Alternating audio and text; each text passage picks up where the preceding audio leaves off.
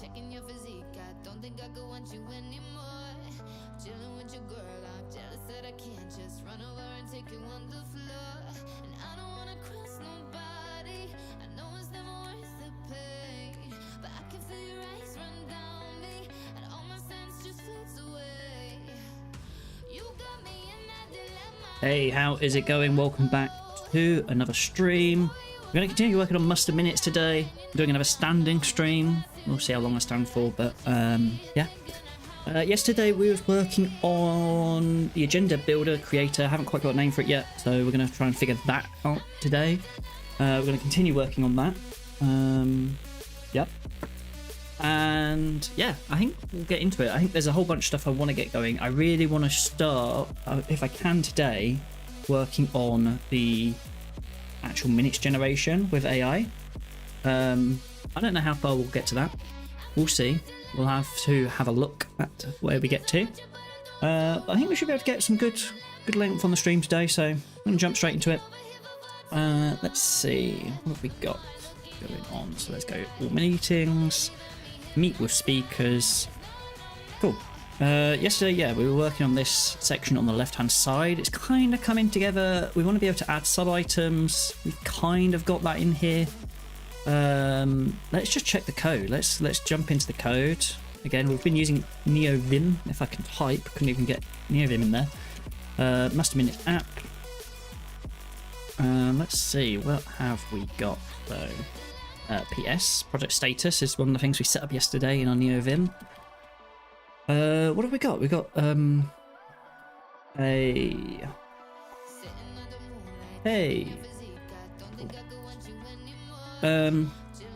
we have a migration, so we added agenda items to items in there. Agenda items have agenda items, yes they do. We have a form for creating a new agenda item. That DOM ID, probably okay. There might not always be a parent item, and therefore that might cause a problem at some point. We're gonna have to see about that at some point. We've got the schema update. We have our turbo frame for adding a sub item. We have our agenda item. Updating the agenda items. Cool. Let's see. So does this work if I fill this in? Well, no, because one of the problems will be if I can get to the form or the new, that renders the form. The form doesn't have any context of this parent agenda item, if it even exists. So perhaps I need to add something in here for that. And for that, I guess we'll have a hidden field, which is like the parent item.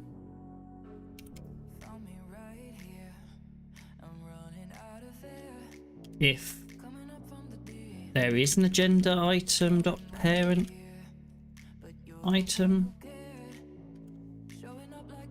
yes.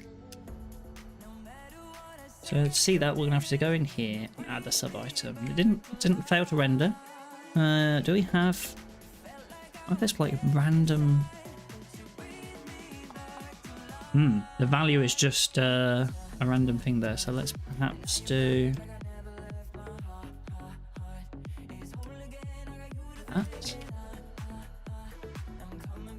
Add sub item, inspect element. Hey. Okay. Agenda item, parent item ID. It's just in there as a hidden field. We shouldn't have it on here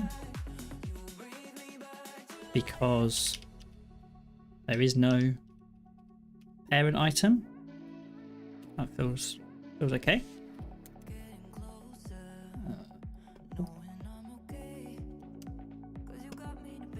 And then the other thing we'll have to do is in here. Actually, we want to go down to here, right? We need to permit this now. So So we'll go to the end here. And we'll add parent item ID, perhaps. This parent item can't just be any parent ID though. There has to be some sort of validation in here that it's from the same meeting. Otherwise, this is user input that could be manipulated in some way. So we're gonna have to figure that out.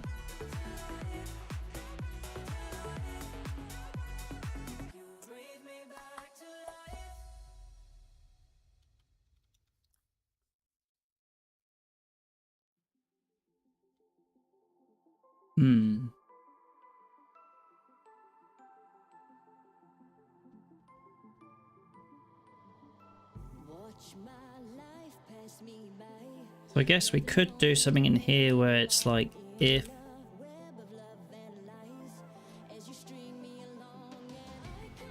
could I probably better off doing this in the model itself. Chat GPT. Oh, I didn't log in actually.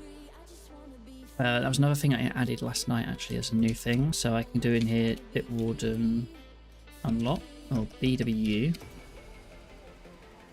And then I can do nvim, and then I can go back to that file and I can do chat GPT. Control N, new. And what we'll do here is, what do we want to ask it?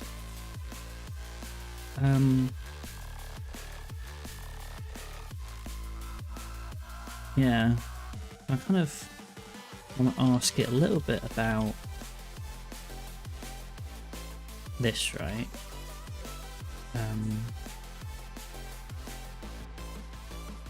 I'm going to do chat GPT, like,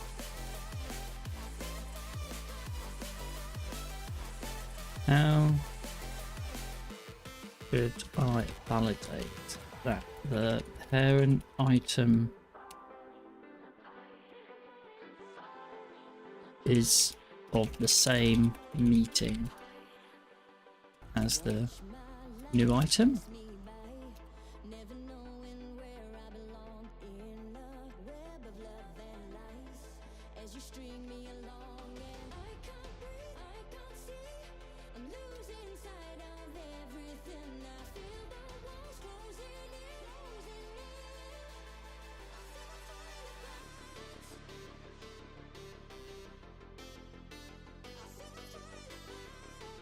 Okay, okay. I think that makes sense.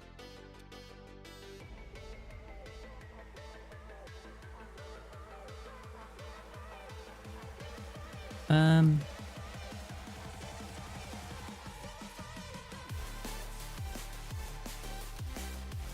rid of that. I still don't. There's a few times where I use the mouse to grab text like that, and I need to find a better way of doing that in NeoVim. We'll quit out there. We'll go PV, actually P1, P2, P2.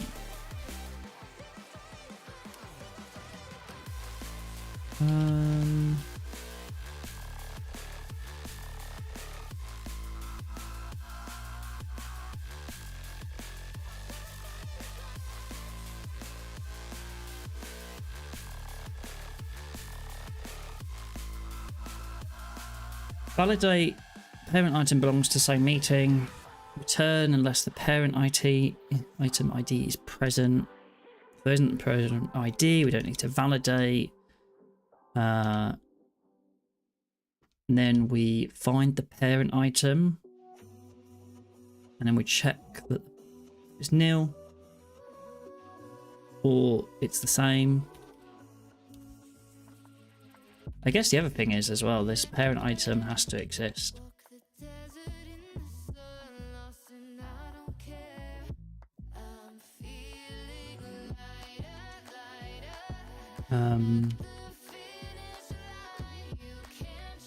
So actually we don't need to return for either of these, but what I do need to do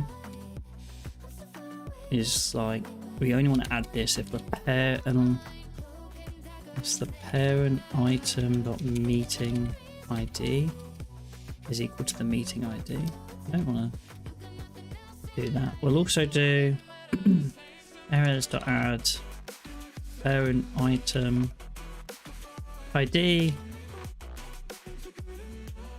Yeah.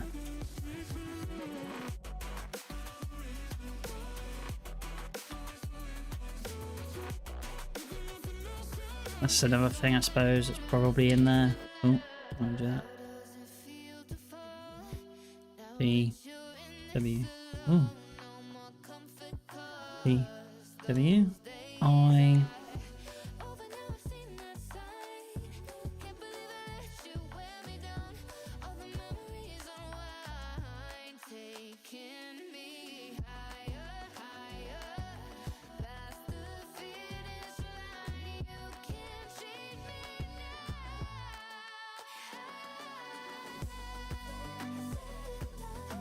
Add these errors. Oh, and then here, the parent item dot meeting. Yeah, hang on. Whoa.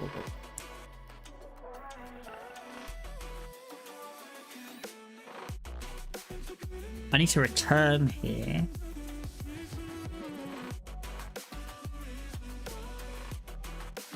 I do need to return. Return here. We know that the parent ID exists, so it has to exist.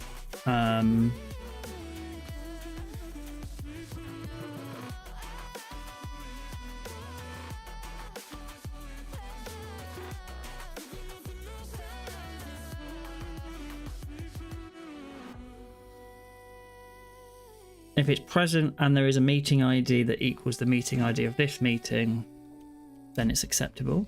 Is that right?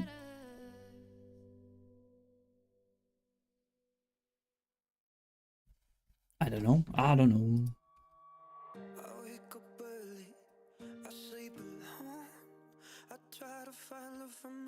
So if I went in here and added like 111 added item.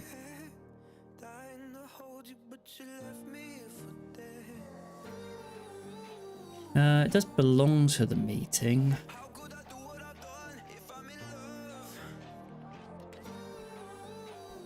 So it should have a meeting. Can I check the parent item? Parent item ID.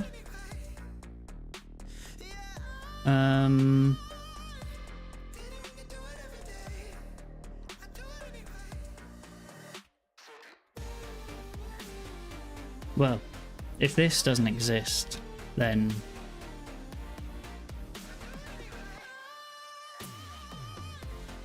I wonder if I have to return the errors.add.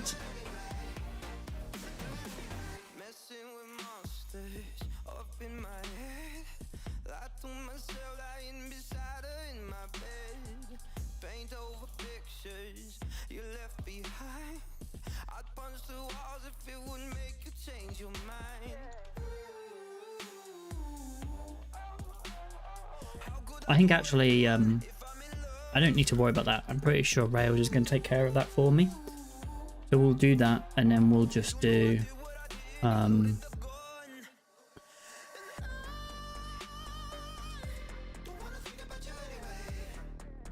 then we'll get rid of the present, and then we'll just do if it's that or it's that. Then we're going to skip. Otherwise, we're going to add, and then I think we can just delete until the end of the line. I think that's probably okay. Add sub item.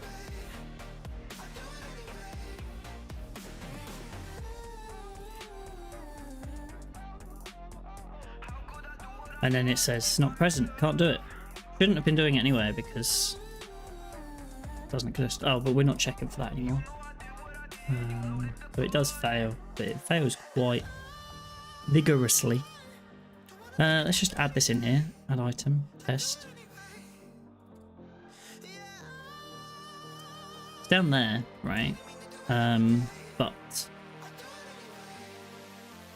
let's just do minutes, rail C. Let's just go there with that one. And let's just do agenda item dot last. It does have a parent item.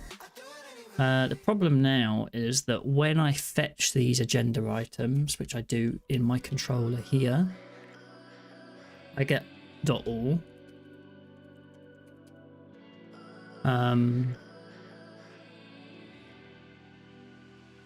But I only want to get the ones where the parent item is nil.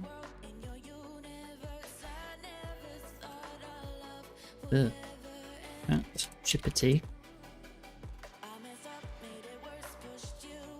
Did it with instructions?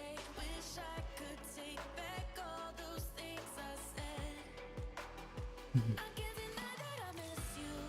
don't know how. Ooh, undo. Shift B. Chat GPT. Edit with instructions. Is that something I can run? Yeah, and then I can set. Okay, so there's the thing.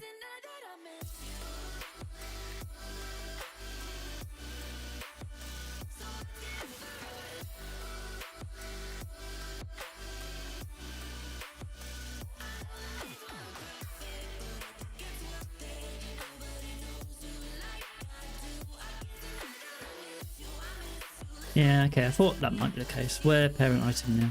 Fine. So, change word. Where parent item nil.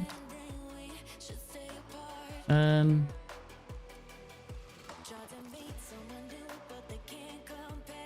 items nil. Then let's see if I refresh this. That last one's gone. That's good. Then we need to go back to here. And then we're gonna have to agenda item dot agenda items dot each do sub item render sub item.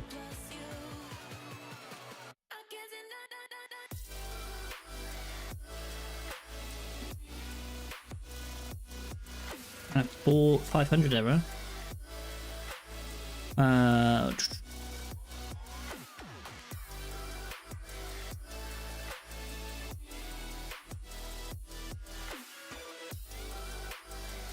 I missed the end tag here.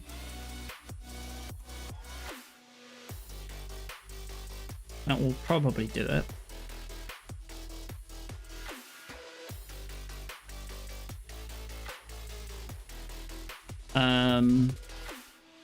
I don't want to render this if this only wants to be rendered if agenda item dot parent item nil.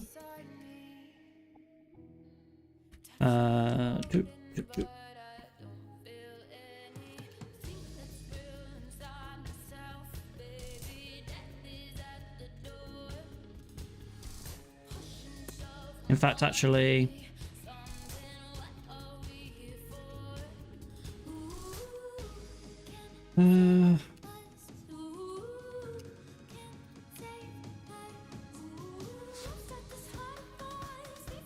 interesting. The text changes here, but not for that. Now I can add sub item, another item.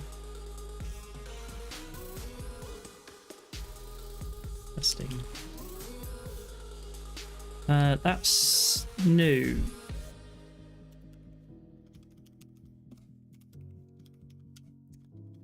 It should have autofocus on it, really.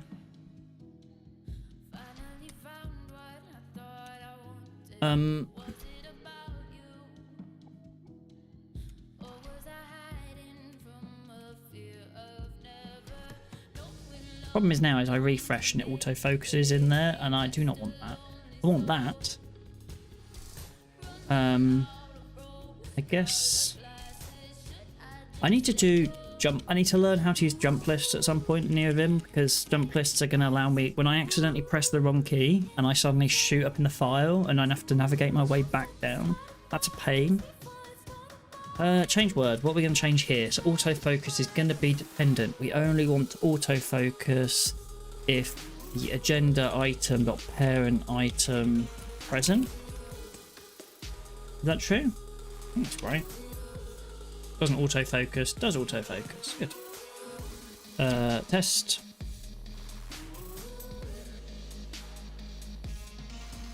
Sweet. We'll go 127 demo.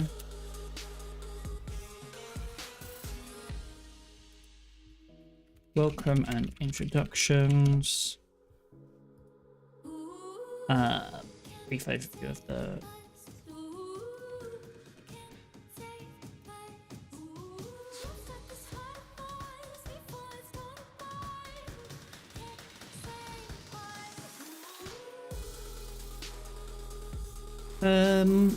okay, and then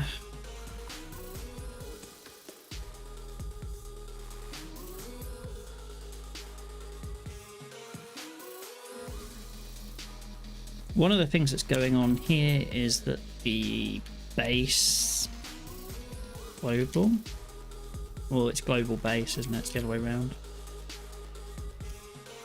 CSS does this thing where font size becomes small in the ordered list, inside the ordered lists. I would probably do that in here.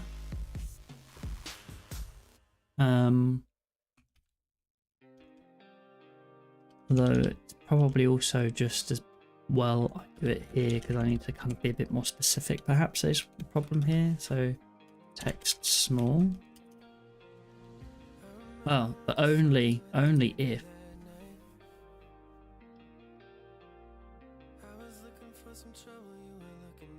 There is something I can do, I think.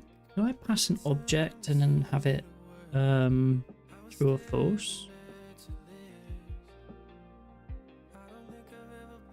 I can't remember. Let me just ask ChatGPT. I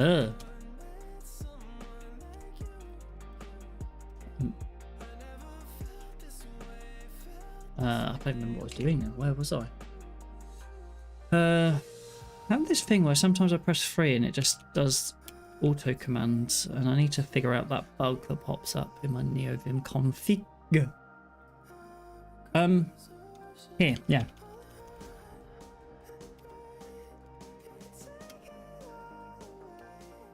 How do I, or in Rails, how do I specify class names conditionally?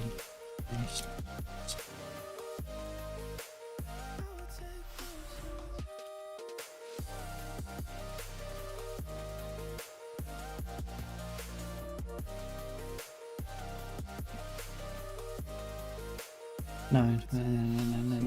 What? No.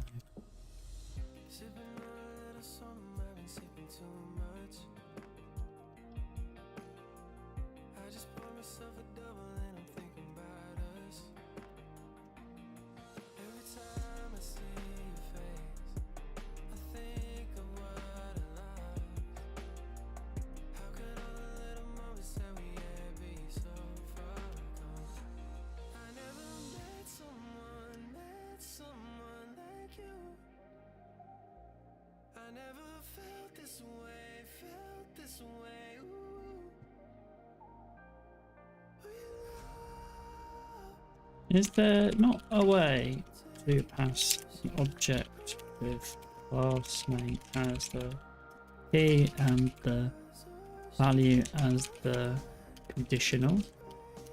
I'm pretty sure there was. I might be combining it with something from React.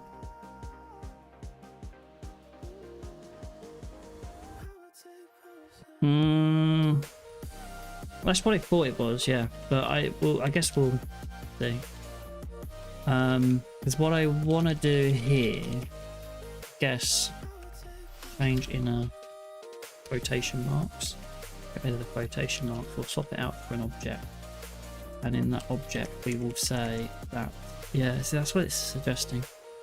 That text small if the agenda item dot parent item present.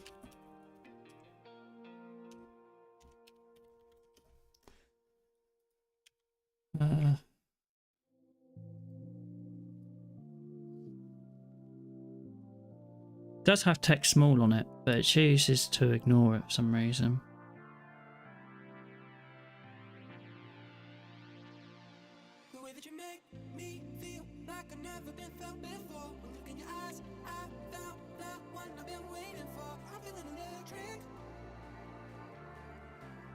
Not font family, font size. The button overrides it. But really the utility class should be overriding it. So I think for that we need to find our Tailwind CSS. No, not that. It's our application.css. Tailwind is it?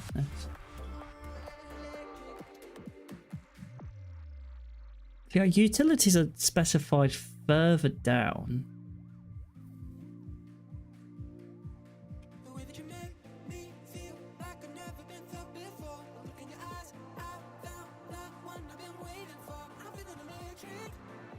And that has really low specificity as well.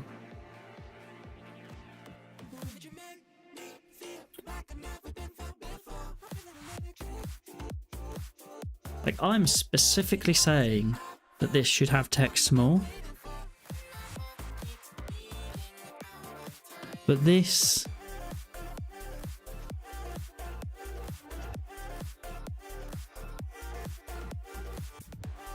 it has that dash, it has a slightly more specificity on the third level.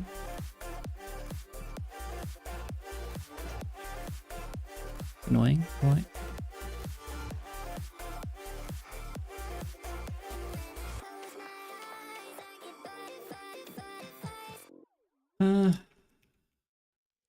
Classes, elements and pseudo elements.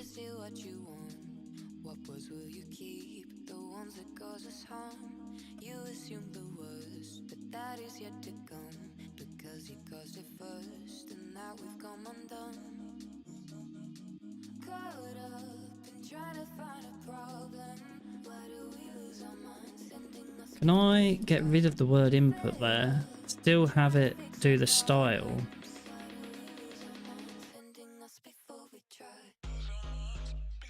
It does, yeah.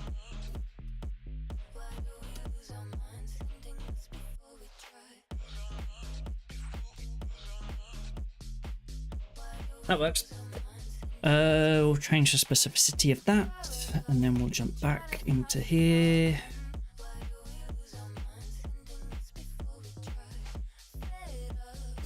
The other bit that's probably quite useful to do at this stage as well was just being able to add, coming out of there, there was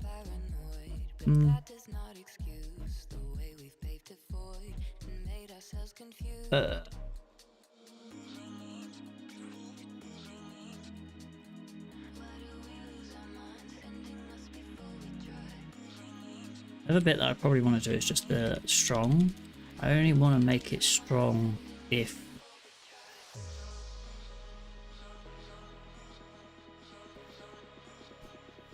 so. Perhaps here I just have to do like if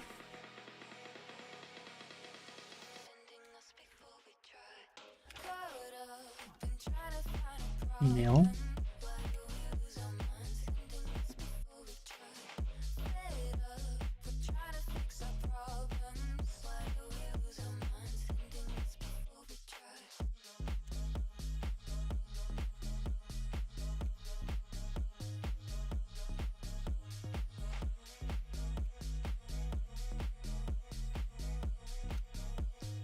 And then that will just cause it not to... Oh, but I'll still need flex 1 on it. That's equals... Text Pelorus 800 and flex 1.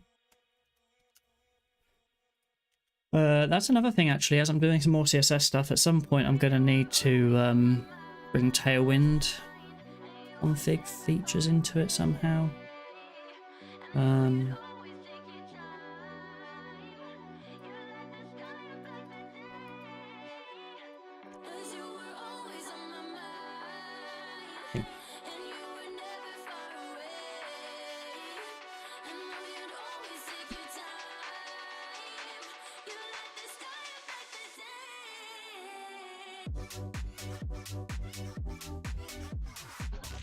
I think that's the other thing here is like actually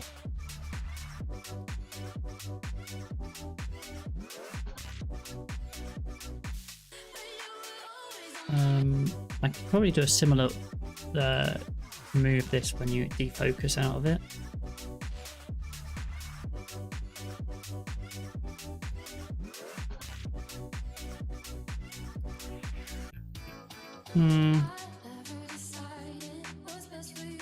I think it's okay for now. I don't want to spend too long on it. It's a little bit rough around the edges, but it'll do, I think. Reflections.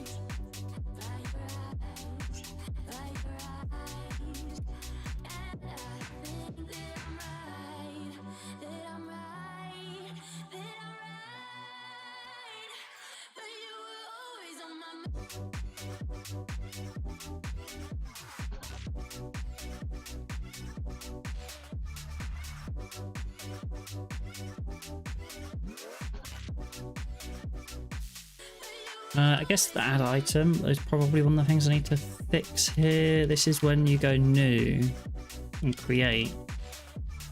I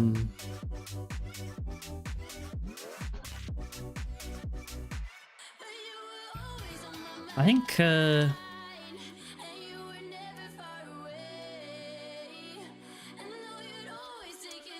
delete 2J.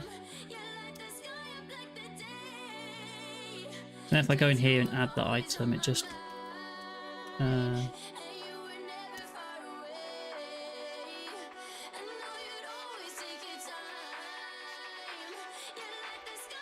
hello? Why does that go to the top?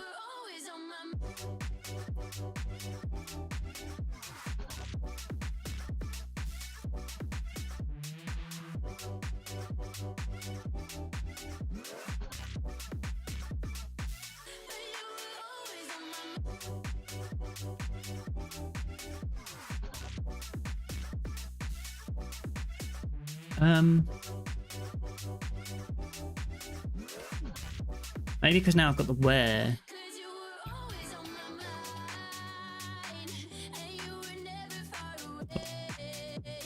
Not sure I created that.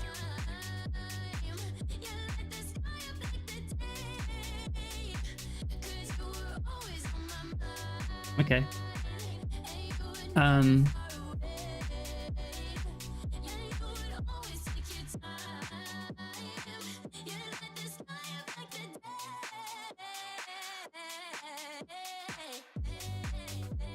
Okay, now I have the ability of adding these sub-items. I think that's probably a good time to put a git commit in. Let's see what we've got. In fact, let's not use that. Let's use the project status. Migration to add the agenda items, the new HTML template, the schema update, the form, which has the autofocus and the hidden field, the agenda item rendering, the agenda item with its validation, the actually while I'm in this I should just go in here, make it private.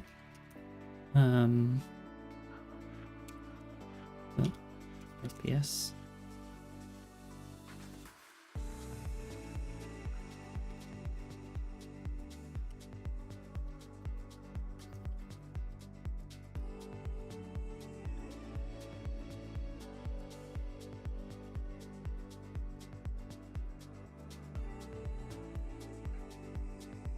Um,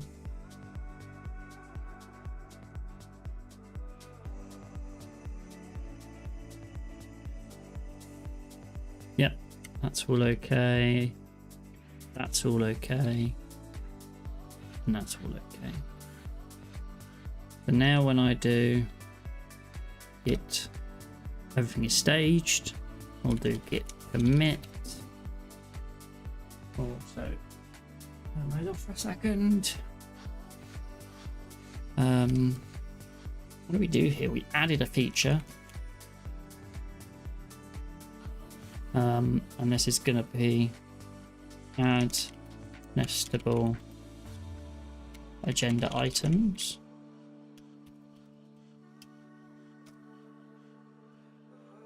And then we'll git push.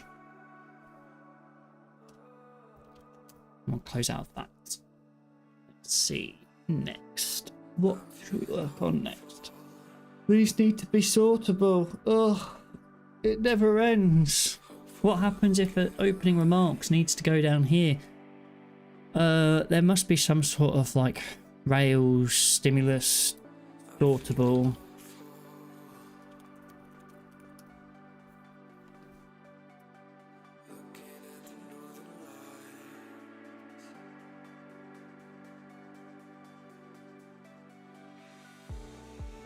Yeah.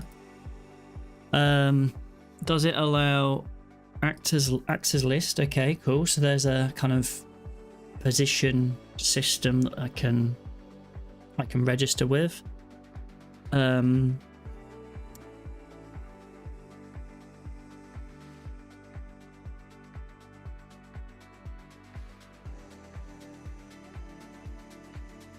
It's using sortable JS underneath. The bit that I don't know, just from looking at the docs so far, is it seems very much single level. They haven't done anything about what it might look like to sort kind of multi-level lists, and I don't see anything like that either, so that's concerning. Sortable JS maybe does nested sortables. Here we go.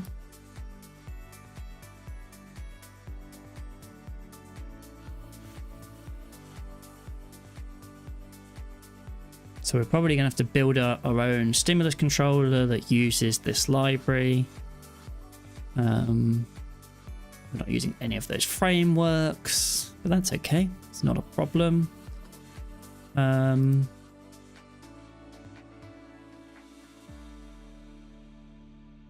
Loop through each nested sortable element and make it sortable and put it in a group. Does this mean I have to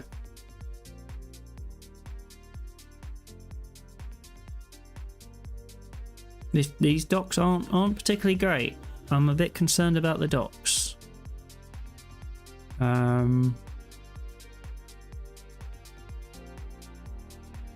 Let's see.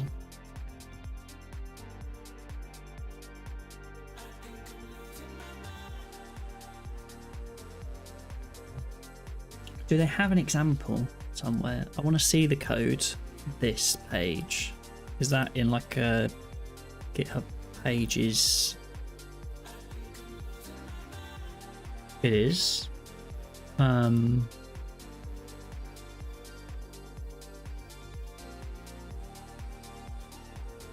Latest sortable st app. Okay.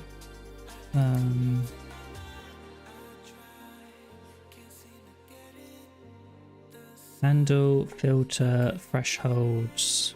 Let's just search nested demo. Okay, cool.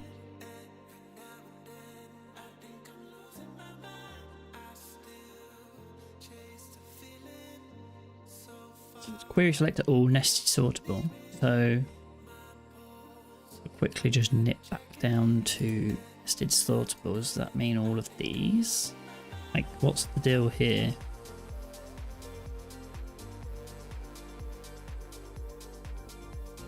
Nested one, nested sortable, nested one, nested sortable.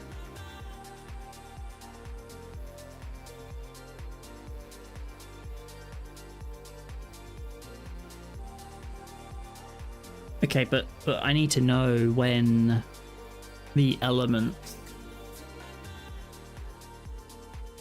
get placed and how they got placed. I'm going to sit down. This feels like one. This is we're getting into some code here that's involving sitting down because it's going to take a little bit of brain power to figure out. Let's just do that.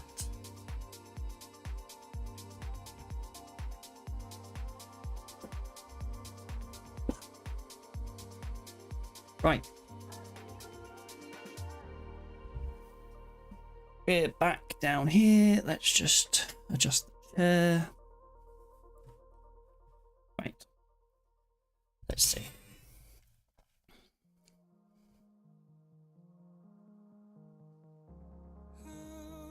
Thank you. Let's see. What are we doing? Shall we just jump into doing some code here? I think so. Let's exit out of this. We're going to do Rails generate stimulus, and we can call this our sortable controller. Is this? Okay, we'll just call it sortable.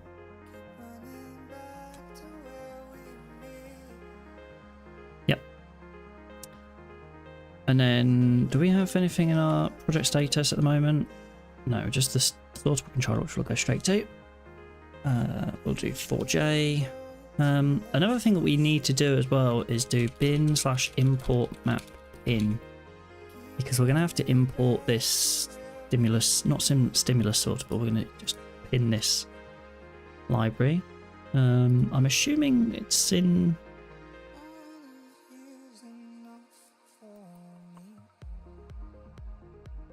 Is this on npm in some way?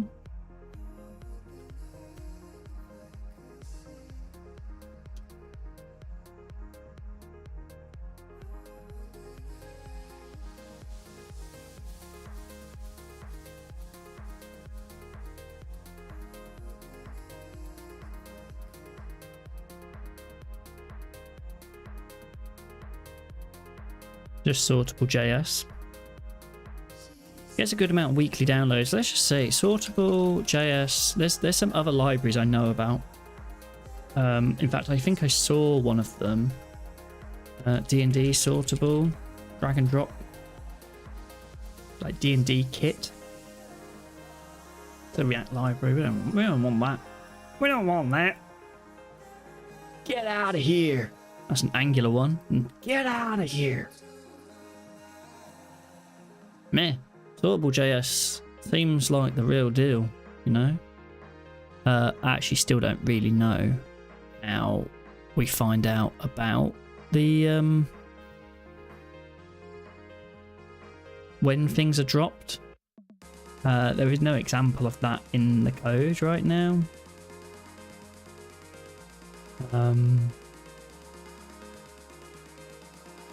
Does React sortable JS have some sort of example that actually is useful to know? There is state. You pass in a list because it renders the state. Can... Oh, let's get... There we go, master.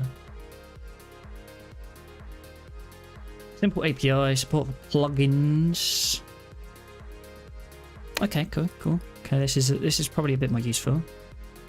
There's the full on choose, unchoose, on start, on end, on sort. Fine. I guess we'll figure this out. But it's sortable JS is the library, which means we'll pin this in our import map. And once we do that, we should be able to go 3k. Import sortable. No. Import. Copilot sometimes just knows. Like, what did it know to know that sortable is what we want here? I guess the library's called sortable, and maybe we're just, yeah. Sweet. I feel like we probably need to add some sort of static targets equals kind of nested sortables. Or maybe we just figure that out. Perhaps let's not worry about the nested part just yet. But perhaps just do this. And then for that to work, we'll need a end function. And perhaps we just console.log end sort event.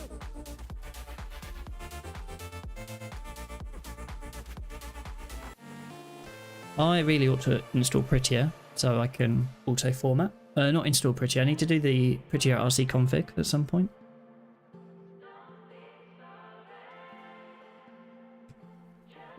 There's a few things about that organization that I just don't like. Actually, let's just do that now. Prettier RC.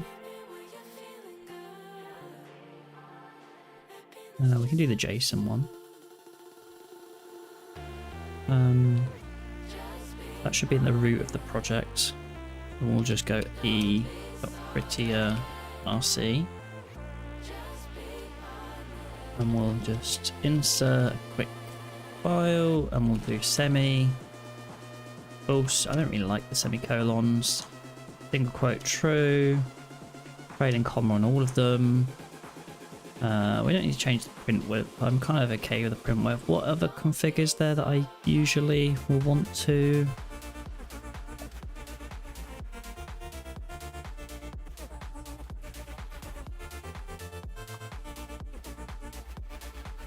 Probably okay. Those are the main ones, I think.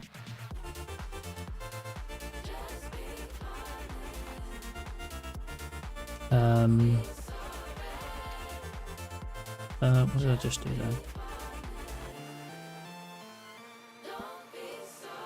there? Then again, space PS. In here, and then CF. Okay, cool. That's formatted it how I like it formatted. That's that done. We're going to have our controller sortable, and then I think that's... I mean, I grabbed that just from whatever GitHub Copilot said, but actually, no, not doing React. That one. Let's close some tabs. Okay, in here we have our... It's got mount. Interesting. That's because of the plugins. We just want to do the basic of basics sorting. The other bit that we'll need to go to now is our list, which I think is here. This is what's sortable. So we'll go in here and just do data controller sortable.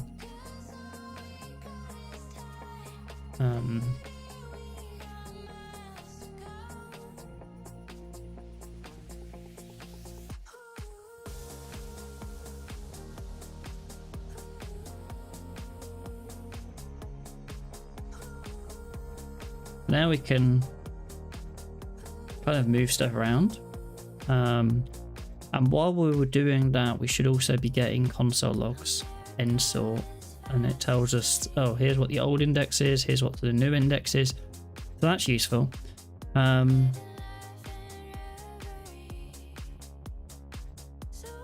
then I also need to work out how to do this on the Rails side, and like what I'm doing with Rails to figure out what needs to happen on the end sort. Before I do that,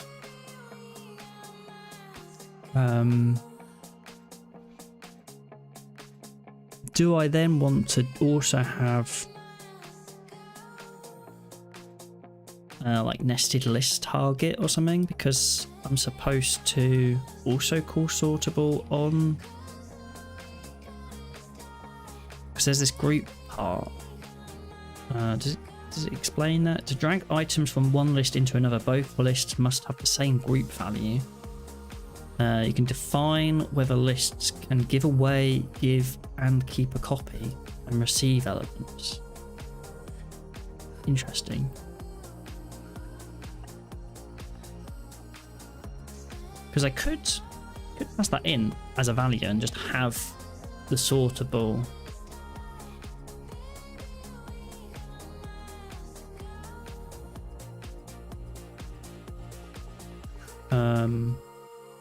But I just have to have the same name, I think.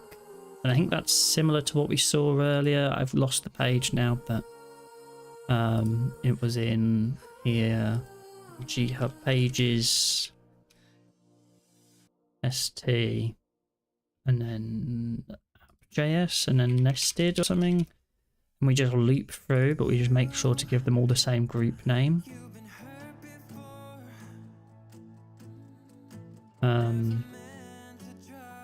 And so I think we could probably, rather than having something complex, we could just pass a value in here. If we look at the stimulus documentation quickly, reference values, data sortable group value or something. And we just have to have some sort of object like that. So if we just do go back to our sortable controller, we'll do static values. And in here we can have a value which is our group, and it's going to be a string. And then we just have to add that into here, which is like the group. Is the group value. If it's existing, if it's not, it's fine.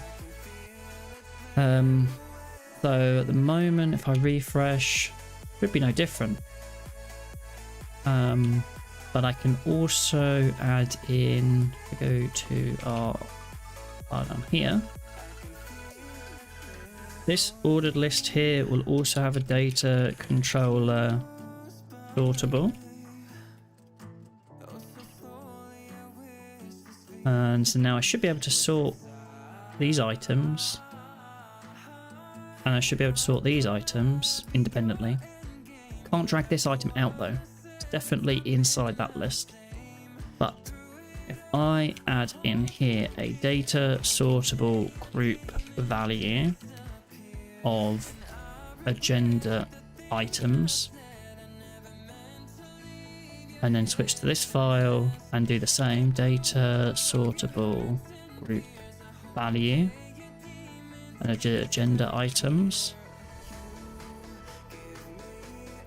and then refresh. Should be able to take this and put it in here, or put it here. It has some challenges because obviously I drag it out of here, there's no sub item, there's no whole bunch of stuff, but we can use Hotwire to issue some updates to this element when it gets dropped and re-render the partial template, because we know what we've just dropped. Well, we've dropped this thing as the turbo frame and whatever, right? The LIs have to just be LIs, so they can't have anything special on them, but they don't anyway. And the turbo frame inside is going to get replaced, so that works quite well. I think we'll give that a go. Again, these custom events, I'm gonna have to figure out like what if I'm dragging this into here, that's an interesting, like it's from one list to another. So now there's a from and a to, and then there's a draggable index as well.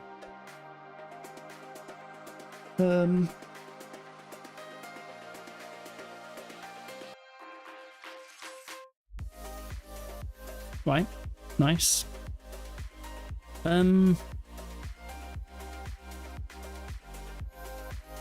Acts as list.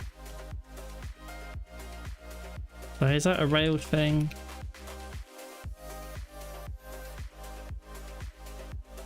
Active record plugin for managing lists. Still somewhat active in development.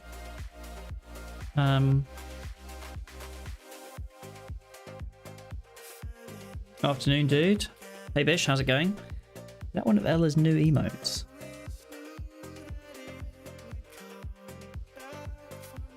Little animated.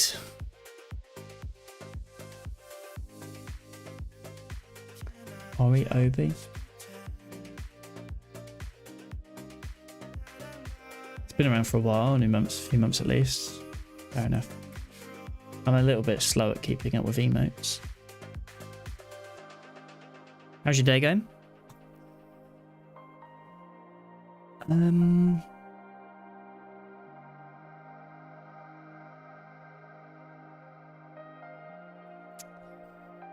This is the newest. What on earth is that?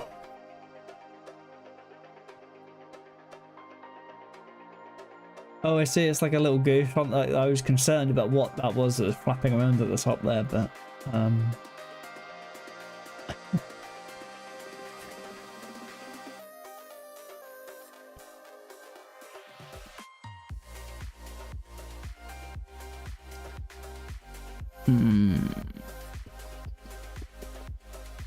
She found it on Etsy or something. Thought it looks like odd.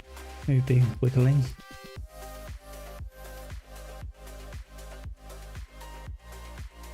Oh, is that not even a custom made one? That's just an Etsy one.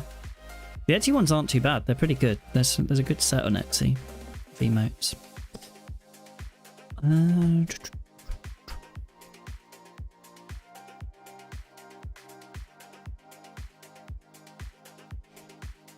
A to-do list has many to-do items. Has a position column. Acts as list. Scope is to-do list.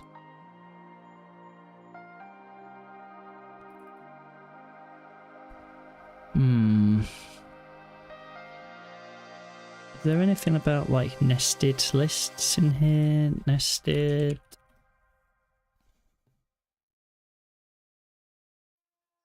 Accepts nested attributes for. I'm doing well, just on lunch, waiting for some fish fingers in the air fryer. Nice, nice.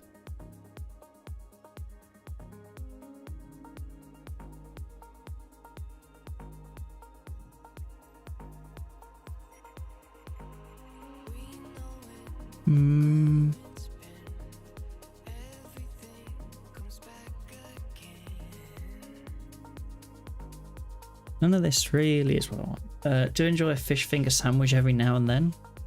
I'm impartial to a fish finger. I don't really do much fish, to be honest. I'll do tuna.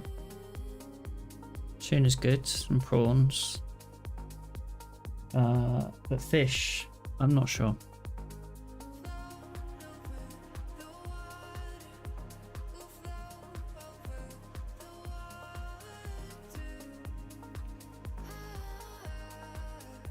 I used to quite enjoy a fish pie though, smoked haddock. Similar to Ella in that respect then? Yeah, I guess so, yeah.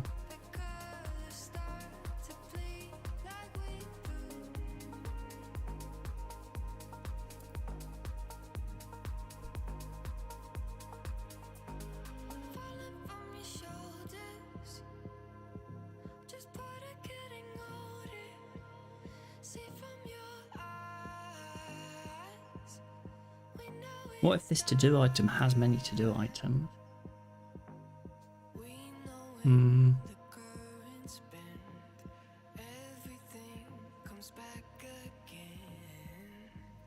There's this scope. What's the scope? All position queries inside the gem are executed without the default scope, i.e. unscoped. It will prevent nasty issues when the different scope is different from the access list. Position column is set after validations are called. You should not put a presence validation on the position column. If you need to scope by a non-association field, pass an array containing the field name to a scope.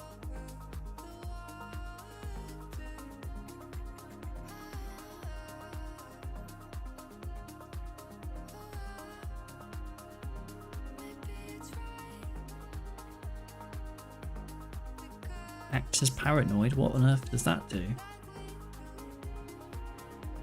Oh, okay, it's like a deleting.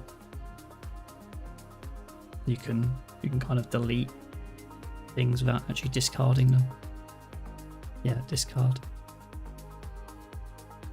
Soft delete's done right. Okay. I like the language there about discard. Will the Ella stick more with cod and stuff? Not too much in the prawns. Yeah.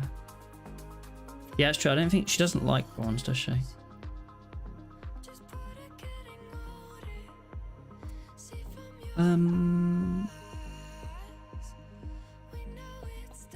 Column. Nose is itchy for some reason.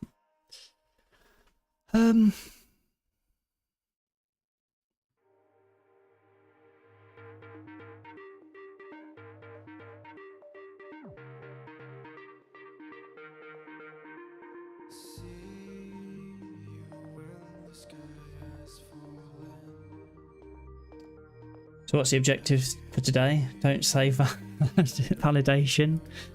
No, it's not validation. As much as possible, we're going to avoid validation. What I've done so far today is I finished sorting out the nestable bit. So now I can go in here and add like sub items to these lists, and I can update those. So that's done. That's committed. I can also add it to the top level. The bit that I'm now working on is being able to sort the list. It's kind of the last thing, I think, in all of this stuff. So I've installed a JavaScript library that we're using to make it sortable, so I can drag stuff now around in the list, move it up and down, and also the sub items as well. You can drag those up and down. And the bit that I'm now working on is, and you can also drag these out as well.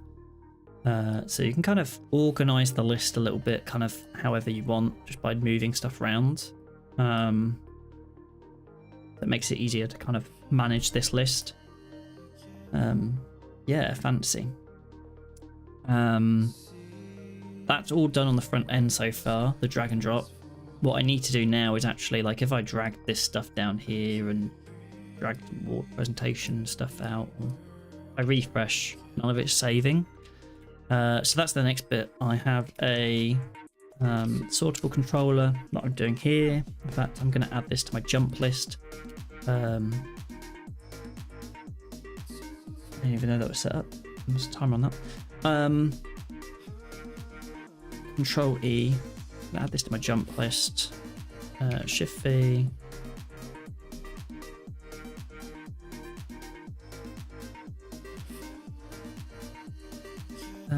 Let's bring this up to the top perhaps now, and then we'll be able to jump to it.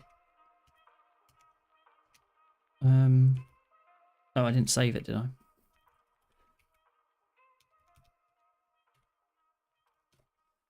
I? Getting things to persist and not break something else is always fun. Yeah.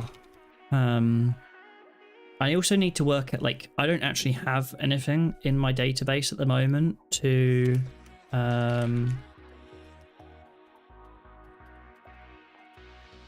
even consider the position. And then also these things are now nested, so there's like an added complexity there as well. These are the only columns I have in my database at the moment. I have a title, description, meeting ID, created app, updated app, parent item ID, meeting ID, and parent item ID have an index on them. So I need to add a position in there. I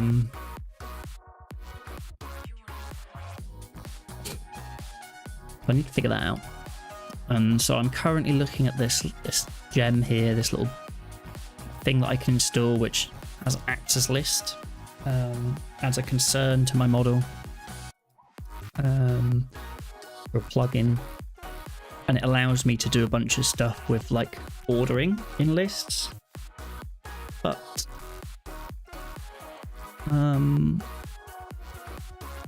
so I can do some cool stuff. That's going to be quite good. I don't know yet how this advert.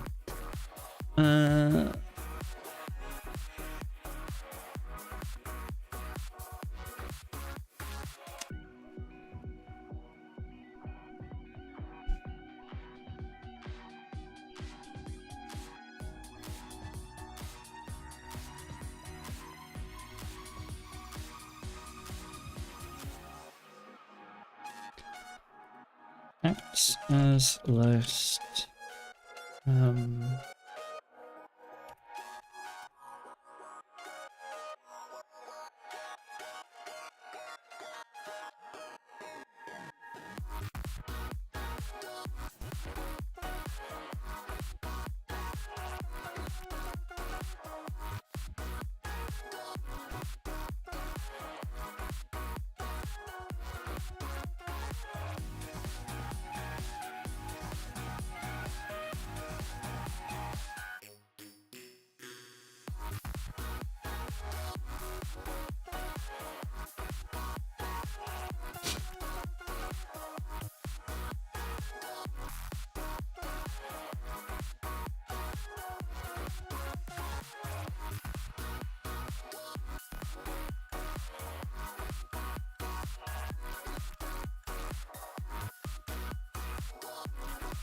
That's not what I want. I don't want that.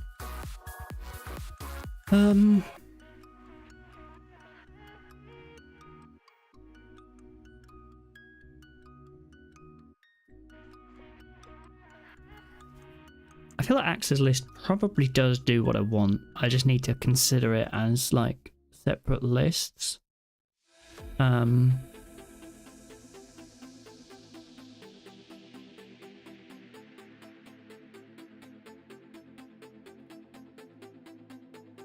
And the scope, I think, is actually meeting ID,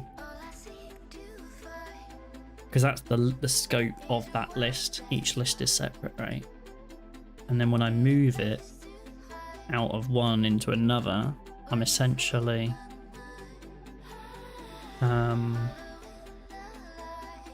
changing what list it's in.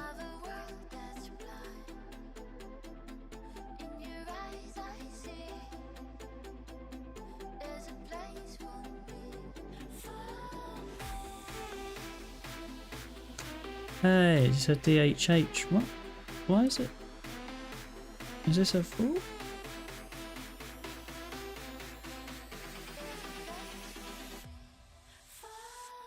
Act as list.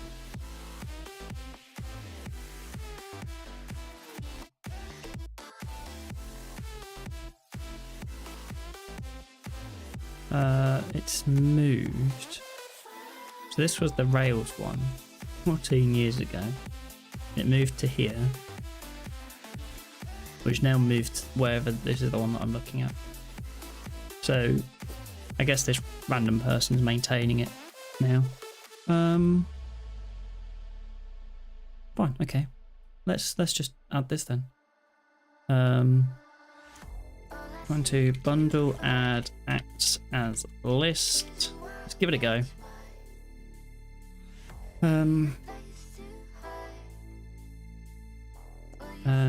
What we'll now do is we'll look for our agenda item. And we'll do acts as list, scope.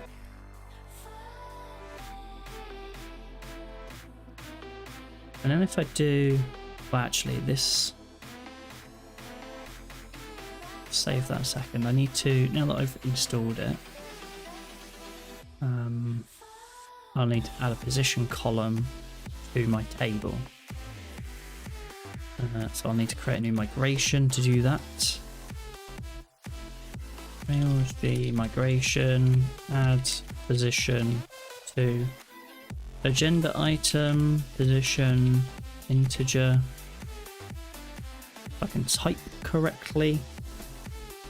That does that. Let's just check that. Yeah, makes sense. And then we can do Rails DB migrate.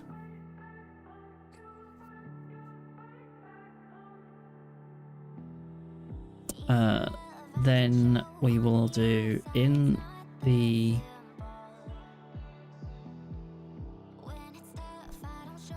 I guess we'll do the to-do list. So I need to do in this case it's the meeting.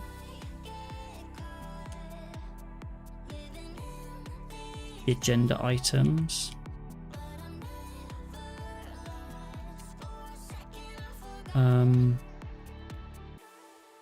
Order position.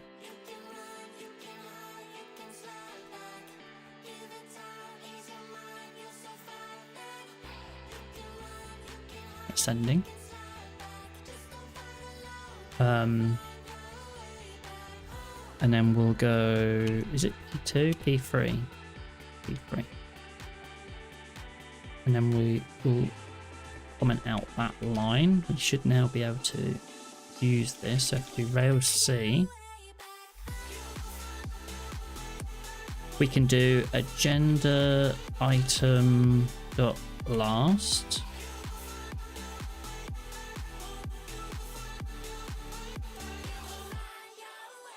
Agenda item, or we'll just do AI, or just item equals agenda item dot last. Or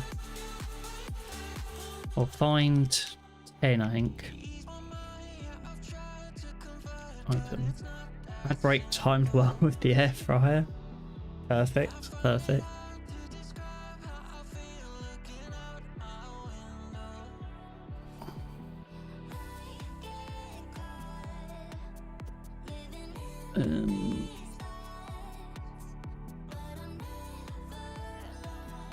So I should be able to go item dot move to op.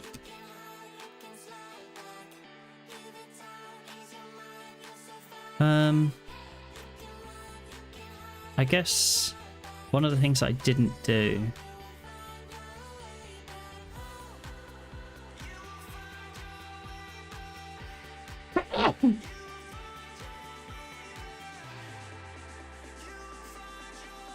because I'm adding it to an existing model.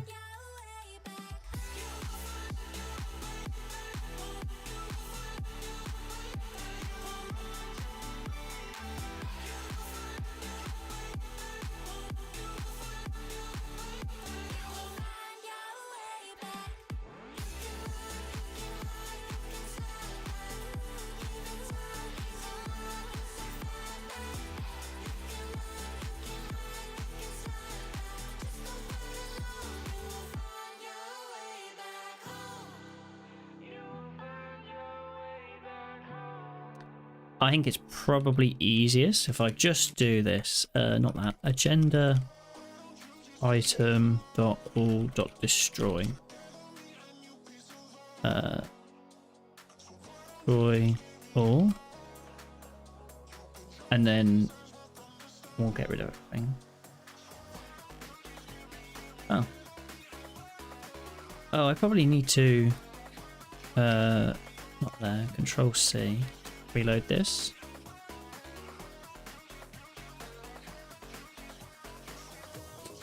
$18.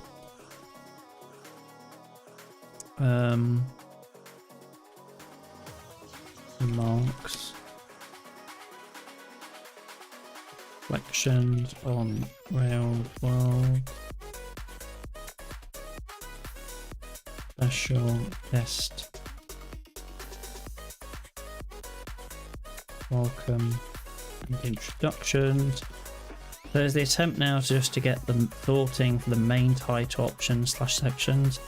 But all of these agenda, right? Like even welcome and introductions is a refresh. Welcome introductions is an agenda item, and so is opening remarks. So what I've done so far is I've installed the library, and I've just updated the database to add this position column.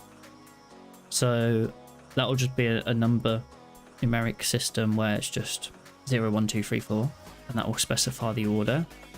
And then the acts as list gem will give me a bunch of functions that I can call to say, hey, this item, I want to insert it at position 20 now. And when the drag drop stuff also tells me, hey, you move this from this list, put it into this list at this order. So at some point I need to build something to marry the two together. But for now, I'm actually kind of, I guess I'm doing it all at once because there is a relationship between the two. So both the main title sections, the main agenda points, and then the sub agenda points. Because a list has to, this scope here specifies the scope of the list, and it's a combination of the meeting ID. So these 3 agenda points here that are for this meeting are unique to the 3 agenda points in the other meeting.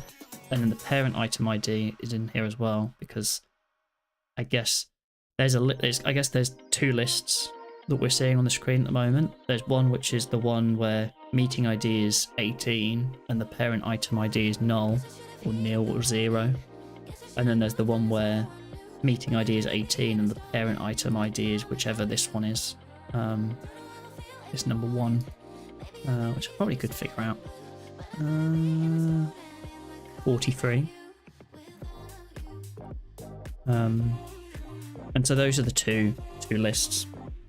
I'd assume the items were grouped, but I guess they are and aren't at the same time.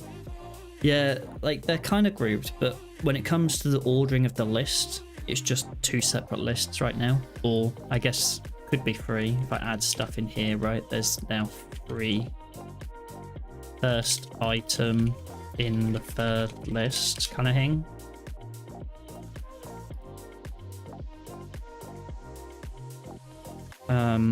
Now that I've created those from scratch, I should be able to do agenda item.all, and you'll note that they have this position number automatically added to them. So opening remarks has 1, reflections on Rails World is 2, special guest is 3, and then welcome and introductions is 1 because it's got a different scope to the other items in here. So that does work quite nicely actually. So what I should be able to do is something like agenda, well, let's just go item equals agenda item dot find 44, and 44 is this reflections on Rails World. I should be able to go item dot move higher. That does a bunch of stuff in the database, and then it should have moved that up to the top, I guess. The sort order on this I haven't fixed yet, so that's in... Where is that? Here?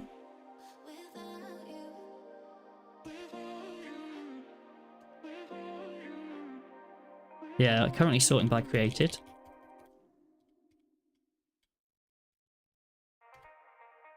Delete to the end of the line. Can I now save this and it'll... Yeah, there we go. So now that I've removed that ordering, I should be able to go item.move lower. Item move lower. And then this reflections on Rails World, when I refresh, should be at the bottom. So I now have a bunch of move. I can set like the position manually. And other stuff as well. So move higher. I can move them around now. There's kind of like a bunch of stuff that I can use to move these items around. And hopefully whenever I change the list, it should figure out actually. That'll be an interesting one.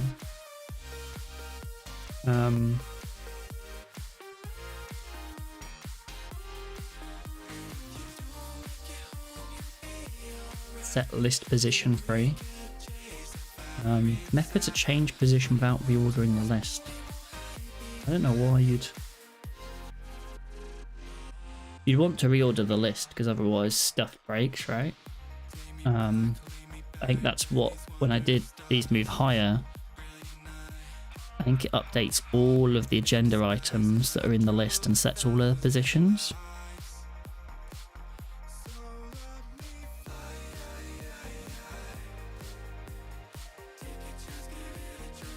Where agenda items meeting ID is this, and the parent ID is null, and it's not ID 45.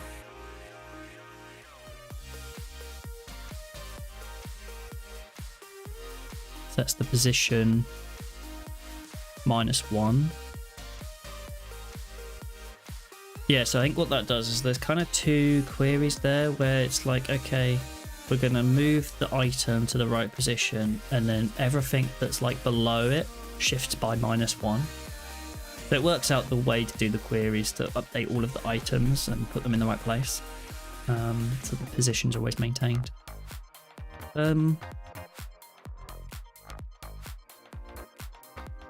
Insert at.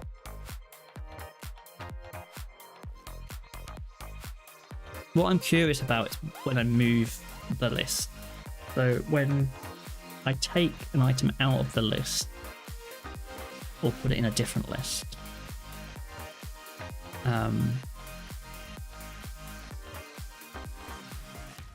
with the current parent and child items persisting during the ordering of the move, but still being able to move the child independently if you wanted. Current parent and child items persisting during the ordering of the move, but still being able to move the child independently if you wanted. I think that's what I'm on to next. I basically want to like be able to essentially take it out of the list, I suppose. Other item. Let's just recreate this quickly. Brief overview of the Rails event. Brief overview of the event. Sharing experiences.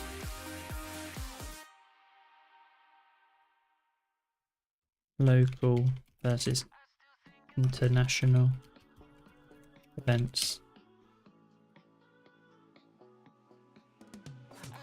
Award presentation. So I should be able to go agenda item.all, and I should be able to take I guess what I want to be able to do is kind of third item as well. Okay.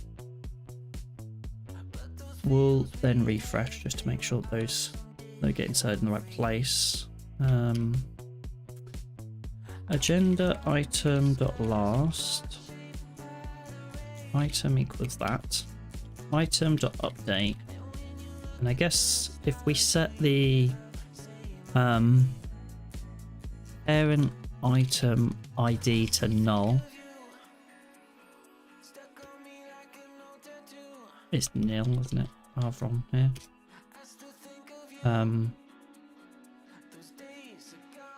If I refresh now, the third item is now the fourth item in that list, which means its position should be 4. It is. Whereas if I update it again and put it back to whatever it was, what was it? 43. Its position's moved back to 3. So actually this gem handles it. Like it's all done in there. I can also tell it like to insert the top or whatever. So if I wanted to be like, actually it's going to be in a position 1, it figures out all of the other stuff. If I set this to Sets the position there, +1 of all of the items, where the parent ID is 43 as well. I can set it to nil, position 1, refresh, third item. Sweet. So all I have to do is update the list it's now in and the position it should be going to. I don't even have to care about where it was, because this library is going to take care of it all for me. In fact, if I remove the position here and set this back to 43, it gets put back on the end of the list. Sweet.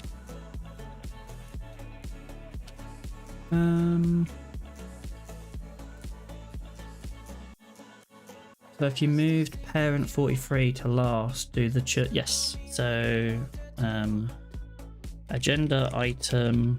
Oh, I need to go back into Rails console. Rails console.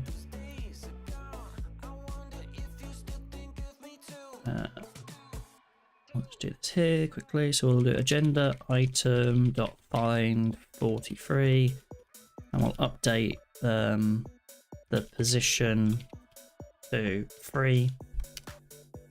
What did I do wrong there? Was it Sean? Misspelled position. The right opening remarks. Move to 3. Yeah. That entire thing will move with it as well. But all I'm saying is, hey, this whole blob, move it down. Sorry, QA brain working, wondering what I can do to break stuff. No worries.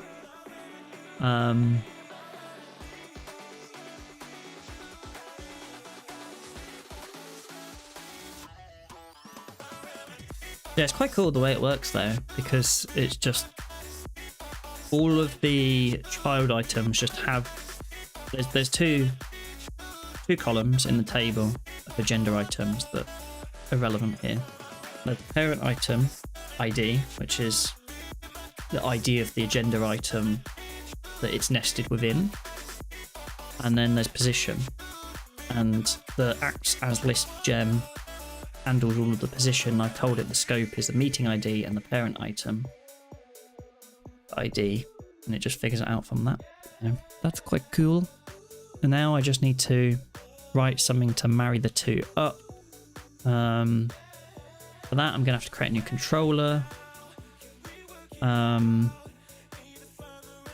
go back into here and the app/controllers.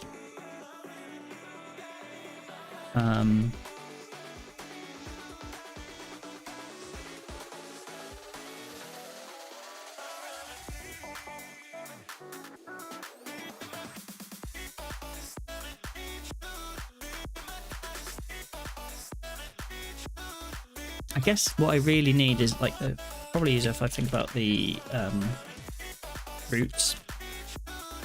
Have agenda items, and what I really want to be able to do is move them in some way.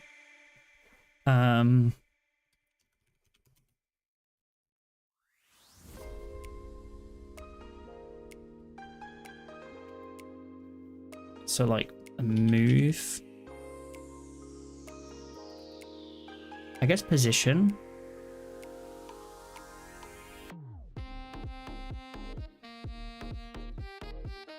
Or am I just...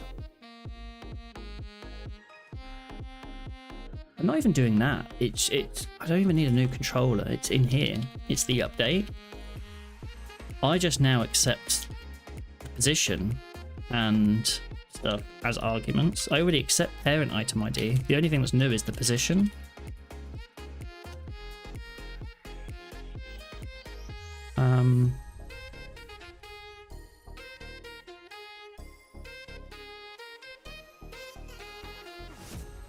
So then in my stimulus controller, I just need to call this endpoint with the updated position.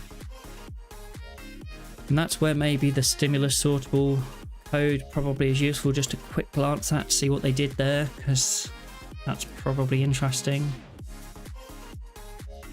So they called at Rails/request.js. Do I need that still? Is this still a useful?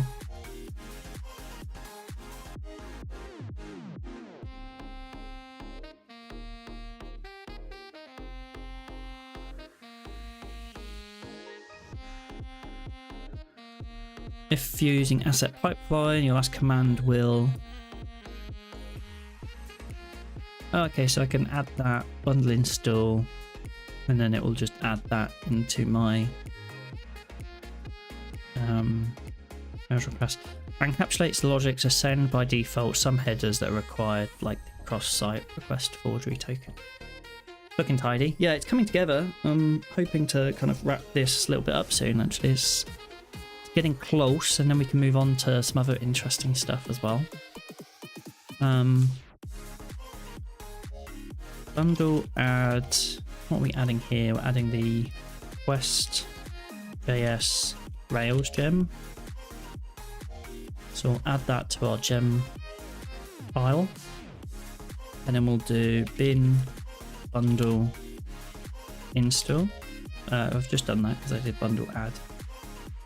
So that should gem file.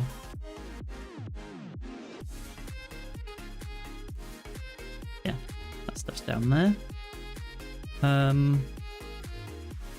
And then we can do Rails request.js install.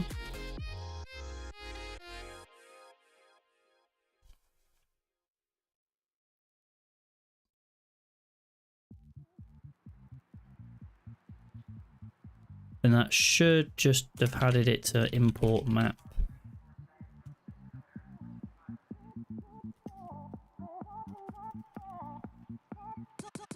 I don't see it in there.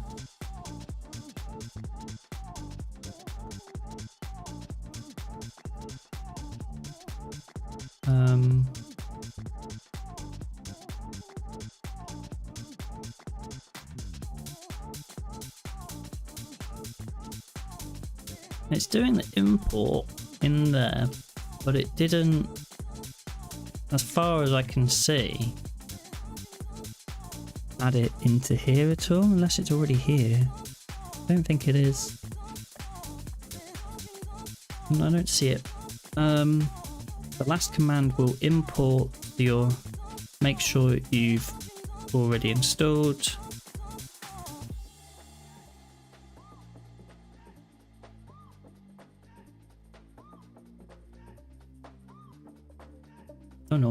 I don't know about this. Do I guess we'll see if it's there or not. I'm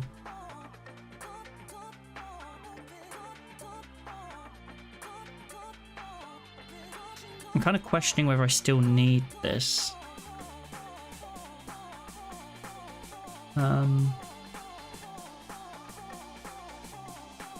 Or whether I should should this have added it to my import map? I don't know.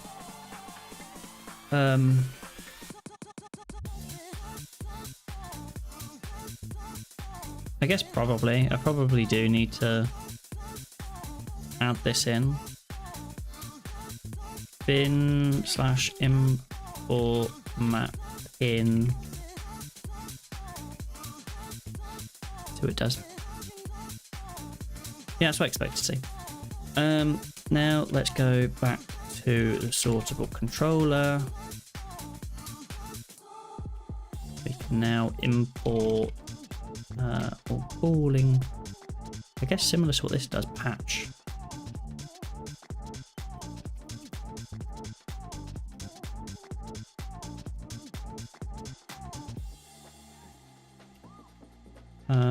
Patch is declared, but no, value is never read.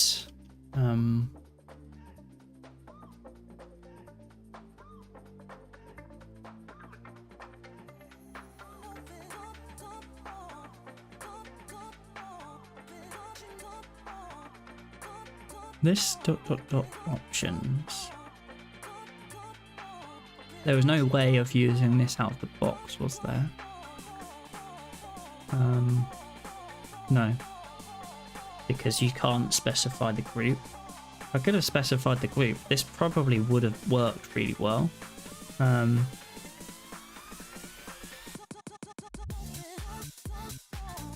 Resource name, value, param name, value.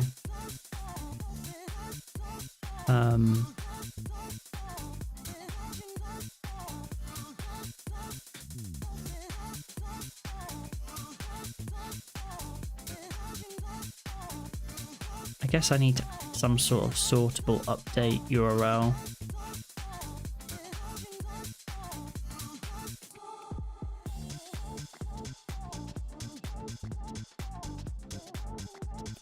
And I can do that as another value. Sortable update URL value. Update URL. And then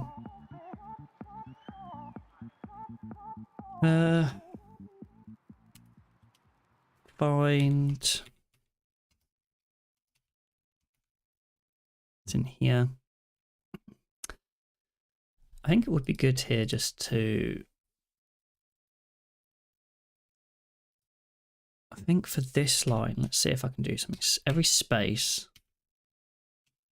no, S space /N G. Is that going to work?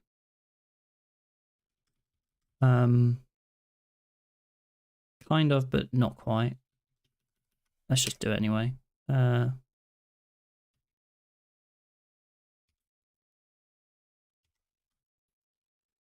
S / where's my cursor now? Oh dear.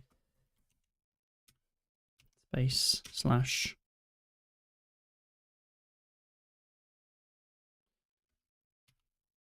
I feel like that's the new line, but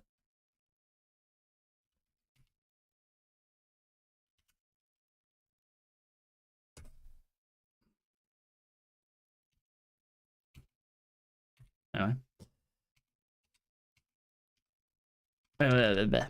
Let's see. I need some music on. Don't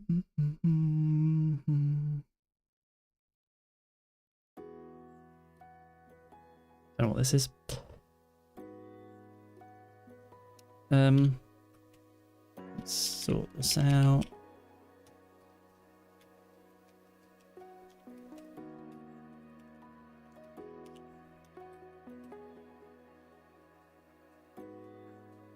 Data sortable update URL value.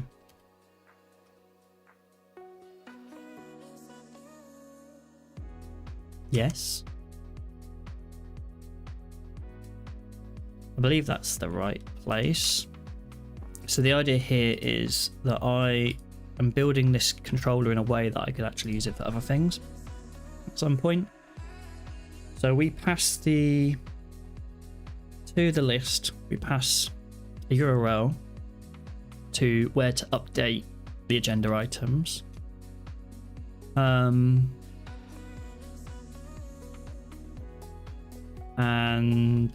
we're gonna just take that line. In fact, we'll take all of those lines and yank them because we also want them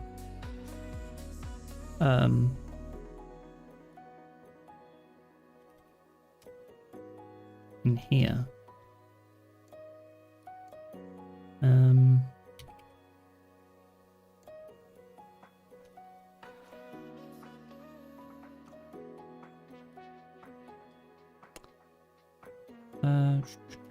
We'll go back here, Shift V, yank, Control E, 5, paste, delete that. That'll have the same thing, except the meeting ID here will be the agenda item.meeting.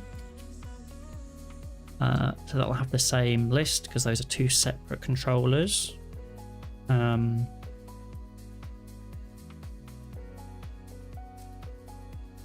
then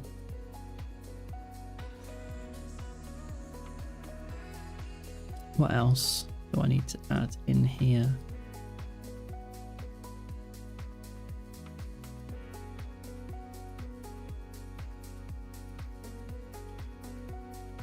On end, this is where we're going to do our quest. So basically we're going to say return if, can't do it like that, we're not writing Ruby, we're doing return if there is no this.update URL value, return. Because if we've got nowhere to send the data to, then we're not going to do anything.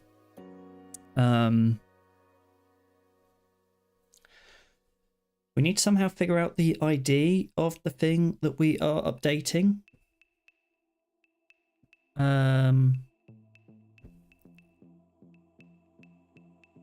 That's a good point, actually. We're not just we're not creating a new thing, so we need to update the thing that existed. So actually, that update URL needs to come from somewhere else. Okay. Figure that out in a second. I think we need to, yeah, the position is the new index. The other thing that I need to do is the parent ID.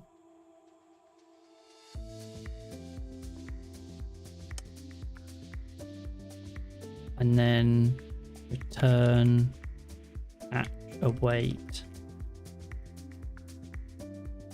The wrong URL.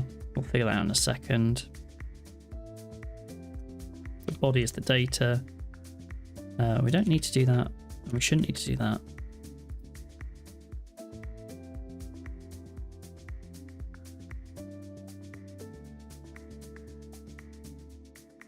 We'll figure out the response kind in a bit.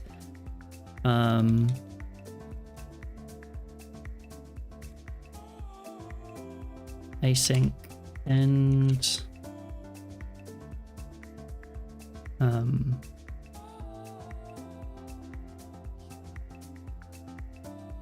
Cool. And then there's a couple of things I need to figure out in here. The new index position.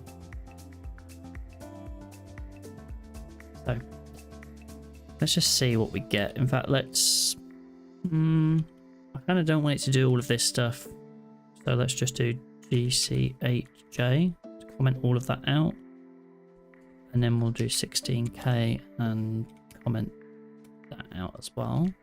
We'll save that file like it is, and then we'll just see what the console logs say. I'm going to move stuff around. So if I take opening remarks, drag it to the second item, what do we get?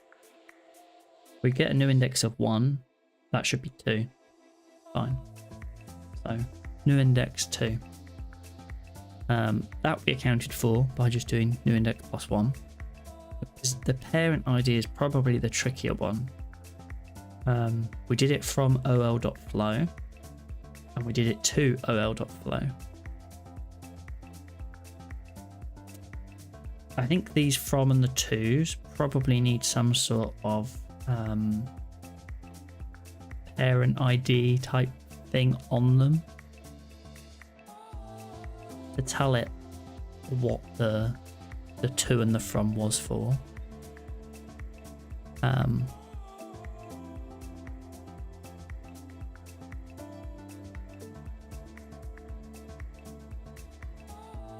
How do I want to do that structure there? Let's see. So if we go,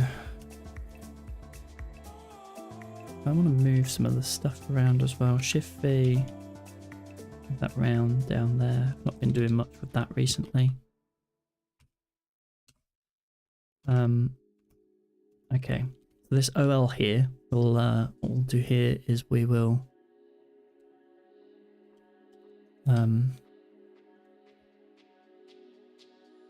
I guess we're adding some sort of like data, sortable, group ID.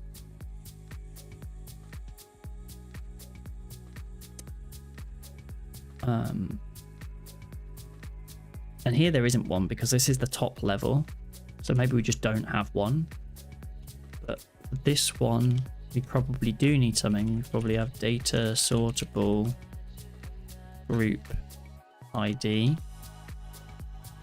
And then this is the agenda item that we're rendering. And then if we find the sortable controller again,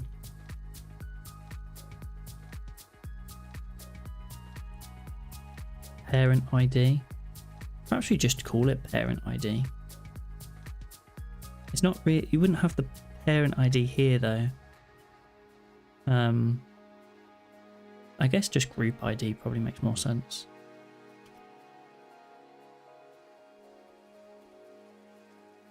Sortable group ID.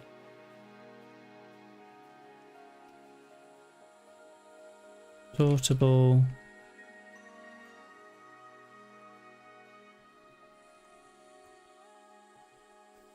What am I doing?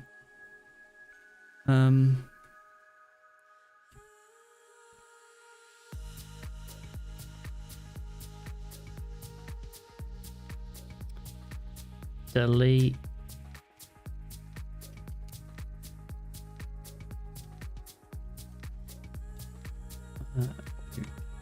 ID.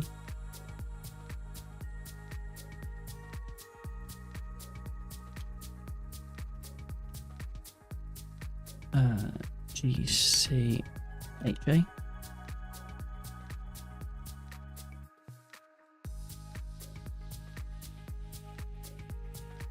Now the update URL is the only thing that's probably the wrong thing here.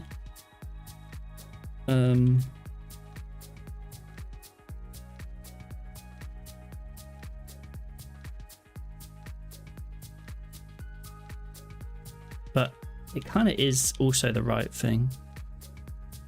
The only thing I need to do here really is just add on a slash. In fact, let's make this a template URL. Slash. And then we need the event dot we need the ID, the actual ID of the thing, right? Of the source element, the target, of the item. Item has an LI.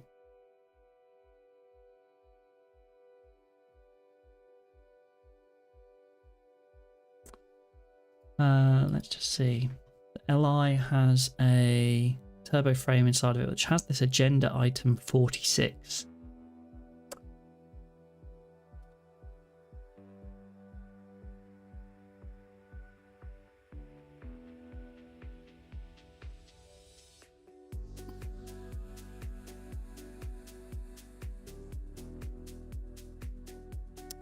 I feel like it was item, right? Wasn't it? Item ID. Data set dot sortable item ID.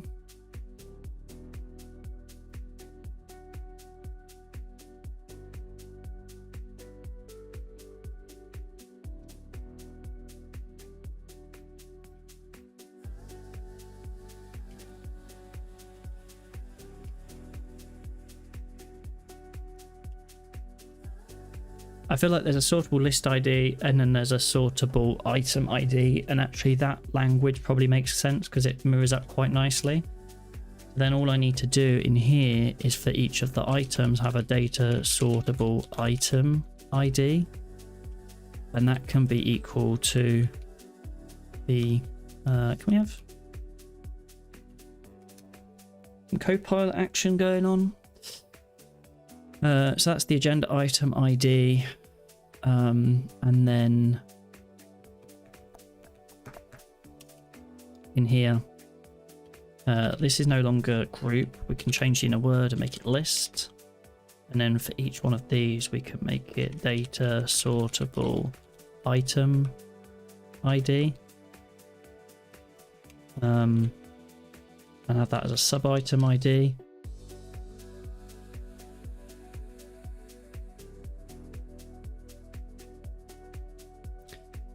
And then we can grab those IDs and use that in the URL. So the URL goes to meeting/18/agenda items, and then we do /sortable item ID, and that gets us to the item, the resource within that list. And passing that body, and yeah, I guess we'll refresh. We'll drag this down here. Failed. 404 not found.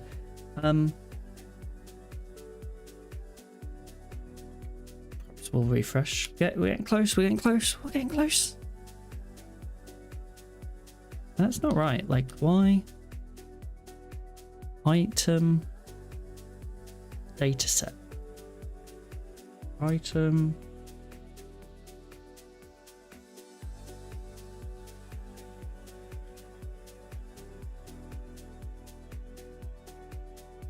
None of these IDs are set.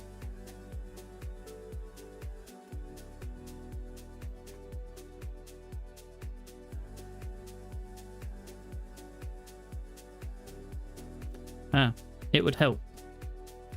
I relied on Copilot. It would help if I actually printed the thing.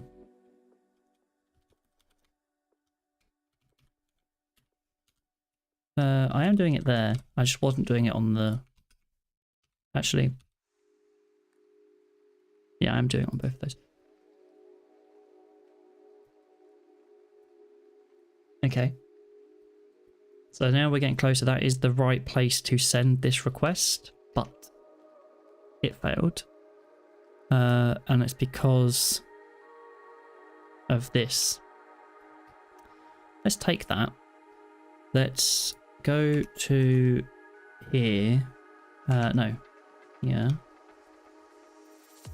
Do Shift V over this, and then do Chat GPT edit with instructions, and I think I just paste in like a string here potentially, or like, okay, I can't do that. How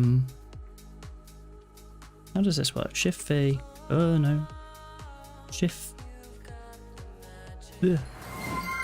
Hey, thank you for the follow. Hello, Milo. Hope you're having a good day. I'm having a brain fart at the moment. What am I doing here?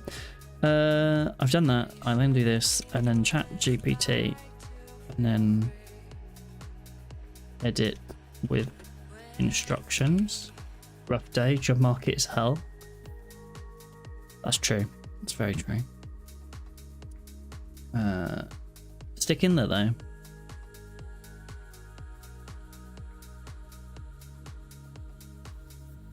What kind of jobs are you looking for? Turn await patch event item. What am I doing here? Oh, I need to paste that in and then.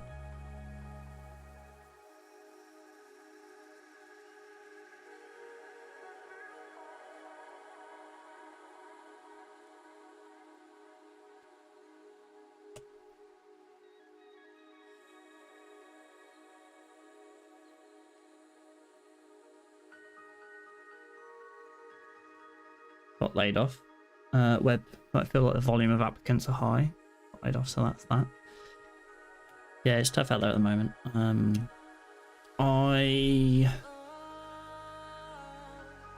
This is a cool font for NeoVim. It's just the GitHub Mona Space. Mona Spice is the nerd font version. Sorry to hear about you getting laid off though. I'm actually taking a bit of a break from work stuff at the moment. to do some streaming, to do some kind of personal projects, side projects, doing some consulting, kind of doing a mixture of stuff at the moment. Yeah, a bit of a sabbatical.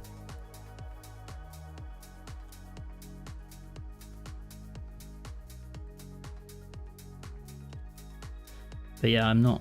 Yeah, it's looking tough out there at the moment in the web space.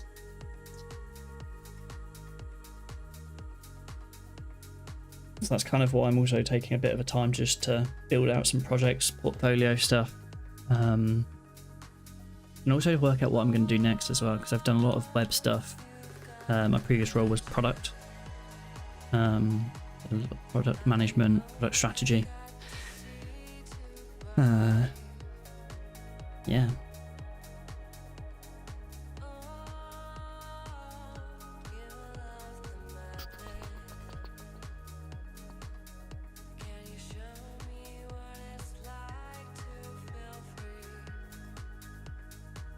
VP of product, you have a good resume. Yeah, thank you. I do a mix of things. Like to have many hats. I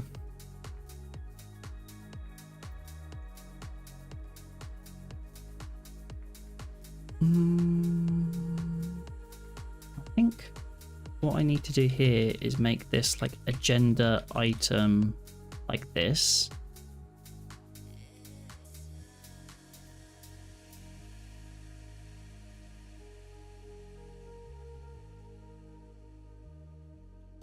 Because I guess that would be what would happen if I was adding this as a form, right?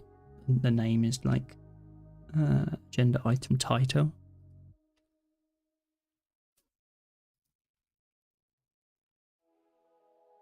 I need to inspect console.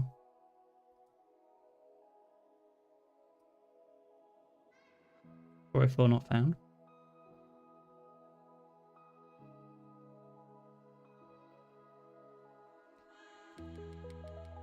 We go back to not having a... We have IDs on there.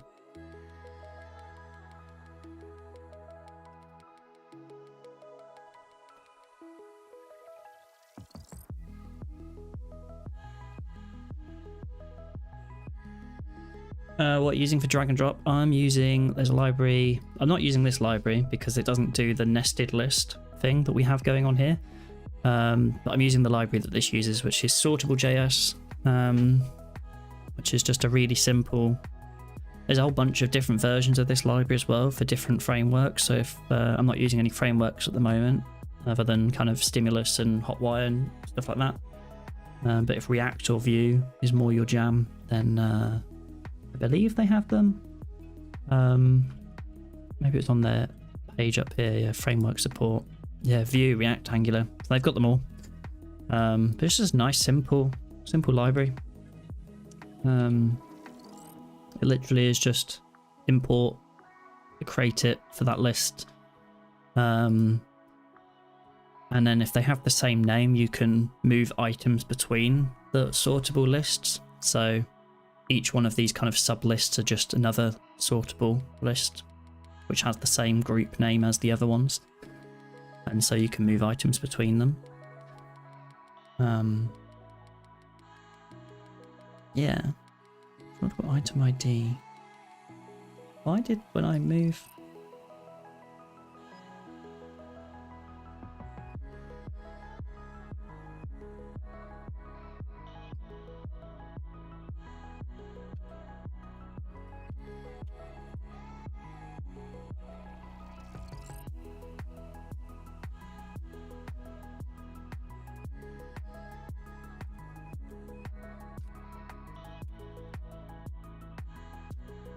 Let's see. I'm confused as to why. Since you're passing specific IDs, how do you update the other items order in the backend? The backend's being done, so I'm doing a little backend in Rails, and there is a where did I put it? That's it, because it's on 5 and I don't have a hotkey for 5. I use this access list gem on the active record, And so all you have to do with active record is say, well, I've got this access list specified here in the scope of the agenda items, to the meeting ID they belong on, and then also the parent item ID, which might be null. That identifies each list as unique in the back end, and then it figures out the movement from the current position to the next position, and then works out how to adjust them all accordingly. So I can do Rails C to go in the console. Actually has a whole bunch of stuff, but if I do agenda item find 43, that's at position 2 at the moment. I can actually take that agenda item and update its position 1, and then it will issue any update. So it does one for the actual item itself. I believe this is this one. Yeah, update the position to item 1, and then it updates all of the other agenda items that are kind of before it. So where the position is more than it equal to 1 but less than 2, and then updates all of those accordingly. So it's kind of handled all through that. Yeah. So all I need to do for the front end is just say, hey, this item is now in this list or in this position. In theory, anyway, that's the idea. For some reason, sortable item ID isn't coming through here on this URL, even though I do the patch. Got it. I did this before, but I was passing it as an array of IDs. Oh yeah, so you're like manually from the front end update all of these. Oh yeah, you say here's the new kind of order of things. That makes sense. I guess this is a bit more efficient because you only actually have to update the things that are changing, where that gem figures a lot of that out in the back end for you. It just goes, okay, well, you're moving from position 5 to 10 or whatever. We only actually need to update the other items that are in that range. It's pretty smart. But I've definitely done it the way that you've suggested doing it as well. I mentioned doing it before. I've definitely done that in the past.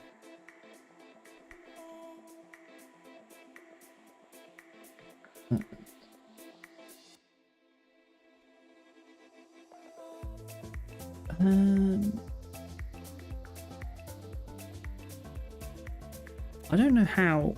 I did something here that broke.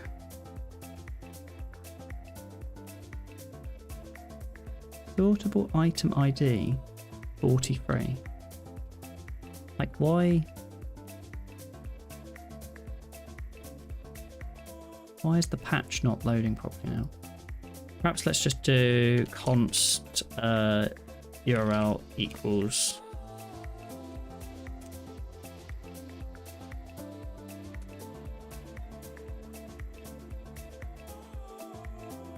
and then we can just drag that down.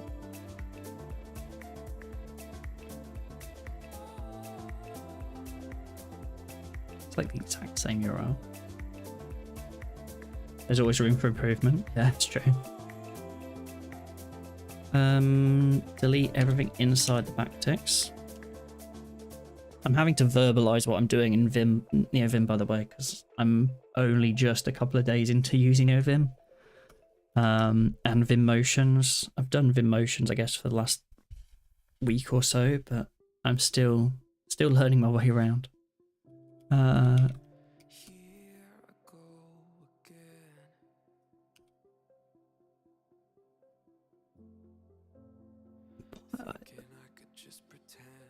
I make this fetch request.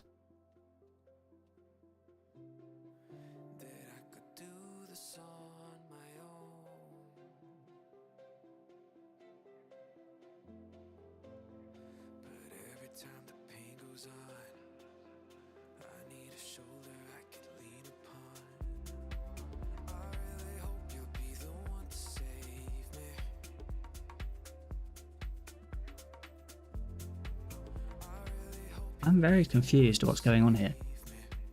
How?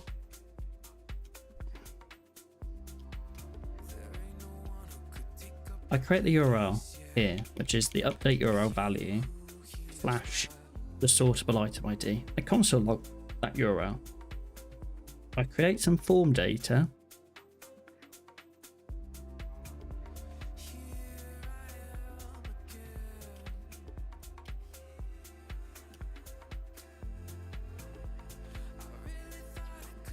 What are you doing? I don't understand you.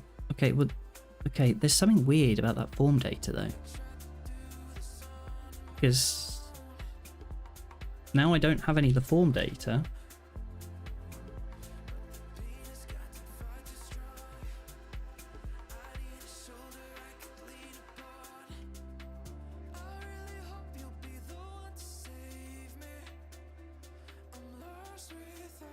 It modifies the URL when the form data changes, and that makes no sense. What? What's going on? Why?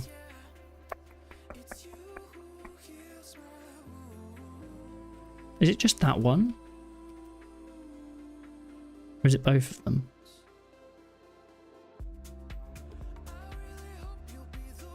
Both of them.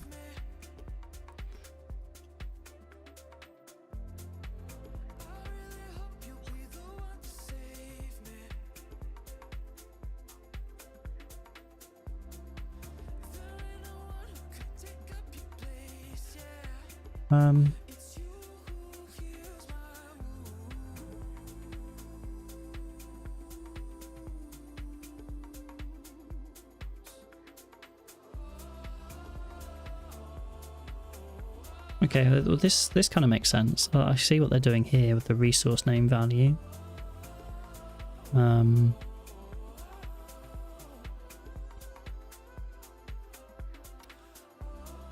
fact, I might even take that and put that into here. Let's just go up here, group. So I do kind of like that approach.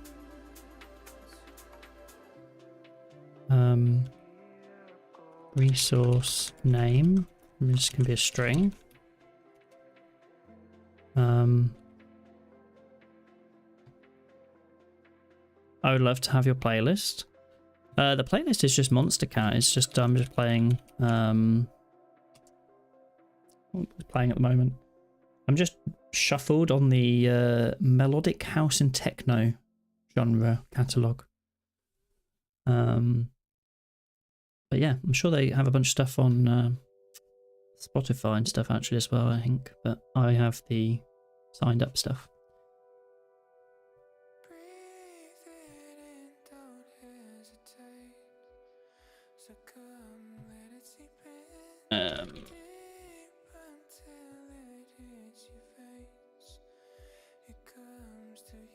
Is there... Yeah, it's just Monster Cat.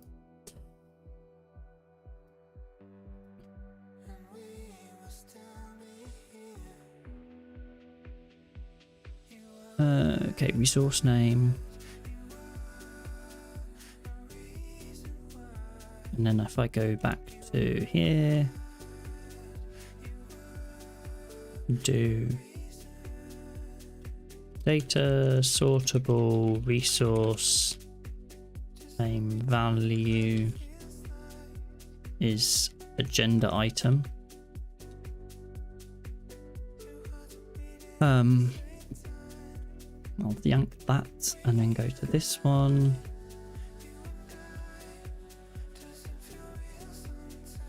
And then I'll go back to here.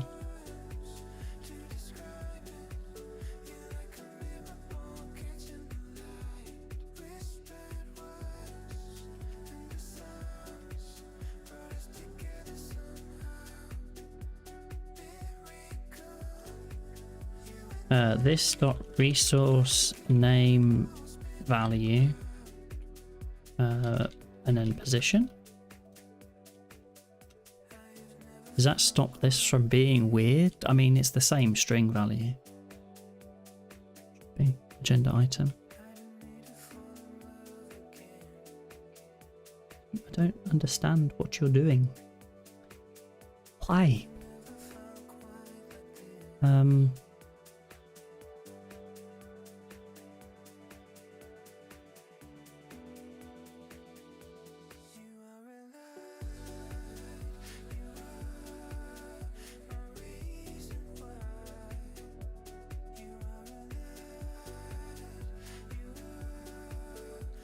Anything weird going on in here, maybe?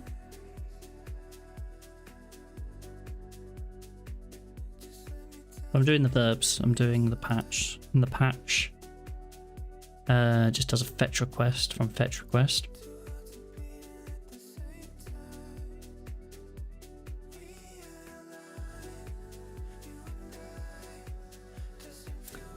And then... oh.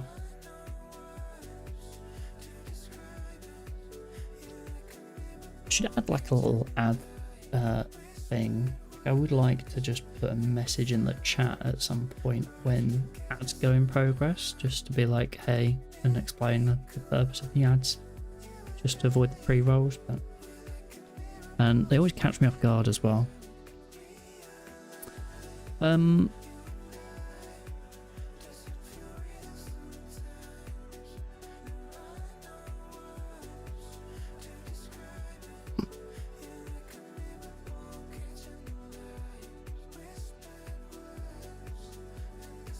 I'm very confused as to what's going on here.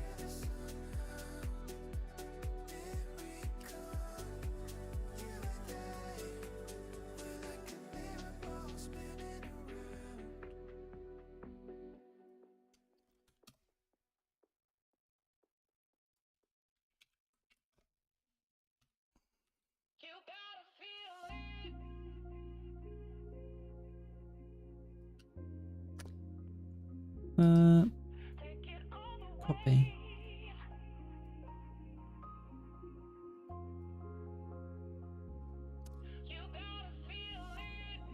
Anyway, I have a request with a form body, but when I make the form body,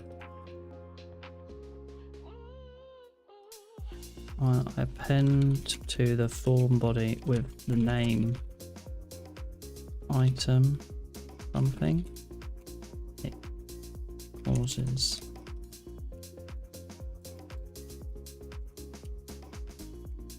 I don't even know what I'm asking, because the issue is that weird and odd.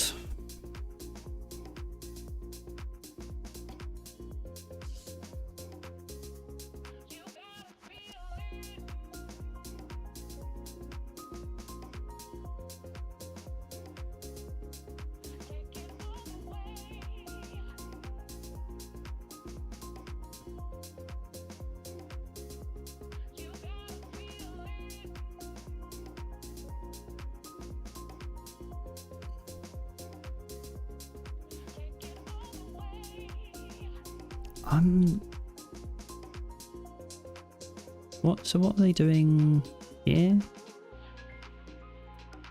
If there is a resource name value, then it does that. Otherwise, it just does the param name. I actually kind of like to turn that into a little helper function that I can just use somewhere. So let's just do let's just do a quick like get parameterize. Is that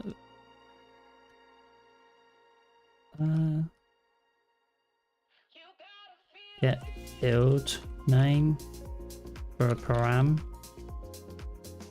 and then inside here I can just do a return, and then if there's this dot resource name value, and then we can just do it like that. And then in here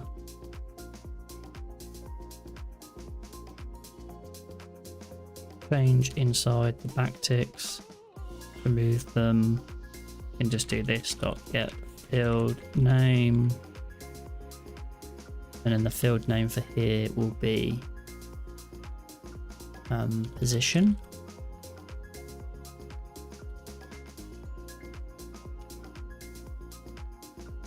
But I mean, that's not even... Let's actually see what's going on with the request. If I do that, network, agenda items, what did it try to send?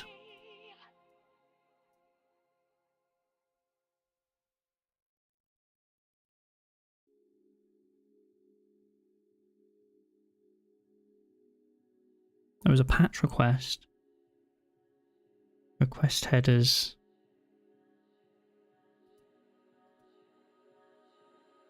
I can't even see the body.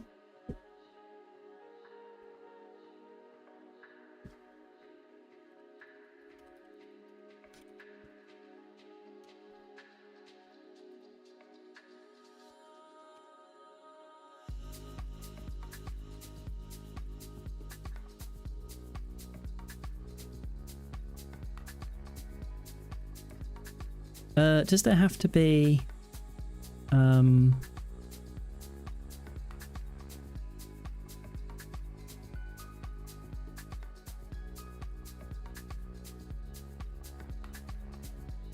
you pass the resource name,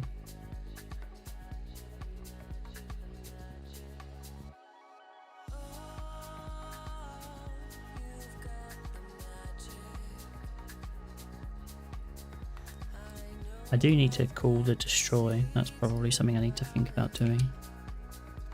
Unrelated to the issue we're experiencing, but let's just make sure that we're hiding up.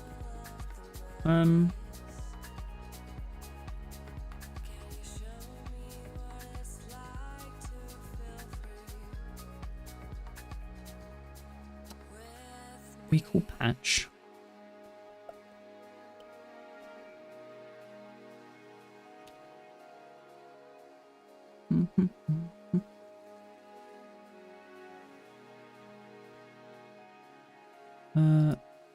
HTML form data JS, like new form data append.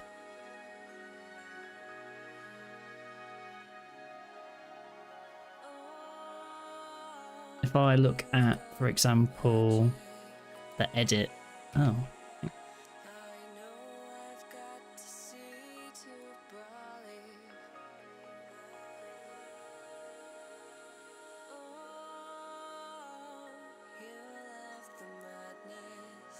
What? Why is that not working anymore?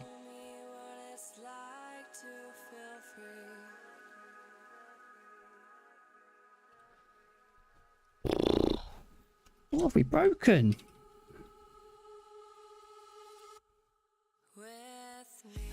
Those are the only two things we changed about those templates.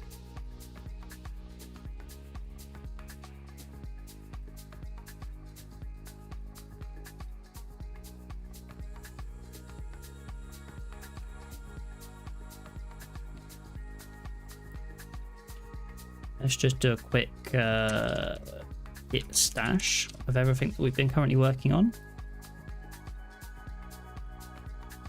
Edit. That works fine.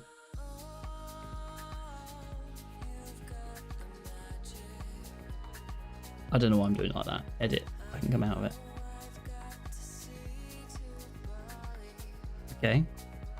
Git stash apply. Bring it all back. Now when I refresh and edit, content missing.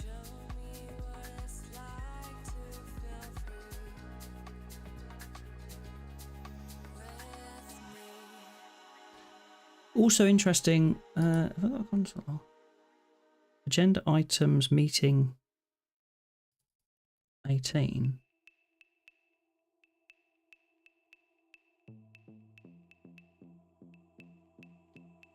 It shouldn't be navigating outside of the context of that. Is this request library? If I go to PS application.js,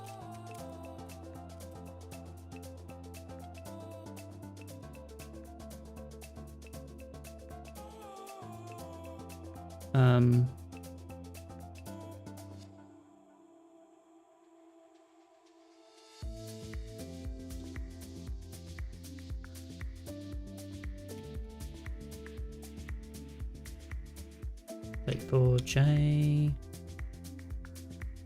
GC2J. Oh, what have I done there? GC2J. Yeah, okay. Don't import it anywhere. I can't figure out why. I'm even more confused.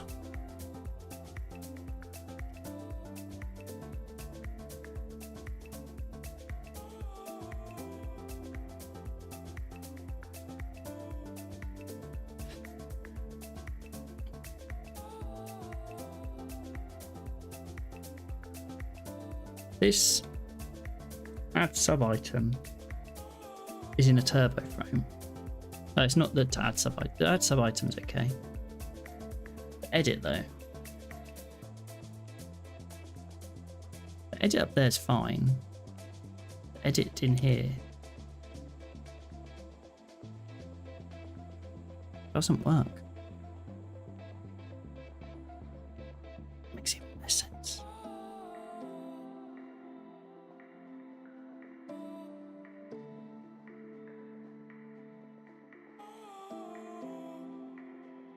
The agenda item turbo frame.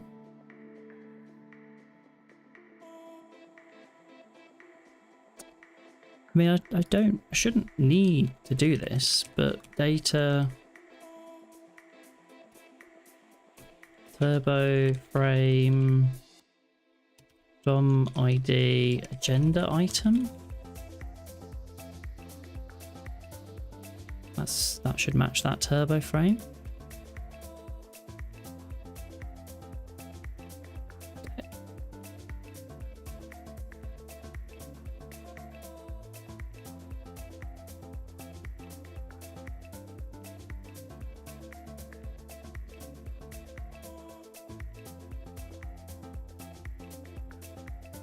Oh, what's going on there?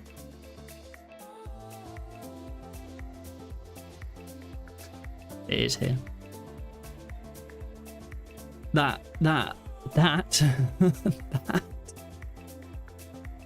is causing all the problems.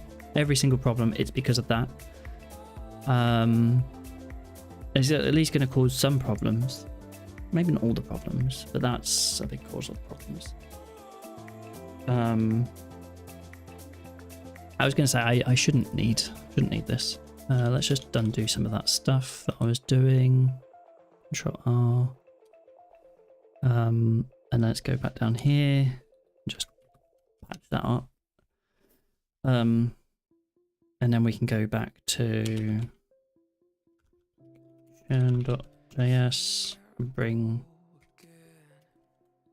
that back. Although again, that library still feels a bit dodged to me. I'm like, what's going on there? That one was okay.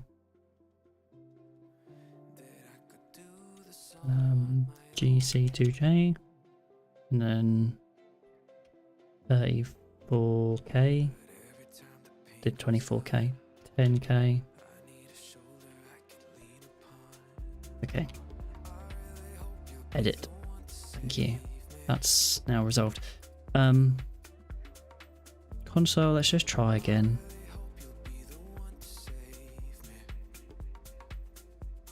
Sorry, is it working?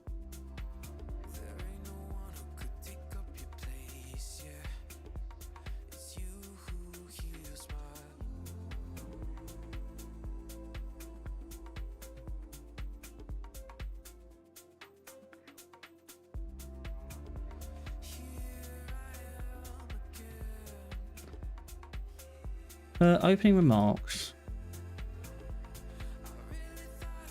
I'm not even getting a notification, like an error now.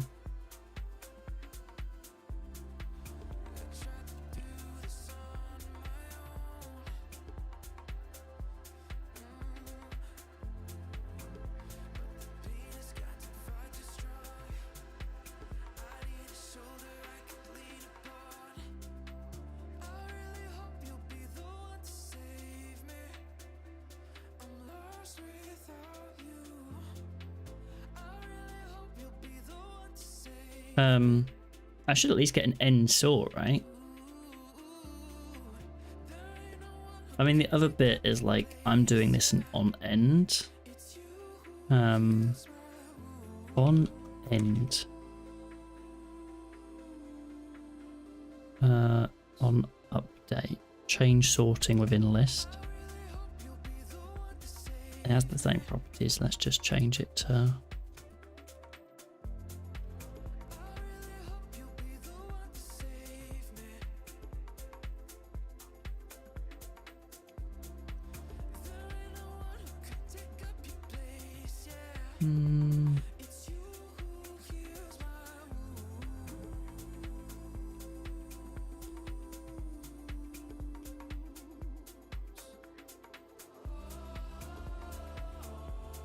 I should at least see an end sort update thing.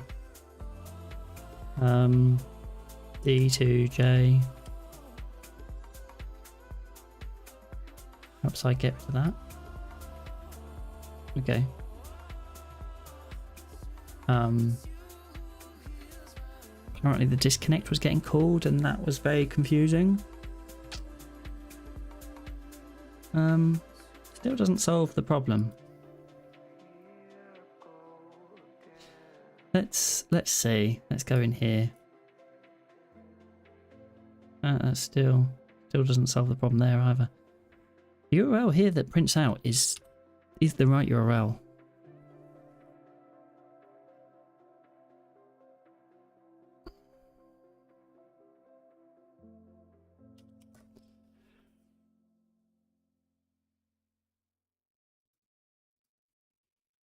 Let's do await fetch.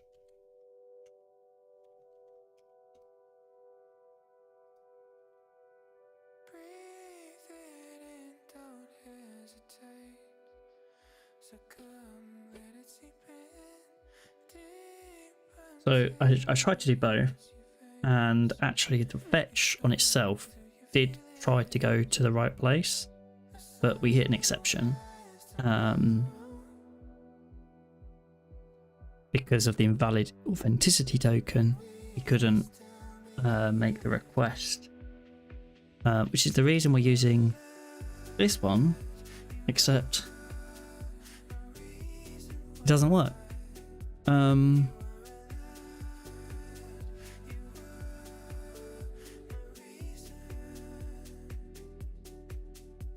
So it must have something to do with the body.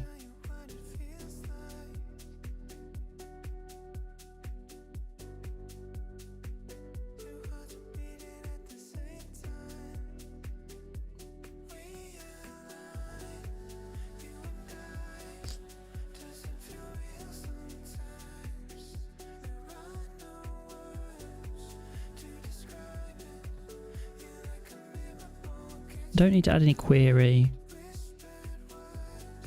I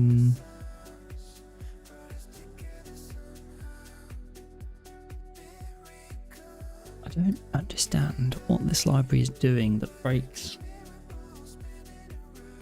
Rails request JS. Working with JavaScript in Rails.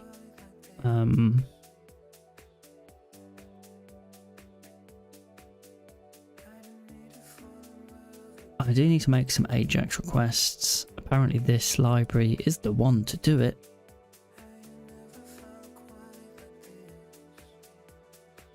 I could also just do that, surely.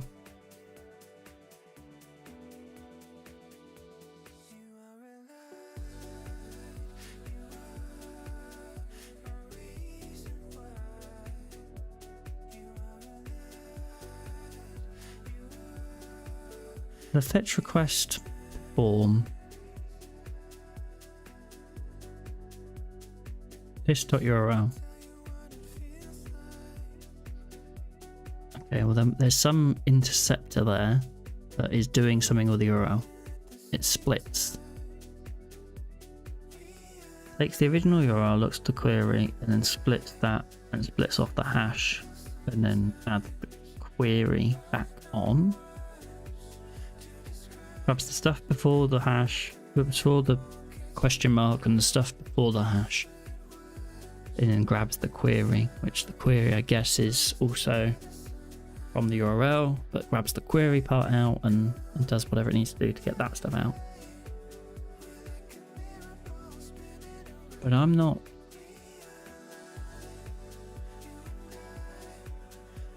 Let's follow it with a debugger. It seems like such a weird issue.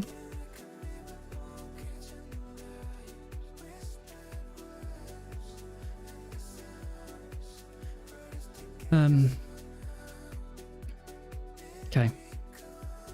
There's our URL.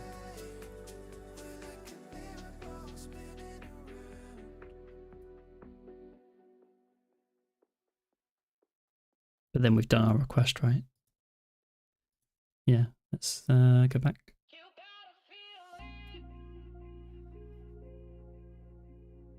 Step into next function call, step into next function call.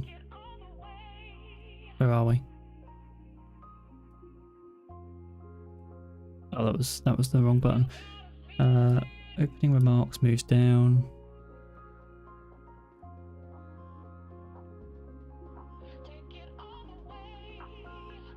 Oh, of course, fetch. Fetch isn't the right, like, I need to get rid of the D3J. I don't want to debug fetch. Fetch is just fetch. Don't need to debug that.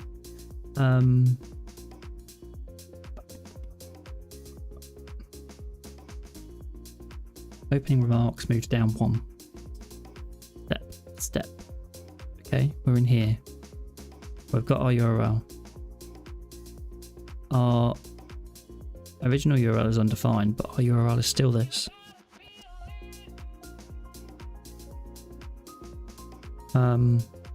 At this point,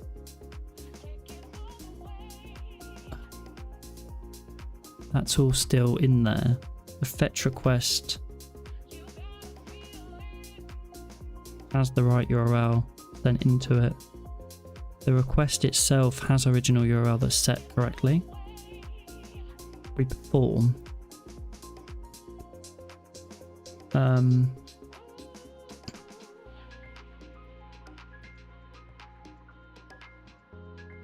Okay.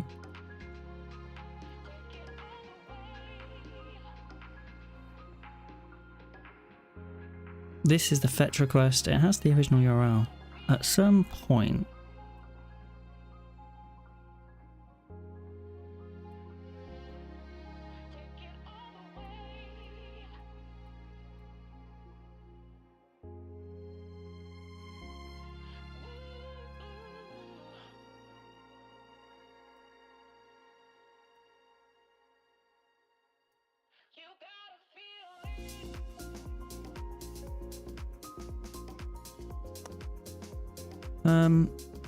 the headers get set up. The body gets returned.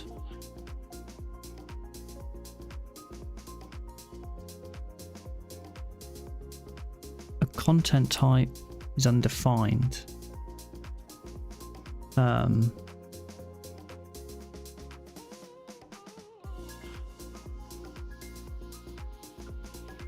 Okay, response kind going to be HTML. Same host name.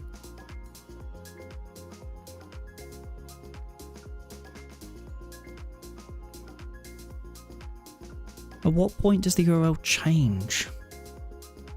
What is going on? Grab the cookies, the CSRF token, the meta content. Still the same URL.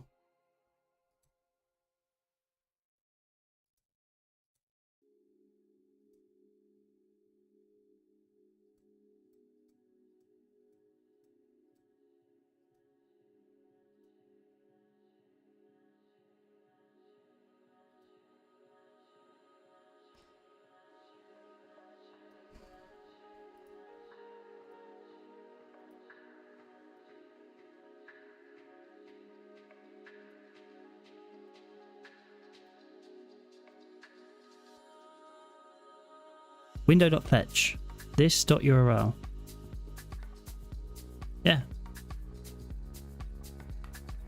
The URL that we've been looking after the whole time.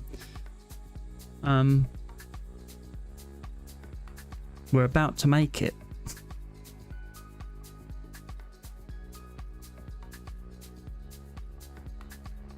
No. Where did the...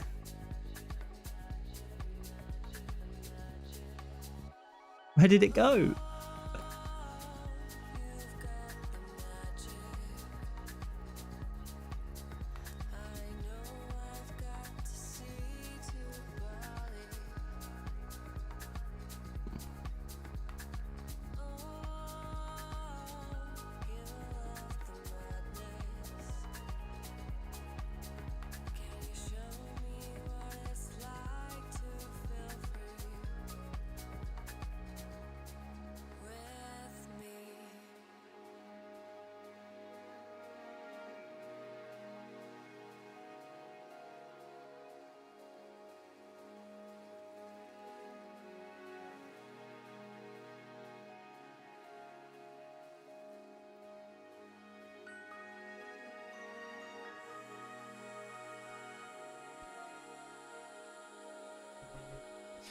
So I call fetch response with that URL and those fetch options with the headers, the body, the form data.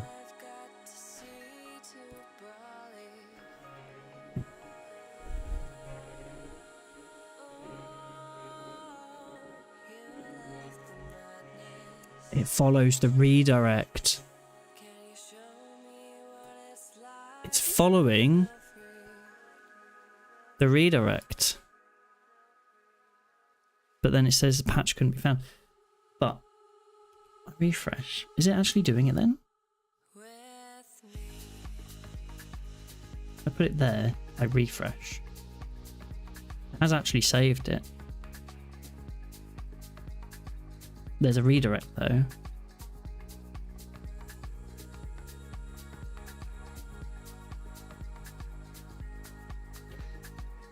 Oh, that took too long to diagnose and debug. Why have we been going around in circles? It's doing it. It's actually saving it.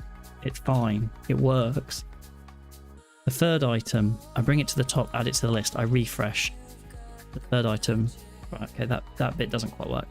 Why? What's going on there? I mean, that doesn't even save.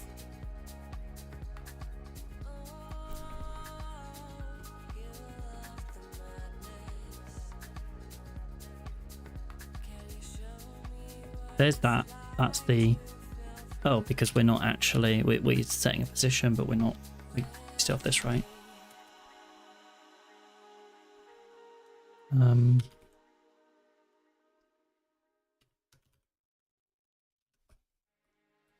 Let's get field name. Parent ID. Is that right? Parent list ID. Actually, that's another thing, isn't it? It's actually parent item ID.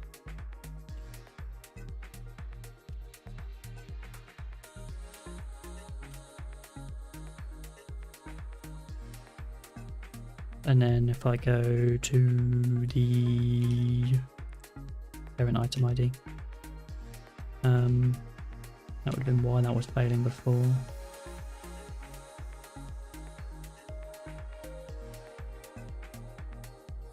But it's not even, I'm not even seeing console logs moving that around. Okay. That got the same error, but this time if I move it out, nothing.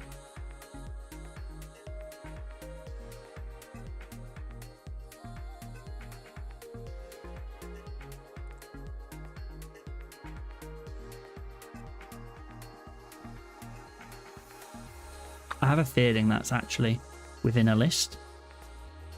Dragging ended. So actually, when you move an item in the list or between lists, I actually think what I just want to call is on end. Like on end was the right thing, and I changed it.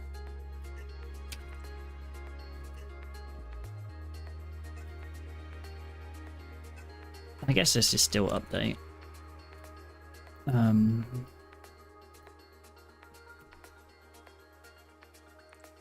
So then when the third item gets moved into there, refresh. No, there's an error there. What's this error? Undefined. So I can move it between lists that have definitions. Like that. Probably okay. Yes. Third item is now in the first list. At the wrong place. But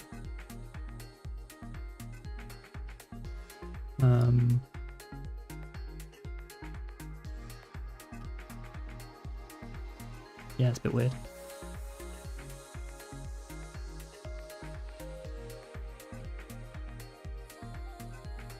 But now I can't move these because they don't have that. So I just need, that's a simple one. I just need to only do this if event.to.data, no, hang on. It needs to be set to like null. Basically not undefined. Perhaps. So I'm going to take the third item, pop it out. Take the third item, pop it in. The order seems to be reverse in the when you pop them into these sublists. Don't know why.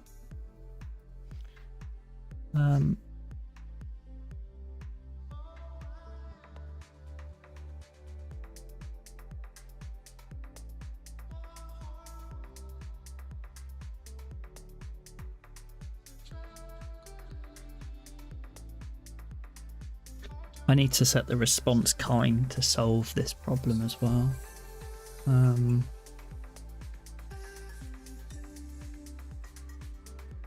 How do I do that? That was in here.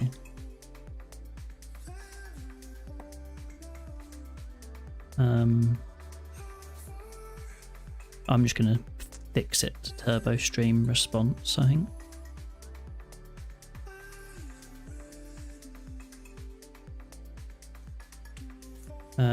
Response kind turbo stream.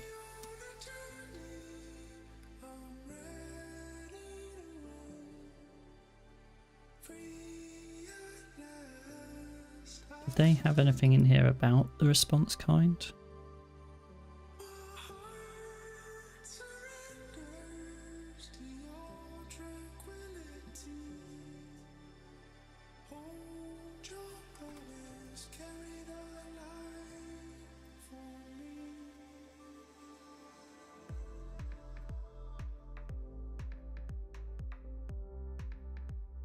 Yeah, okay, fine. So that's all I need to do there.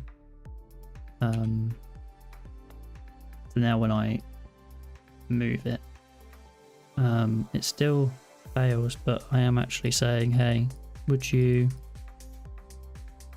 I think the accept header, probably accept turbo stream or HTML if you really have to. So then on the controller side of things, on the update, I can do something in here where I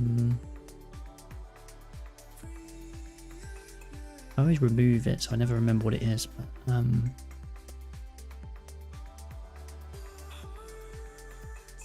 how to respond to, it's respond to, isn't it? To format.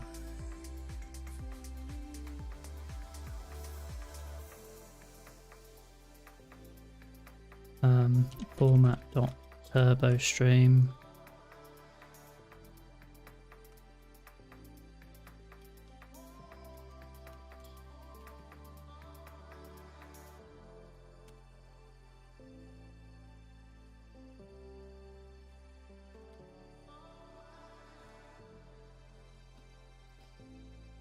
Update that replace that agenda item. So now I should be able to refresh, drag this into the list, and have it change. And it kind of works, except that because this sub item addition isn't inside the turbo frame, we don't actually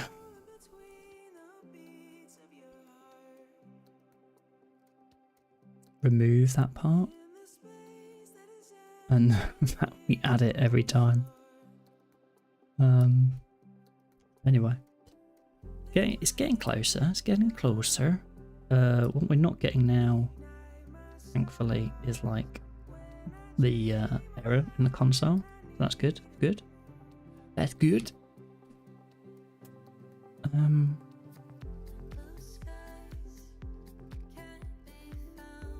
Yep. Getting the duplication. That's one thing we need to fix. Oh, and then the sorting as well. The other thing. Let's just fix the duplication first. So that's really because of this. What you done now? I had 1-to-1 and things are getting duped now. Yeah, I broke it all. We're getting there. We are saving stuff to the database. There's some weird stuff going on as well, but yeah, like I can move this down here now. This gets duplicated, ignore that, that's the next thing to fix. If I refresh, it's in the same place as it was. If I move it into the list, the item gets updated with the new design, but it doesn't remove the sub item. Again, thing to solve. But if I refresh, it's still in there. It's in the wrong place to where I dropped it. So that's another thing we need to fix. Those are the two last things, really. But generally, we are getting there.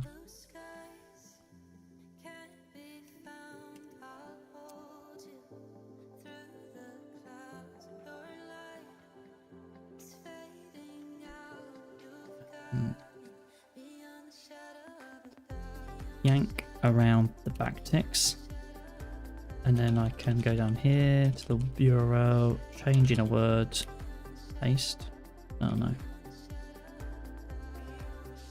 Paste. The delete word.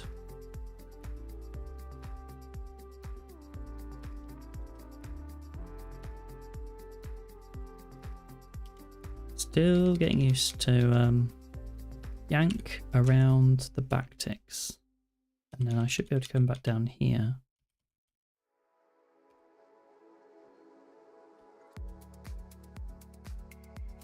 Almost.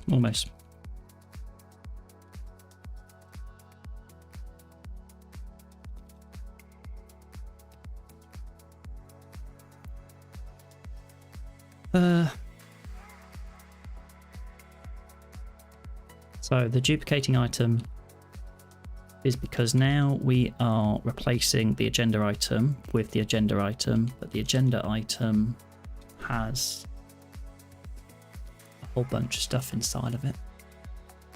I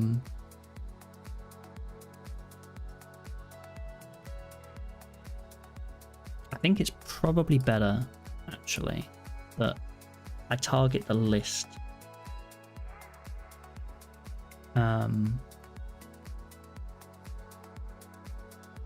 Item.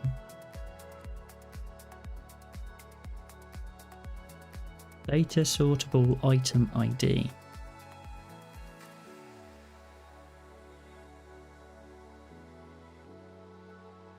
I can probably do a ID equals.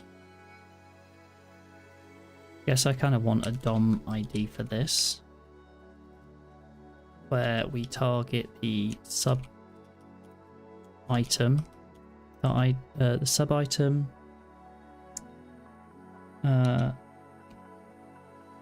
this item,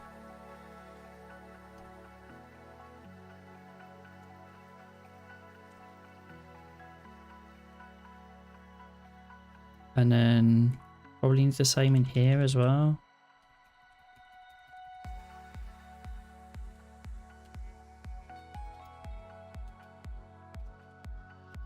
custom ID. In here it's the agenda item, list item, because it's actually the li that we're moving around. And then I think on the controller, what I can target, I can replace, I can actually update instead, and it will be the agenda item.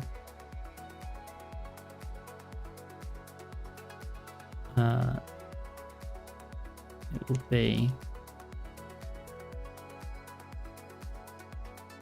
the at agenda item dot ID. I think it's list underscore item underscore, if I remember correctly. Inspect. List item agenda item 51. So now what we're saying is we're going to put it in here. Didn't do the thing what it was supposed to do. Update.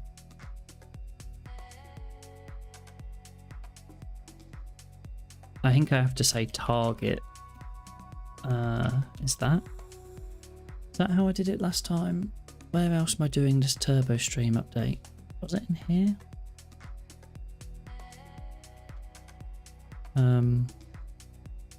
No, it was in the speaker controller.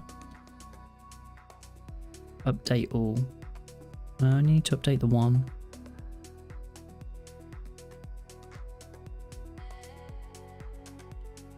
Delete a word.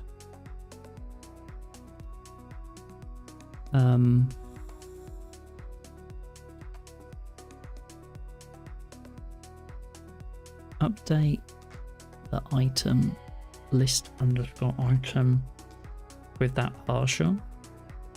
I'm not sure if I remember, if you remember my rant from yesterday about query that I stopped being sent out, but basically found that the third party was sending the request was adding the date 0001-01-01 into a field, and we were kicking it out for not being a valid date. Fair to some degree. I can't imagine your service needing to have to worry about anything being handled in January 1st, year one.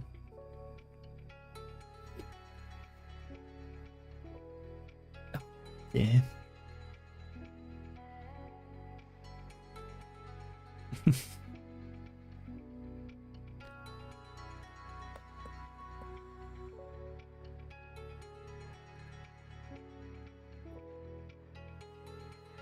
Let's see what we're getting in here, because I'm a bit confused about what's happening. I put this in here and I should get a network request response.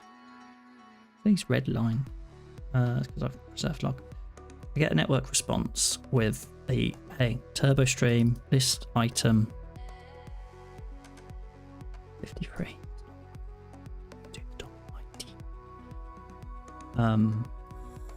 It's not the same. It's not the same. Agenda item underscore. Yeah.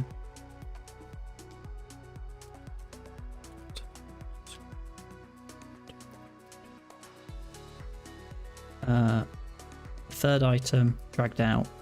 Gets the item, move it, doesn't duplicate, put it. Stop freaking out. Stop. Where did it go? It's gone.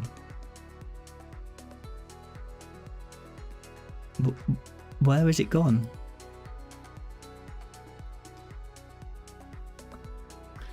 We've lost one. There's a parameter set if the date is less than the current date to kick it out. Have a feeling another area is going to ask for that rule to be changed or taken out, but that's for them to decide. I feel like that's a fair validation rule. Like, if you only accept, like if you're, I'm assuming like it's insurance, right? And you mentioned, I think it was yesterday, about quoting and stuff. Like, you only really want to quote for stuff from now / to the future.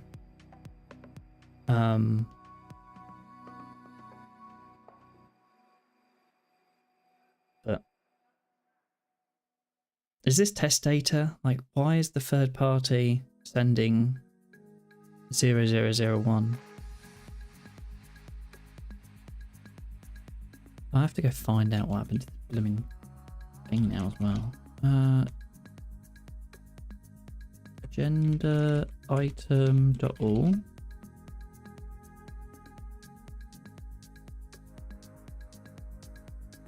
Parent item is 53. No, it can't be its own parent. What did it do? Why? I guess when you're moving it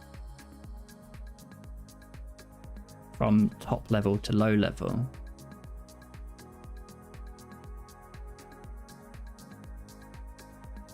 why? Gender item dot bind 53 dot update parent item ID is nil. Can't be your own parent. It's not a thing. Moving it up and down is fine, but like if I want to get it into the list, now has another bug. Yes, true, but only exception is when it comes to the odd time you want to backdate a transaction for exceptional reasons.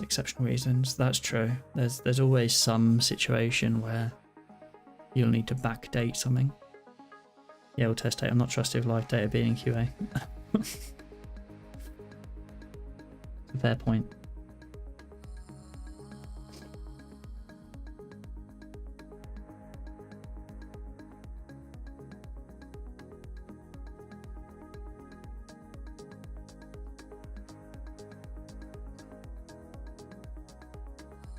Okay.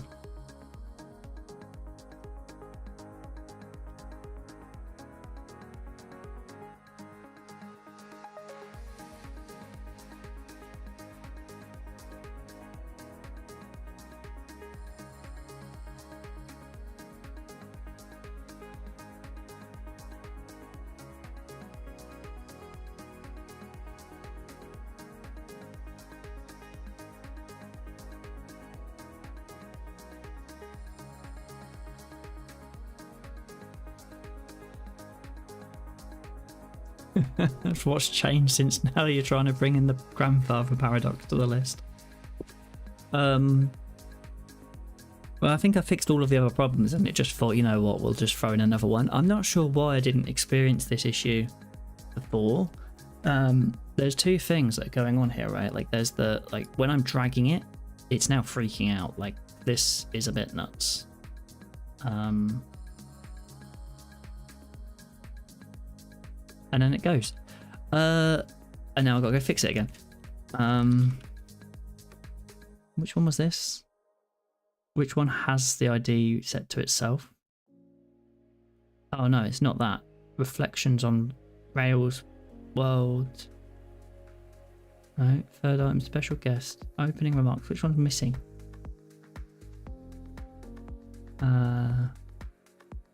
50, 44, 49, 43, 52, 45, 46, 43, 51, 44, 43, nil, 45, 44, 53. But then 53.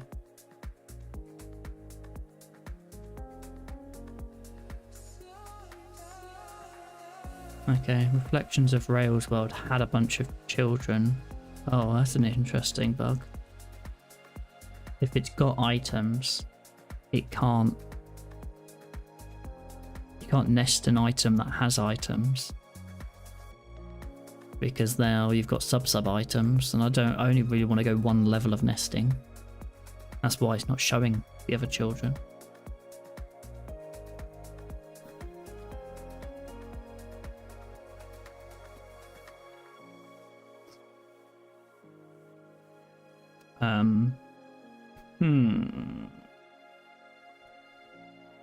Parent item ID nil.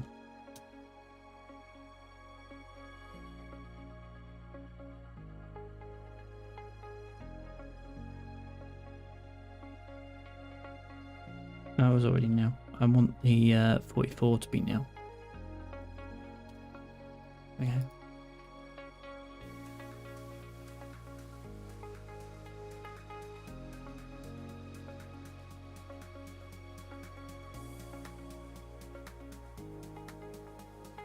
Yeah, you end up with like sub items, and I could render them, but I don't really want to be able to create like this infinitely nestable list.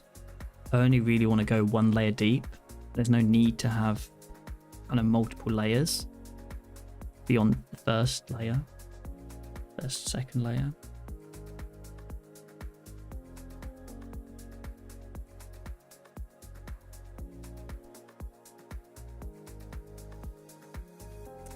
So interesting. But I guess the first thing is I need to add some validation. They are still kept, yeah. They're not lost. It's just they're not rendered anymore on the screen. I guess I need to add some validation. It's that time again. It's that time again.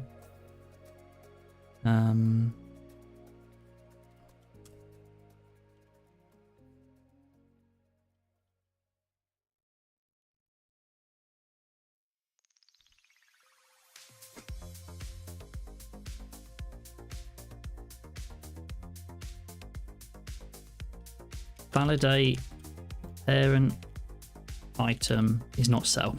It knows. It shouldn't be itself. Return unless the parent ID is present. Return unless the parent ID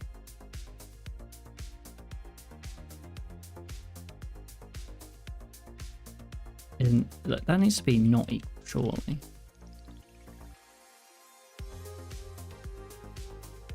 If it's not present, return. If it's not itself, return. Otherwise, do that.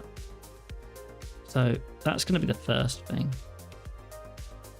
Now, that doesn't stop the...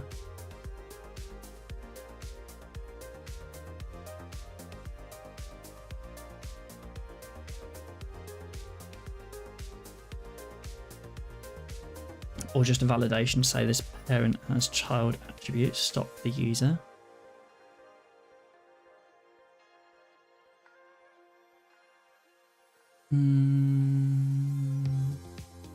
Yeah. Yeah, we'll do that. I kind of need two. I think there's two. Like one of them is you can't be your own parent, and the other one is if you've got children, you can't have a parent.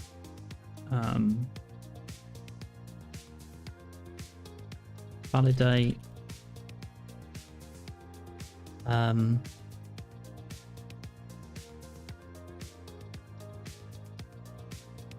Parent is not a descendant.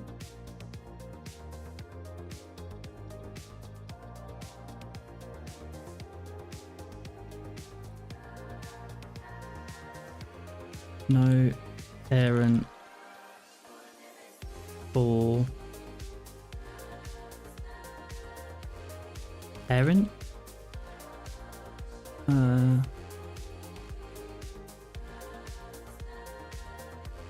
That makes sense. That doesn't... I don't even know parent for parents. It basically means that if we've got children, we are a parent. We can't have a parent.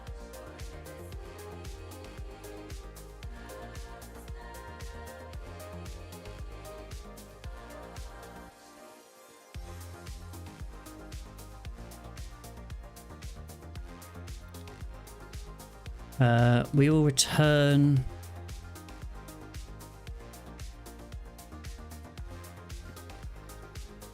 Copilot's not doing a great job here. If the parent item is present, then we can't return because we need to check something. We'll return unless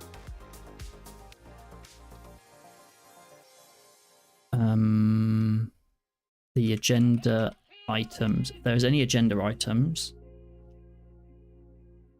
then we'll return.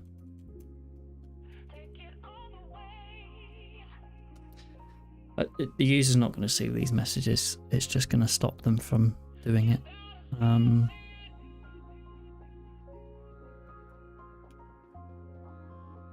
So I can't now put this. I mean, it will let me in the UI at some point somehow.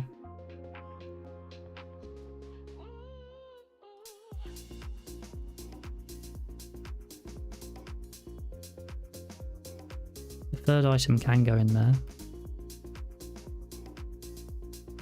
But if I refresh, none of those got saved. This one should be able to go in there. It doesn't have any children.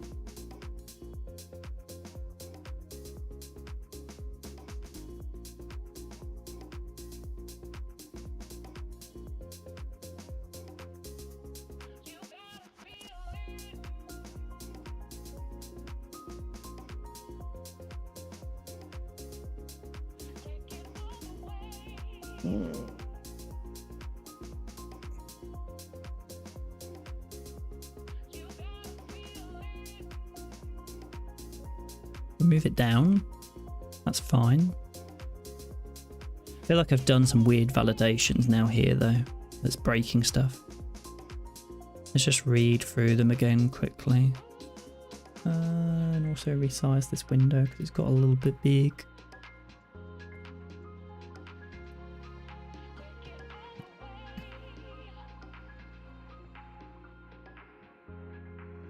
Okay. No parent for parents. So if the parent item ID is present, then we'll return. If it's not present, we'll return. So if we've not specified a parent ID, we don't really care. We're like, whatevs. You're not trying to be a child anyway. And if we have no agenda items, then we'll also return, because we'll be like, well, unless there's any agenda items, we don't care. So unless there's a parent ID, or unless there's a agenda items, we won't care, and therefore we just return. Otherwise, if we have set a parent ID and there are agenda items beneath us, we can't have a parent. So that's fine.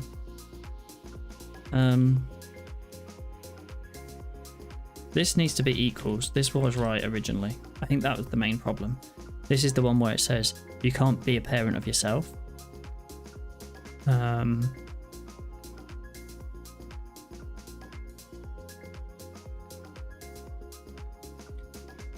Cannot be set because this item has children. Parent item ID cannot be set because this item has children. The parent item ID cannot be the same as the item, and the parent item ID must belong to the same meeting. Fine. So now should be able to add the third item into here, refresh. The third item is in there. I should be able to take it out. Can't put this. It's kind of a pain to try and get it in there.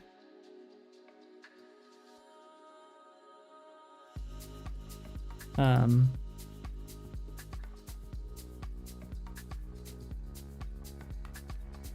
kind of have to be a bit nickety about it.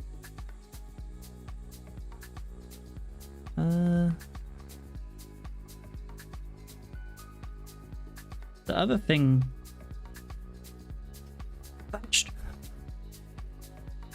I guess when I do drop it, I probably want the back end to render this entire view again, because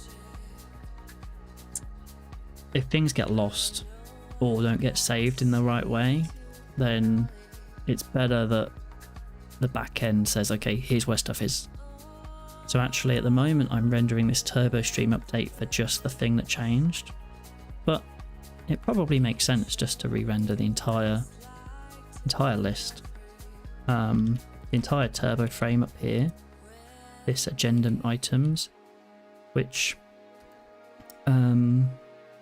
I think it's the index. It's the agenda items index.html. Like if I could just render that.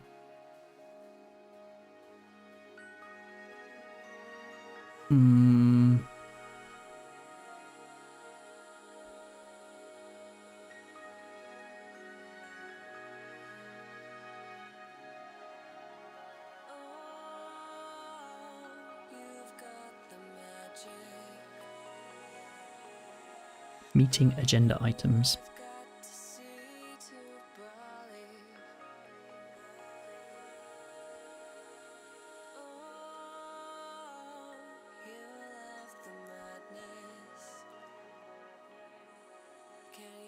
I'm just going to try and organise this a little bit cleaner so I can see what's going on here.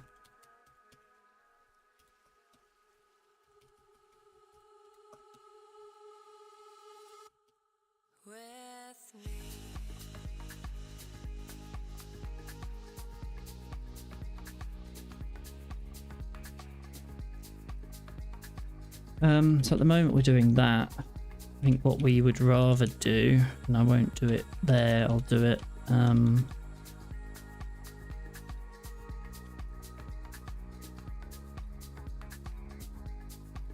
perhaps here, like turbo stream place.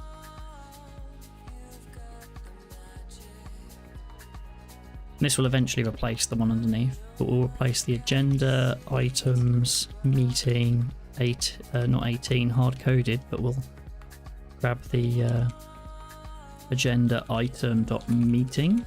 Actually, we just have the at meeting dot ID. Can I just specify the template here?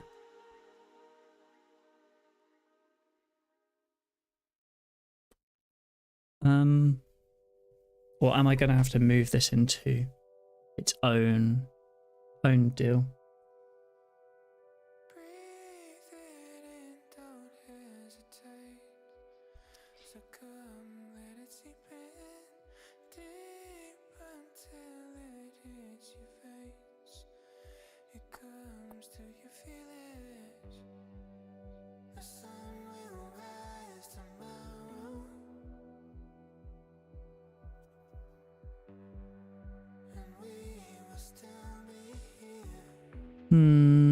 Turbo stream. I need to remember what they turbo stream. So if I go Rails, turbo Rails.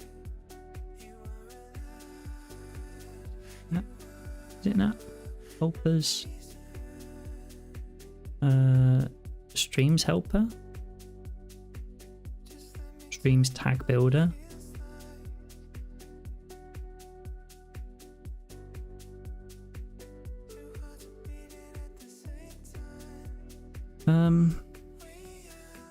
I want the streams from. I need like the tag builder, I suppose.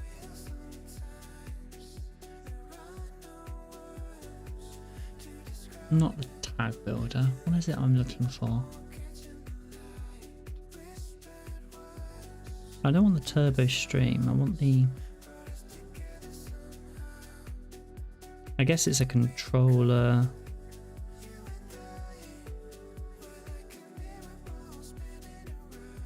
This thing, right? Turbo stream tag builder.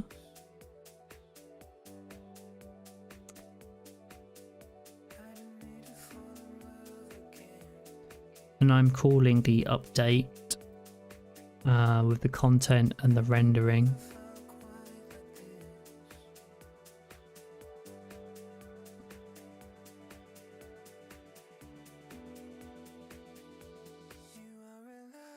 Render template, target content, rendering.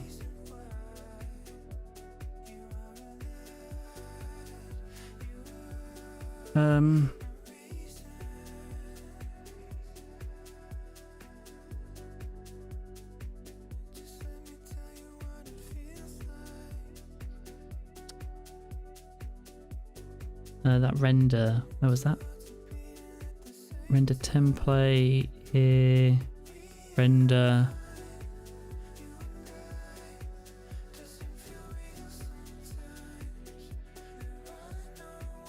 Rails, view, context, render. Can I just pass template in there? That's kind of the main thing that I want to know. Using render. I find sometimes that the docs are a little bit tricky. Kind of just want to know if, like, I normally pass partial, yeah, sure, but what if I want to render a specific template?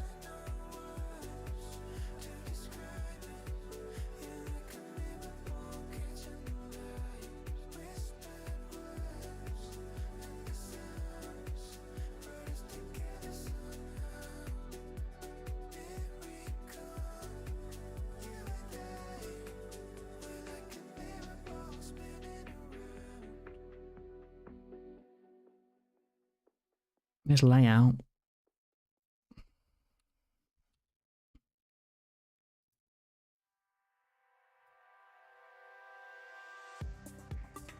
It gets called with the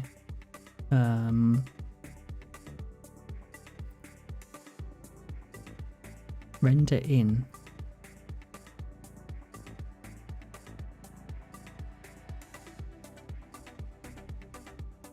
Okay, and then there's this one, which is just like the rendering.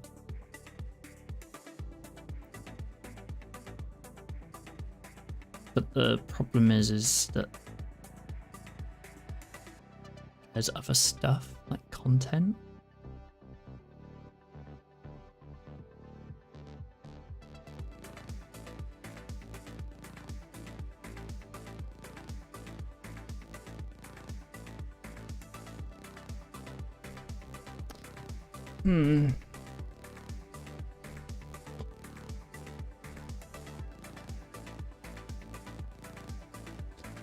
What am I doing here? ChatGPT to the rescue.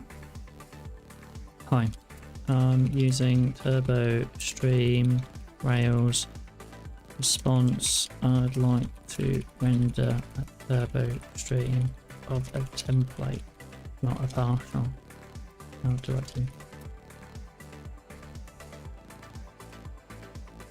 I'm probably gonna have to move the template into a partial.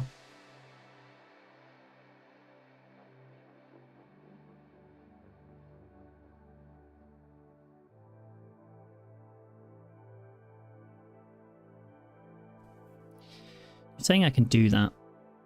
I don't know if I can, but screw it, let's just try it because the AI is all telling me that I can. So that's what I want to render. The locals will be, I mean, that's an interesting thing as well, right? Because what are the locals then?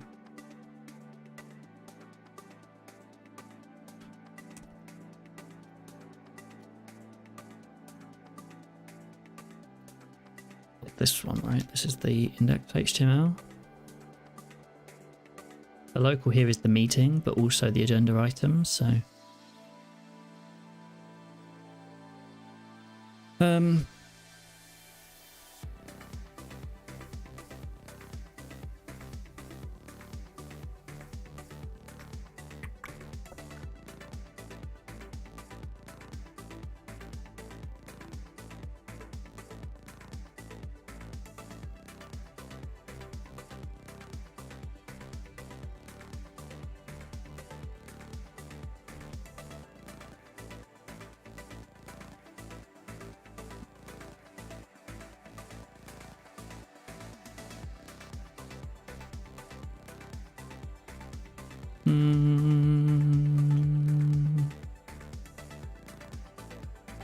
yeah.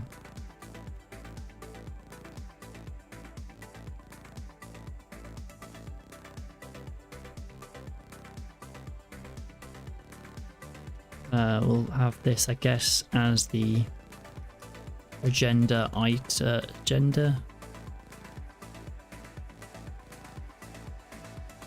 meeting.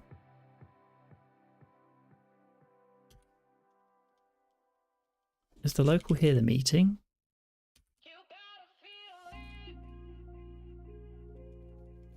But then this is the agenda meeting.agenda items.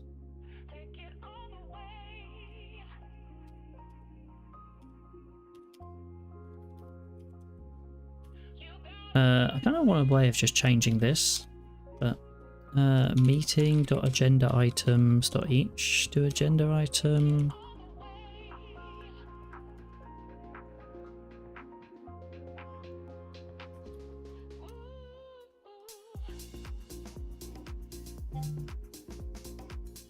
And then if I go space PV and go to index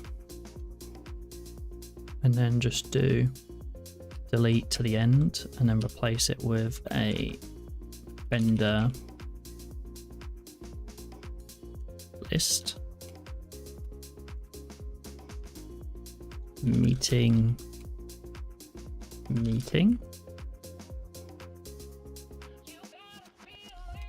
That kind of reduces the point of that part.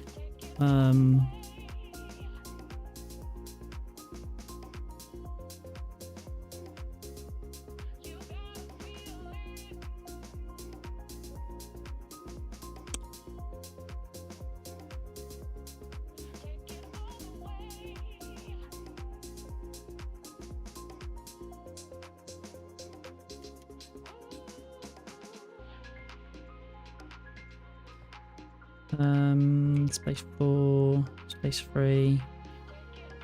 It's a bit weird now. Space PV. List.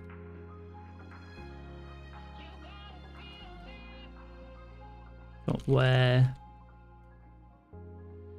Agenda item is nil. No, not that. Change word. No. Changing a word. Where the parent item ID is nil.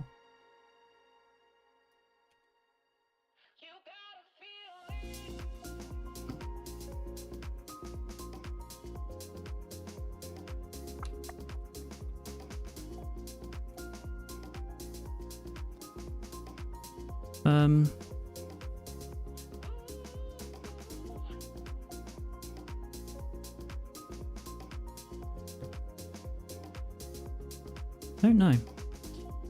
I'm gonna have to be right back though. Does that work? I'll be back in a moment. Sorry, I've not been able to line this up with an advert. Be right back.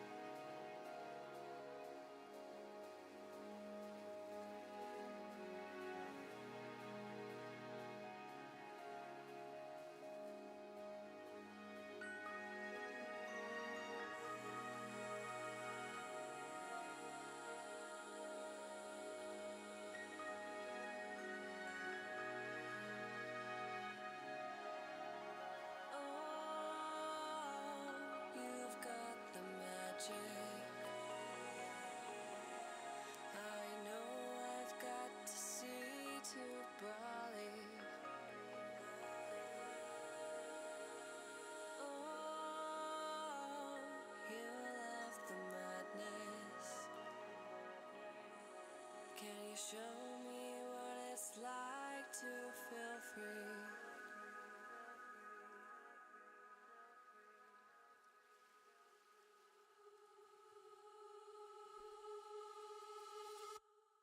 With me.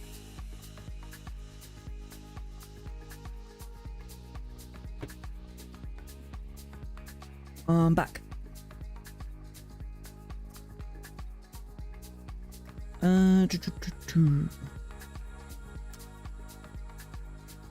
Just moved some buttons around my Stream Deck a while ago.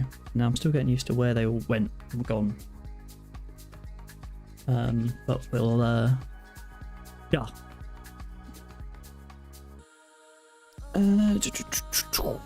Let's see. So what we're doing, we set the template here, but then the locals are wrong. You don't have to worry about the update.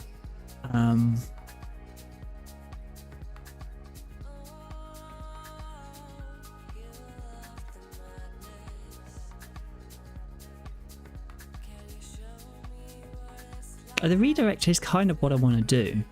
So why does it not work? If I comment out these lines quickly and then just go back to this page. What?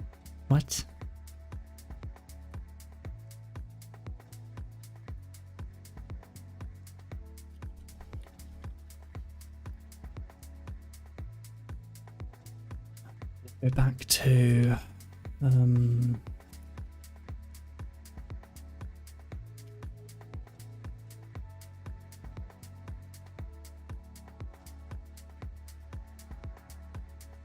let's just go undo this.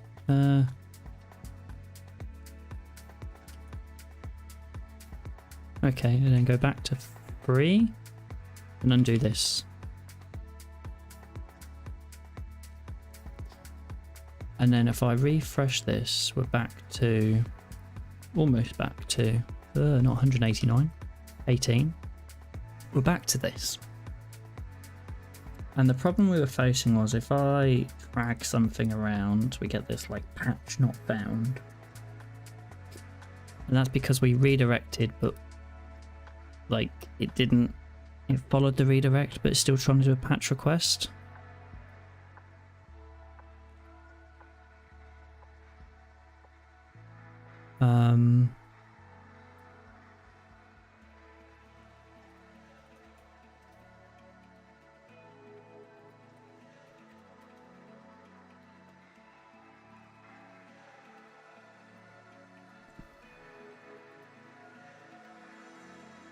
Fetch, and this would have been the same issue with fetch.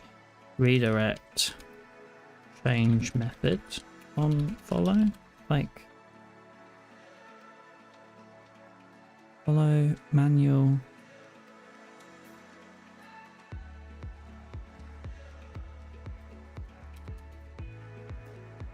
Fetch transparently follows HTTP redirects. Follow. Okay, so that's one thing. So this told us, this responded with, what did this respond with? 302 found. How do redirects handle the bit?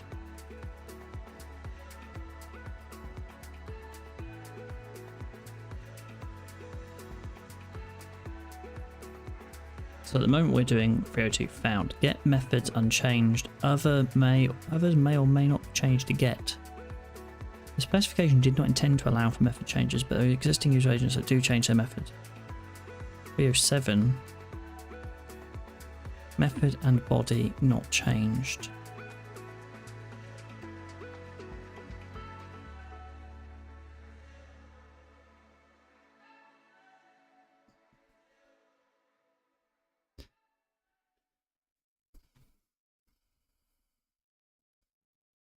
Get methods unchanged, others changed to get.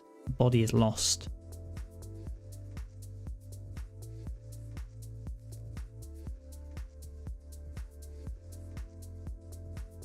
Used to redirect after a put or a post so that refreshing the page doesn't trigger the operation. Yeah, but really it should be a 303. Rails, how to redirect 303.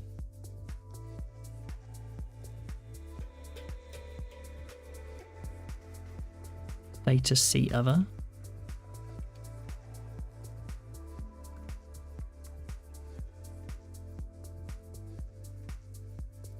So I guess on here we just need to add a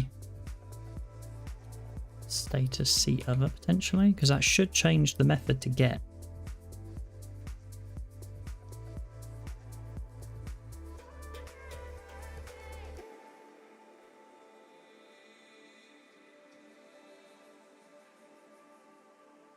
Okay.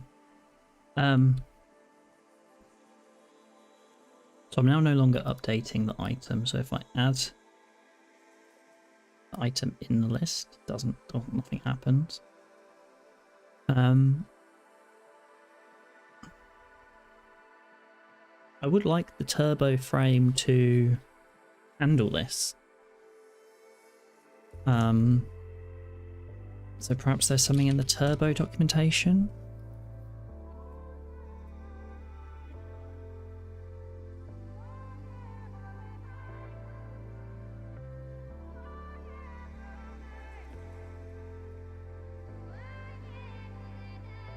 Could visit the location with turbo within the given frame.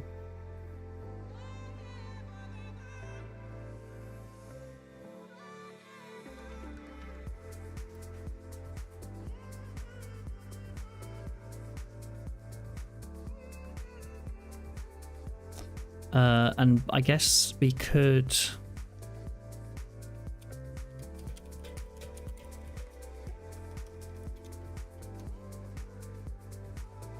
unless there's something in Rails request.js for handling the redirect, but I don't think there is. No.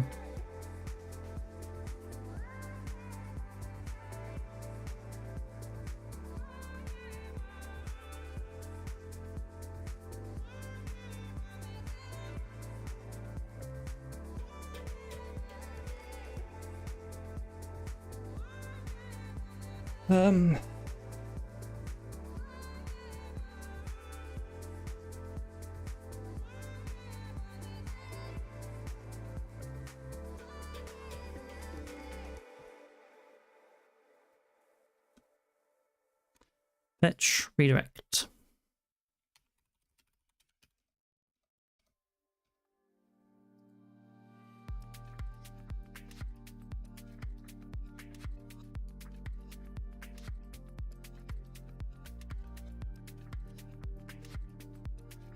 Follow error manual.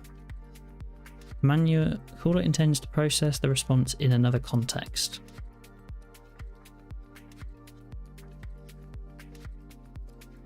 I guess kind of what I'm proposing to do here is in here I can do redirect manual and then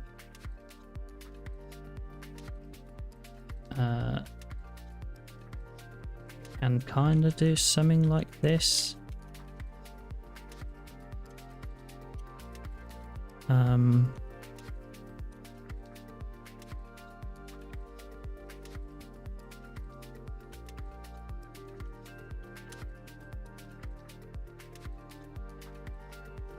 Kind of turbo.visit response URL. The frame set to the current frame. I don't even know if current is a thing.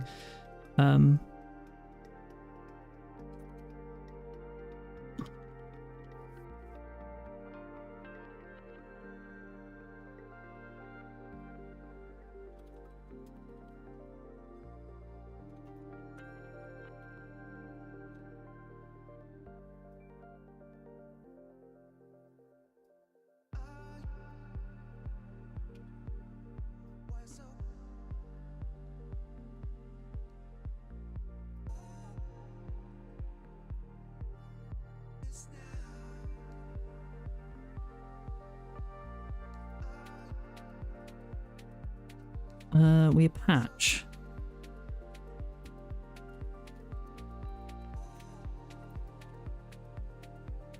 You should see something. Cannot read properties undefined reading redirected. Shift B, Shift K.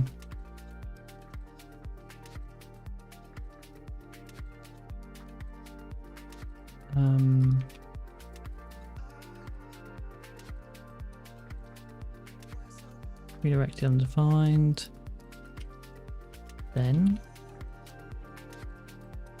like do the patch and then do something else.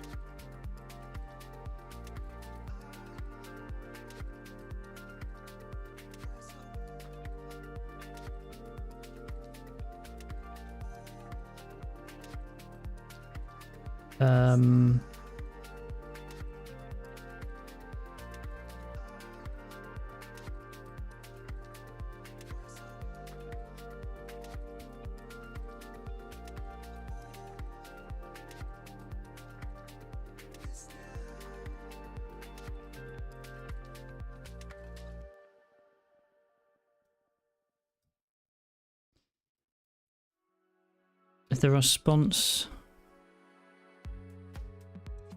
dot type, it's like response dot response.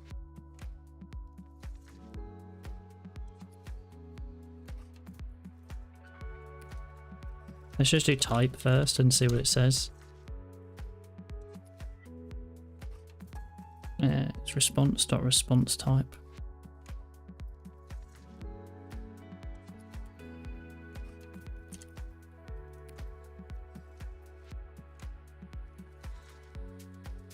Opaque redirect. Dot type is opaque redirect. Then response.url.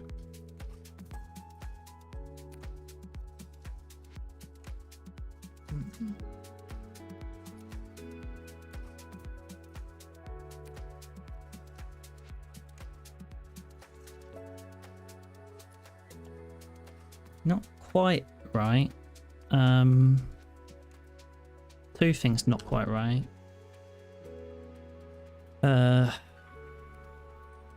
Lock the response. The two things that aren't quite right is we first like the whole page changed. It's the wrong frame. We know that was the wrong frame anyway. The other thing that's not quite right is that we redirected to the wrong place. So let's just see again. We get this, but actually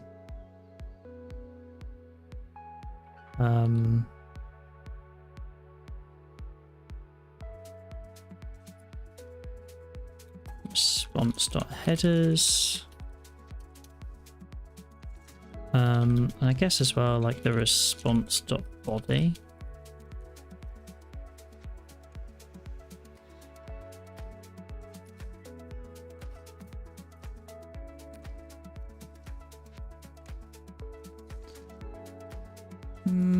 The body's null. Status text is nothing. Like, how do we now follow the redirect?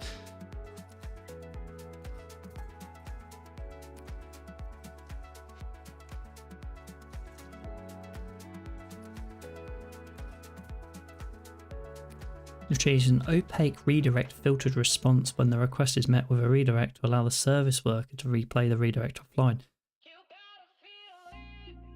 The response is otherwise indistinguishable from a network error.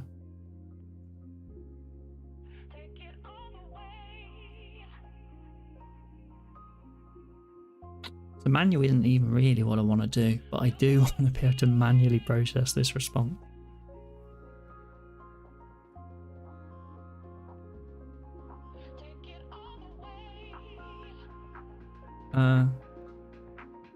What else can we do with Turbo?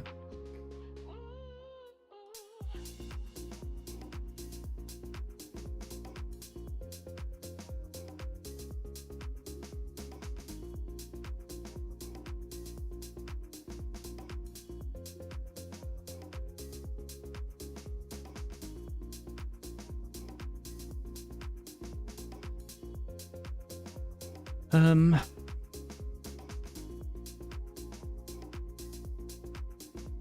let's not do that then.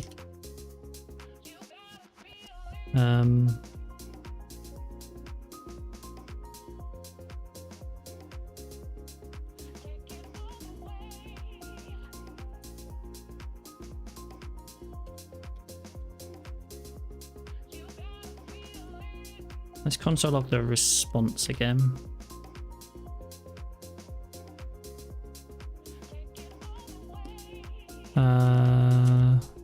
Don't want to be there.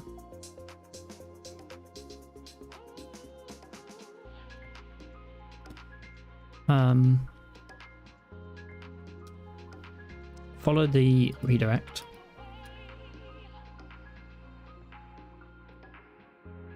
And then we'll get a response. And that will be the right URL. I don't have to really worry too much about the thing. I do get the body. Like, I feel like there should be a way in Turbo to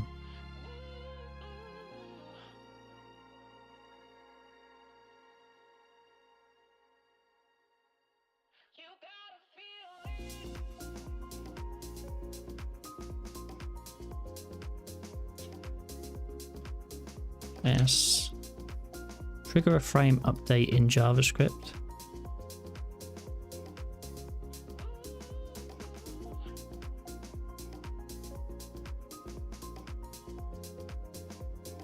That's the turbo streams, but what about the frame?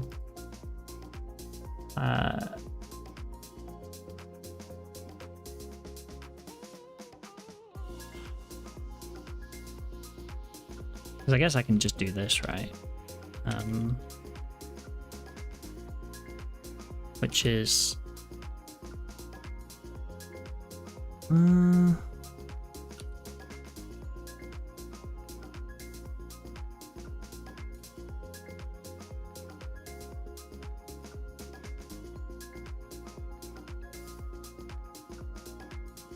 like response.response URL.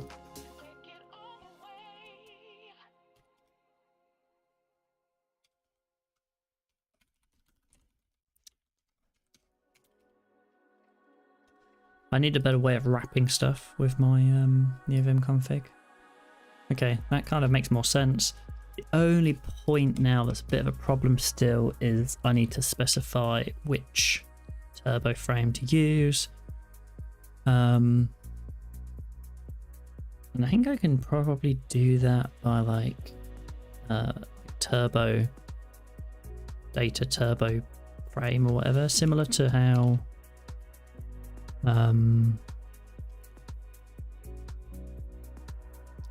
guess the form, this bit here, data turbo frame. Like if I go in here and add like data turbo frame,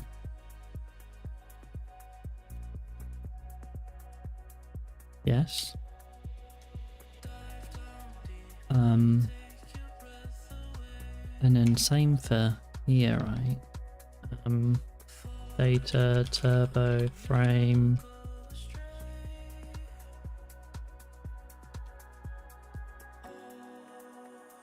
And then in here, what I can just do is the frame is equal to this dot element dot dataset dot turbo frame or top.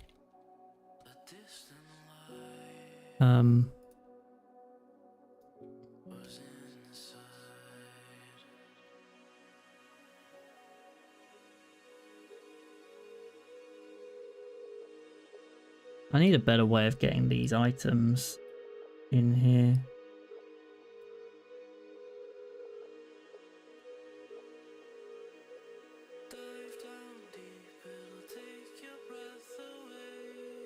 Okay, so it now re-renders that entire thing, which is good.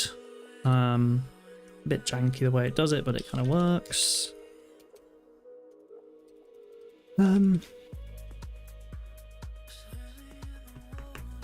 Let's see. That all works okay. Was there something else? It would be nice if in sortable JS. And this is probably the last thing because I think I've fixed most of the issues, but it would be nice if there was a way in sortable JS that when I drag something, it cloned it, but also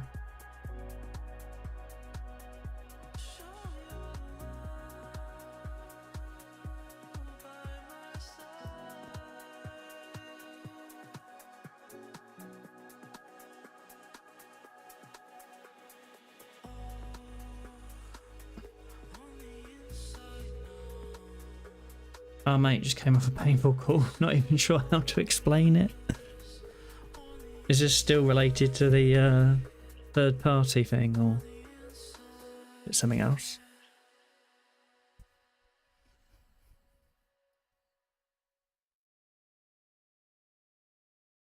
The ghost class. Ghost class is interesting because perhaps I could do a simplified version. No, this is something completely different now. Fair enough.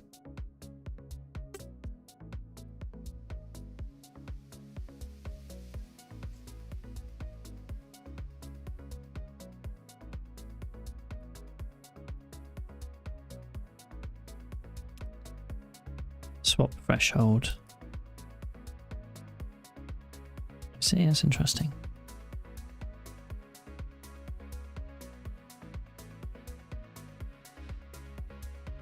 When using nestable sortable animations, it's recommended that the fallback on body option is set to true. It's also always recommended that either invert swap option is set to true, or the swap threshold is lower than the default value of 1. Okay.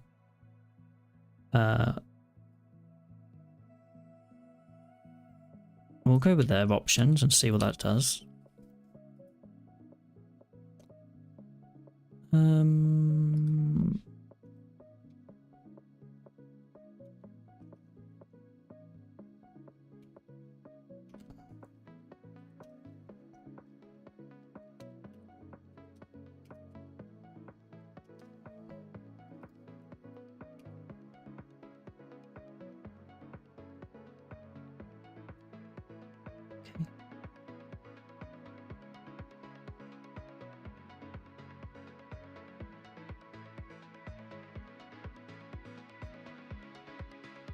Relates to calls going in and out of a machine learning service that we have, and 2 fields are being merged into one.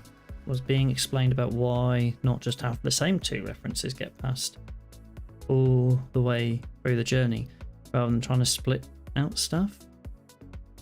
Was equals way, yeah. The way, yeah, passed all the way through the journey rather than trying to split stuff out. Relates to calls going in and out of machine learning service that we have 2 fields merged into one. Being explained about why not just have. That sounds painful, but that's.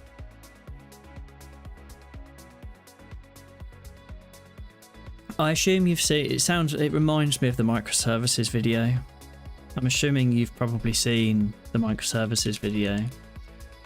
I'm gonna expose myself there, am I? Let me just see if I can find YouTube microservices video. I'm assuming you've seen the.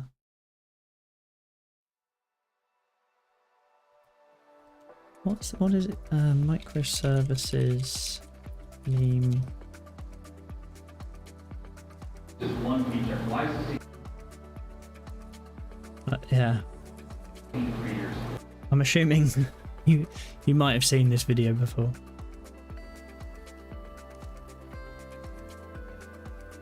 So Jason has list 1 ML version and list 2 ML version, but in the next stage it changed to ML version, picks out that whichever is definitely the microservices.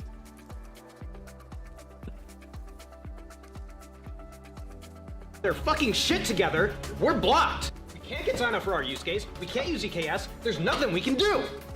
So Galactus won't be able to find our new birthday boy provider, user info providers. It doesn't have future sight or knowledge of past user info providers, so it expects a time range. To get all the current user info providers, we need to pass a time range with the current time and a time representing the end of the universe, which we get from EKS, our entropy chaos service. EKS is being deprecated at the end of the month for Omega. I can't. But yeah, it sounds very much like that. List 1 ML version and list. Oh, I'll send you the link. There's the link because yeah, it needs a. It's worthy of a watch. It's quite painful to watch. In fact, let's just watch it. Let's go through the pain. Let's go through the pain. Why is this taking 3 years? But it's not that simple. I wanted to pause the music, not the video. We're just gonna suffer through this for 3 minutes and 8 seconds. I'm still not understanding this. Why is it so hard to display the birthday date on the settings page? Why can't we get this done this quarter? Look, I'm sorry, we've been over this. It's the design of our back end. First we have to call the bingo service. See, bingo knows everyone's name-o, so we get the user's ID out of there. Then from bingo, we can call papaya and MBS to get that user ID and turn it into a user session token. We can validate those with umnop, and then, once we have that, we can finally pull the user's info down from Raccoon. Yeah, but couldn't the Raccoon team basically just... No, Raccoon isn't guaranteed to have that info. Before we do this, we have to go to Wingman, do a query to see if the user's willing to take it to the next level, or if they're just playing the field. Now, Wingman is cool, but he doesn't store any user info himself. He has to reach out to other user info provider services, like RGS, Barbie Doll, Ringo 2, BLS. But how does it know what all the user provider services are? Well, for that, it has to go to Galactus, all-knowing user service provider aggregator. And while Galactus has omniscient knowledge of all current user info providers, it doesn't have future sight or knowledge of past user info providers, so it expects a time range. To get all the current user info providers, we need to pass a time range with the current time and a time representing the end of the universe, which we get from EKS, our entropy chaos service. EKS is being deprecated at the end of the month for Omegastar, but Omegastar still doesn't support ISO timestamps like they said they would a month ago, so until Omegastar gets their fucking shit together, we're blocked. We can't get signed up for our use case, we can't use EKS, there's nothing we can do. So Galactus won't be able to find our new birthday boy provider, which means Wingman won't know how to talk to anybody, which means I won't be able to find true love and I'll die alone.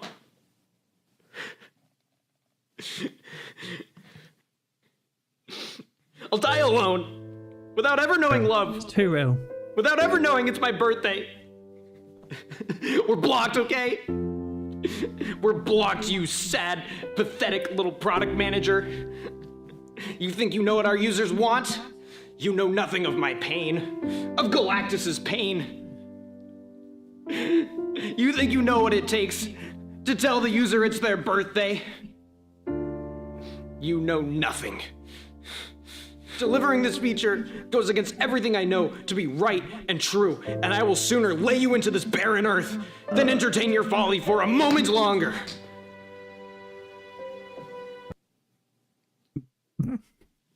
All right, so clearly this is Blocker. No problem, we'll push this out another 2 to 3 years or so. Learned a lot today, love Galactus. But we'll talk next week about adding middle names to the profile. Awesome, sounds good. Take care. Oh, I can't. I think that's the end. There's a good set of videos on this channel. It's worth checking out. But it's too real. It's too real. You know nothing of my pain. Oh dear. It basically sounds like that was what you experienced with this one guy losing his mind. Too real. Too real. And the product manager's just like, yeah, sure, let's just, it sounds like a blocker. Let's put it on the backlog for another 2 years. Like, casual 2 years. Oh. Anyway. Music.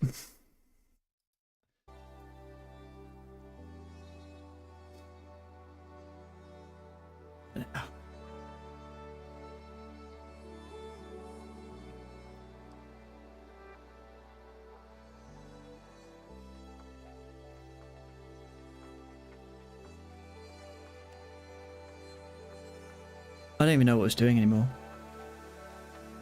think I've kind of solved though what I was trying to mostly do. Like, it seems now like it's easier to get these into here following, like, I'm not really having the jumpy issue.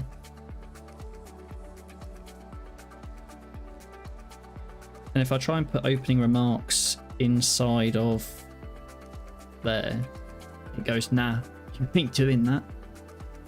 Thing is other than 1 to 2 peeps. Everyone else on the call is someone technical, which I don't get why it was so hard to understand, and it took 30 minutes to explain the 2 fields. Yeah. Are they from different teams though? Because yeah, it's just I've been in those meetings, and it's not always just like the one product manager and the engineer. It can be a whole group of engineers, and there's a weird, I don't know, quite often you find it where there's larger organizations and you have like architects, and there's like a decision made about how to do a particular thing. And there's like the one engineer who's actually responsible for writing the code, but they don't have any of the authority to actually make the decisions around the architecture. And so they're the ones having to argue for one point or another, however it needs to be done. And the person who doesn't have to build it says, just build it that way. It's like, it's alright for you not having to build it. But yeah. Oh yeah, we had technical, PM, architect, QA, developer, pricing managers. Yeah. Yep.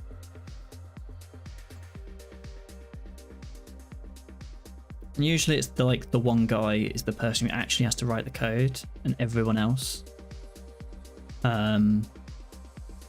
is the people that don't actually have to do the thing, but have a lot of opinions on how the thing should be done. And that's not to dismiss those people. I think it's more the architect bit is usually the bit where some of those challenges come from. I think there are some good architects as well, but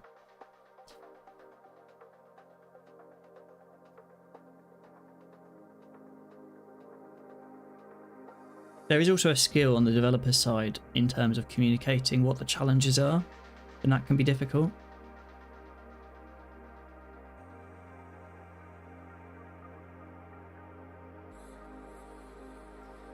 In our case, our technical PM has a habit of overcomplicating things and confusing people.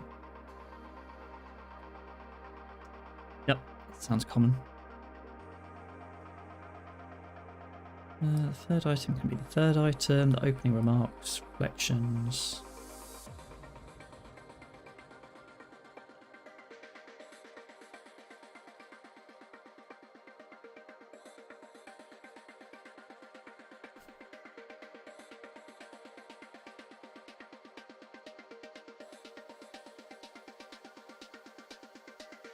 It's a bit clunky, but it's working. There's the one bit that doesn't work. I drag this into the list and put it in the middle, and it loads into the last point. Everyone else had kind of got it, but they asked one random thing that made no sense and led to it being explained again. Been a lot of those meetings as well.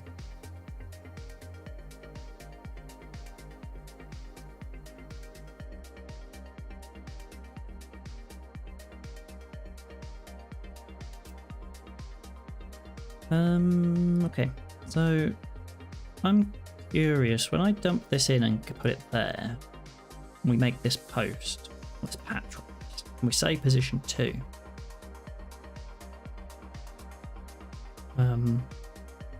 But it ends up in position like 3 or 4 or whatever. Like, what is going on there? Sorry, distracting you. Just need a rant from the Monday. No, that's fine. I'm quite happy with the distractions. Distractions are fine.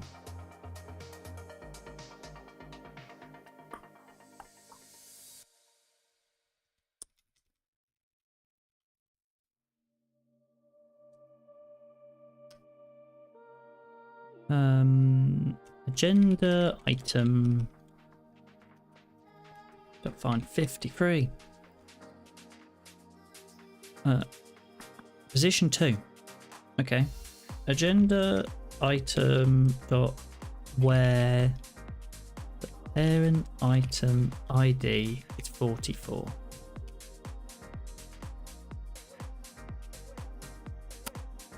Yeah.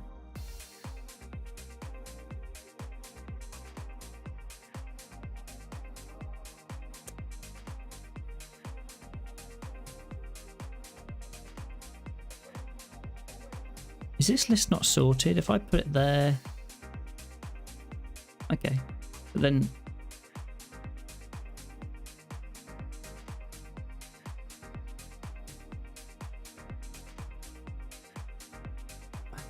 It doesn't seem like it's sorted based on the position.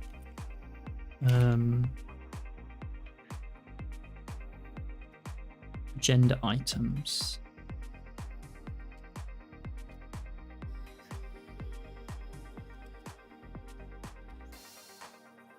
Has many agenda items.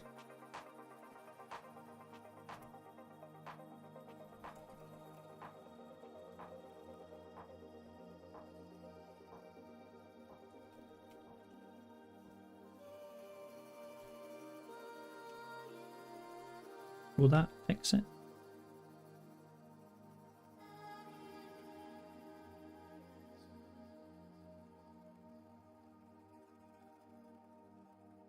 Does this have to go delete to the end of the line and then just have to go here?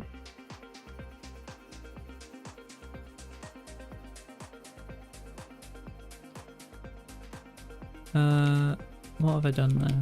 Oh.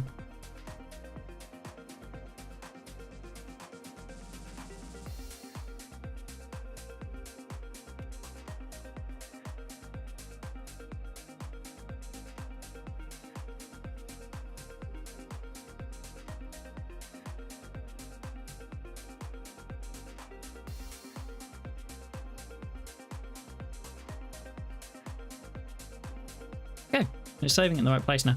It was always saving it in the right place, I just wasn't ordering it by the position.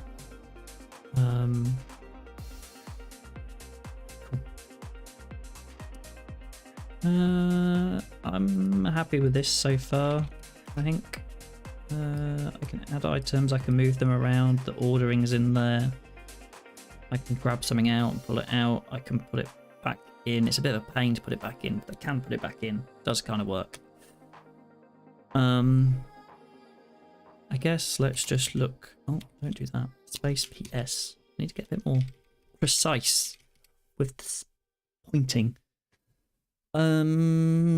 Let's boost up the ISO on the camera.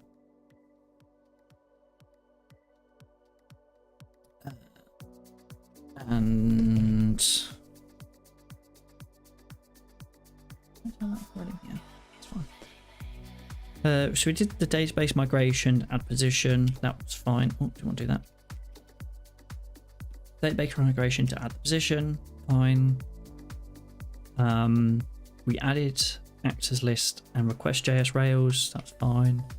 That added to our gem file lock. Added position into the possible things we return with. I actually do want to just go into this file. We kind of ended up just going back on what we were doing here, and so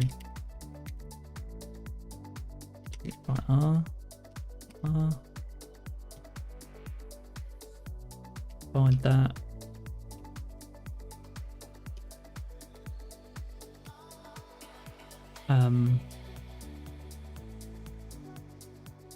So that's fine.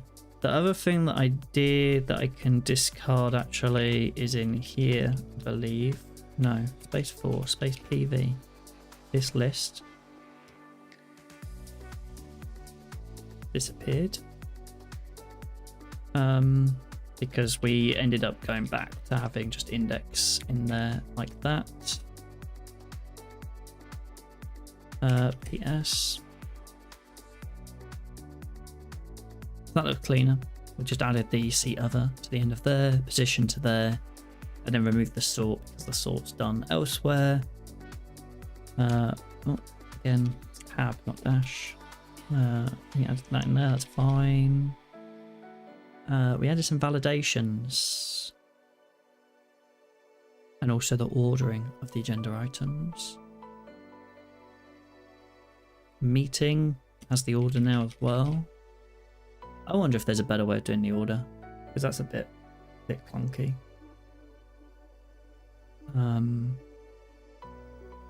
What do we have here? We have all of our data controller stuff in there. We have our agenda items index as well. That all looks fine. Our import map has sortable and the thingy that's in there. Schema can be added. Prettier RC can be added. And then let's just go through this quickly. First, let's format it. Make sure it's formatted.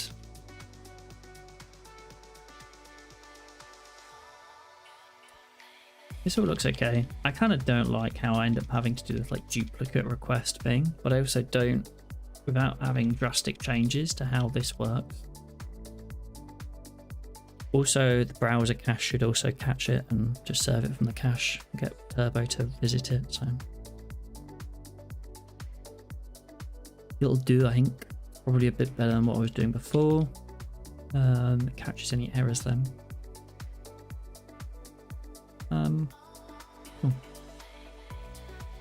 We'll do git.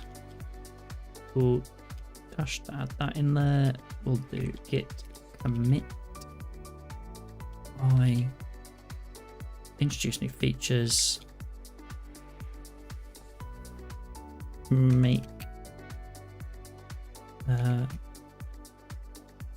agenda list items sortable.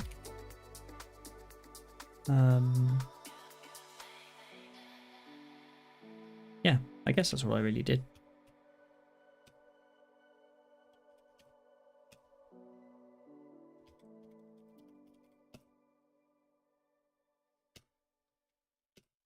Yep. Yes, there's nothing in there now. There's no changes found.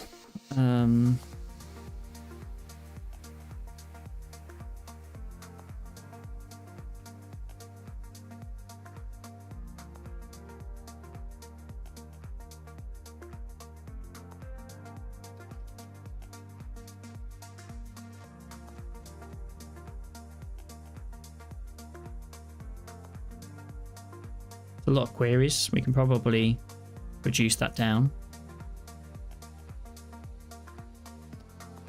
A lot of them cache hits actually, but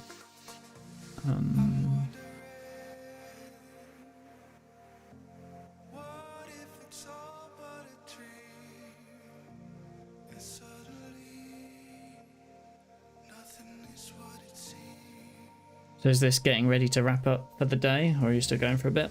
I don't know yet, really. I probably should wrap up. Gonna do dinner tonight, so an advert.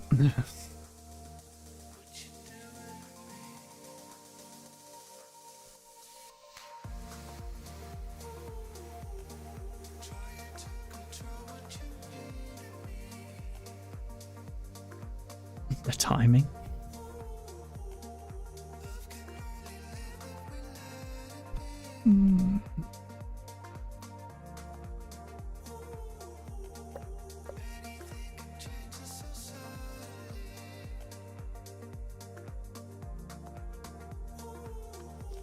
I don't know where to go next. Next, I guess, is going to be like, I've got agendas now. Makes sense. Thankfully, a short run this time. Oh, did you not get ads for the full 3 minutes?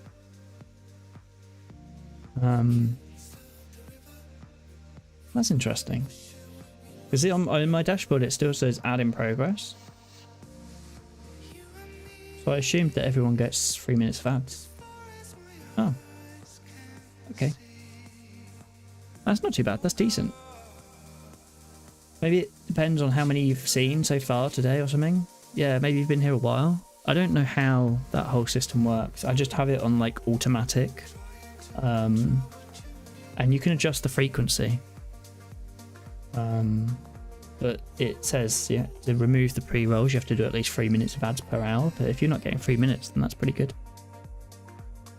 It is annoying. I wish I could, I don't know, have neither. But I suppose Twitch have got to make their money. It doesn't make me any money. Okay. Yeah. To answer your question though, yes, there was other ads that came up that were only about 5 seconds long too. Okay, fair enough. It probably is about time to wrap up. I don't like it's a bit too much to get into this next part, the generation of these minutes. But yeah, it's coming together, this. What might be interesting is this, actually. Because I did some stuff over here, which I quite liked, which was like this edit. And I think I can do it with the title, which means I can get rid of the big button, which means I can reduce the height of this thing. So maybe that's a small little thing that we can just do quickly.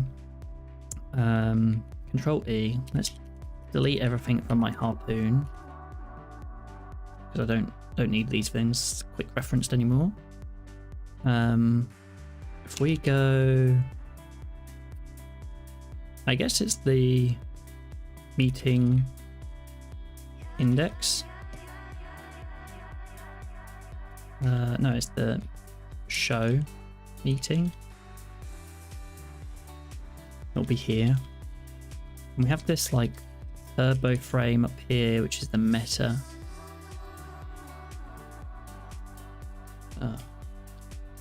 Place PF. Meta.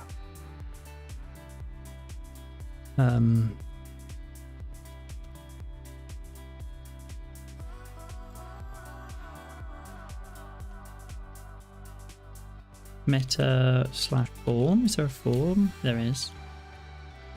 So I guess one of the things I could do in here is do the autofocus through, and then on change or on blur is what I had before. This dot form dot request submit.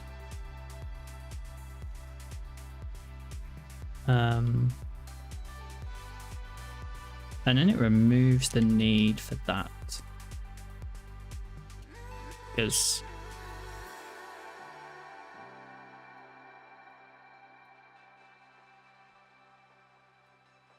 you can just go in here too.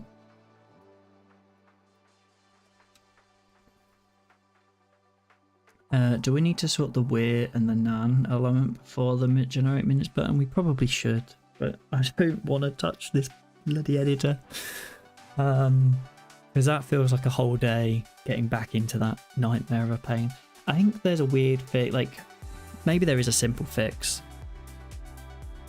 I mean, there's a simple fix for the nan, but they're underneath the, not a number, is what the nan bit stands for.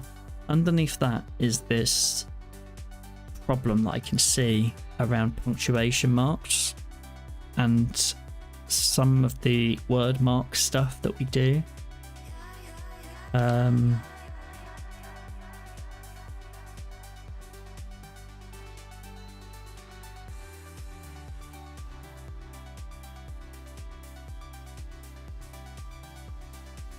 And we have some weird regexes going on here.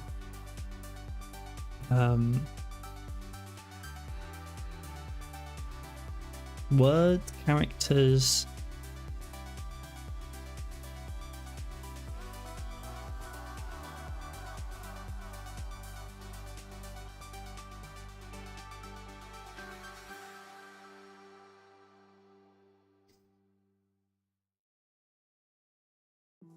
Yeah, that's just looking at that code now. I'm just like, do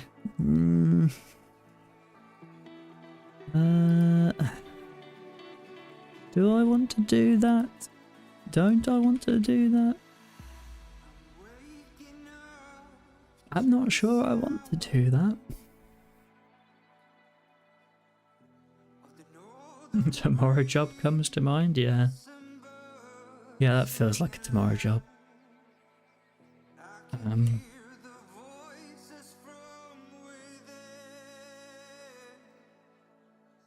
We don't need to solve it to do the generate minutes. There is a quick, like the not a number thing, probably is a quicker one to fix. Which is the utterance node. And to be fair, you've been at this 4 hours now, so you probably need a break. Yeah, probably. I was hoping we'd get further, but actually this list of lists actually got quite complex, and there was a bunch of stuff that I ended up having to spend more time on, but I think like at the second hour I was like, we've got this, we're going to wrap it up, and then it took another 2 hours, which sometimes happens. What do we want to do down here? Somewhere we create the not a number format time. Start time. If there is a start time. So clearly there is a start time.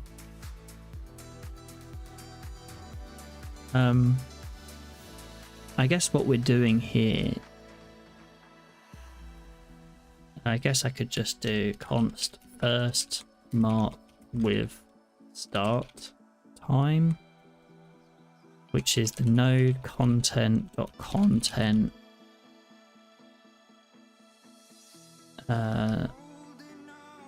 dot find when the V word has to come into play. Validation, yeah. I said it. Time just seems to add up after that. But yeah, the edge cases and all of those sort of things. Just only the kind of happy path was the only thing we had to worry about, and it would be all okay.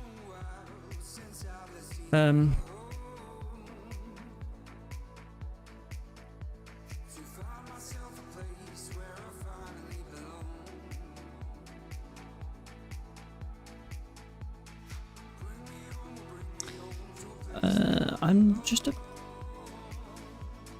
Shift K. No, Shift K. I was kind of hoping that that would give me some docs. Array find. Just want to check something. Returns the first instance, first element in the provided array that satisfies the testing function. That's what I wanted.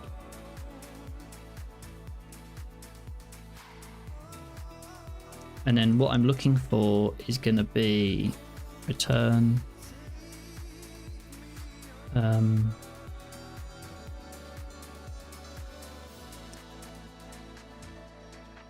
is that actually how the mark works? Because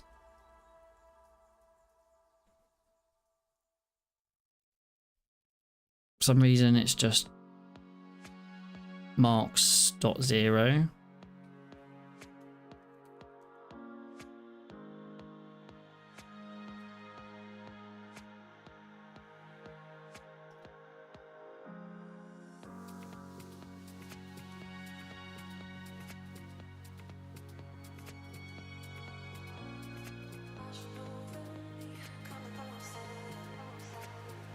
If it's defined, it's defined, right?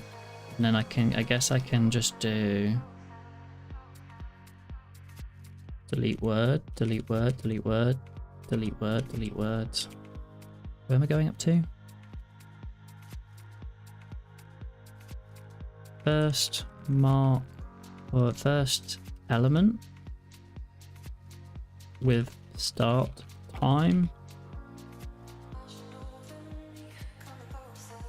Yank in a word, change in a word, P.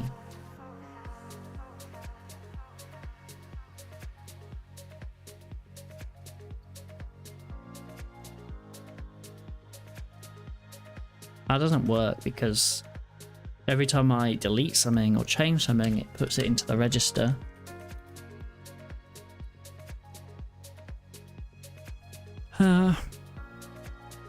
Have I broken it more or have I fixed it?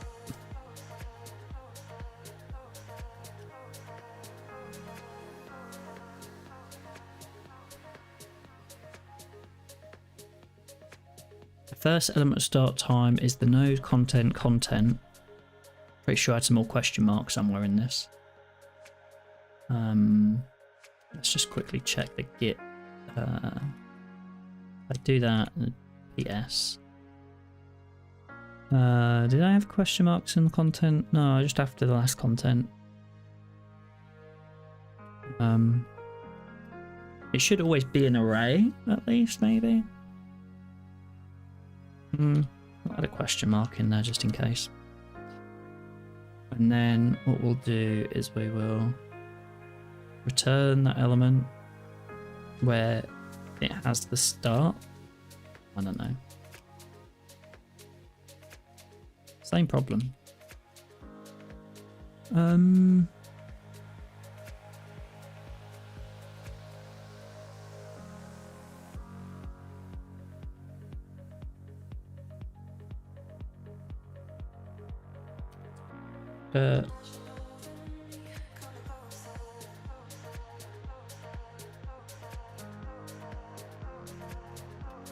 Console.log start time.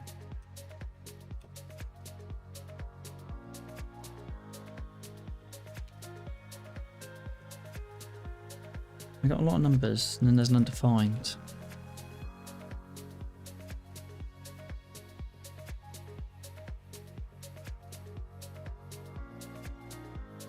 Not equal undefined.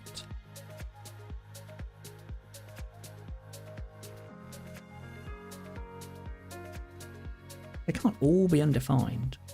So what's the deal? Because we're effectively going through here and see, oh, I mean, there's a string of undefined.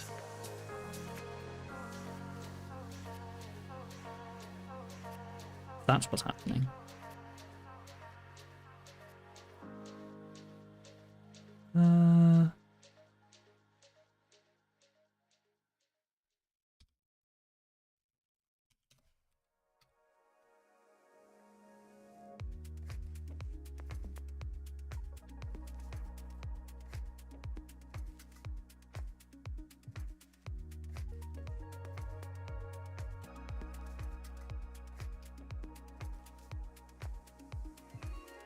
Cannot read properties of undefined attrs. Okay, fine, that makes sense. We can't read attrs because it's not there.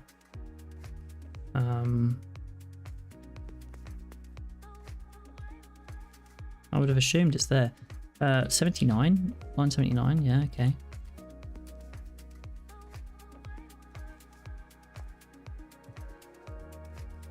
Okay, so now we're just not rendering anything because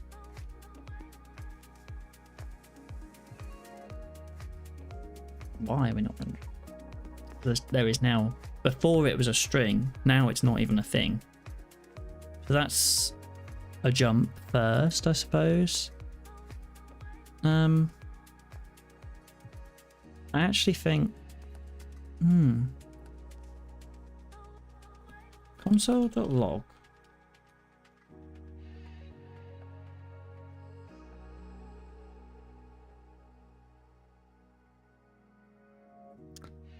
I do want to kind of see what the first element with the start time was.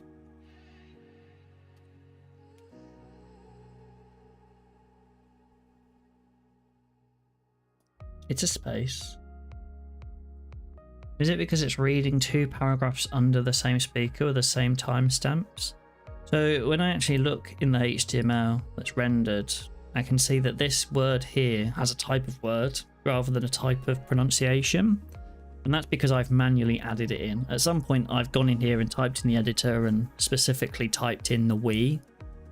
I've modified this in some way, which means it's lost the start and the end. It can't, they're not supposed to have it. Like if I'm going into, if I go to the end of here and add hello, and I inspect that word there, It has a type of one. It's confidence 1 and type of word. It has no start and end. This, for some reason, has a start and end. Which means it does exist, right?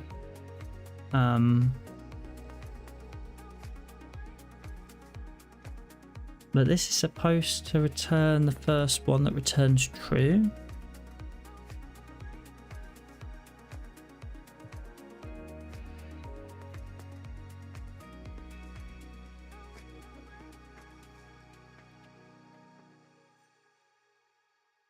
So like this timestamp here is supposed to be, I suppose it like really it should be the E, because it has 7.949 as the time.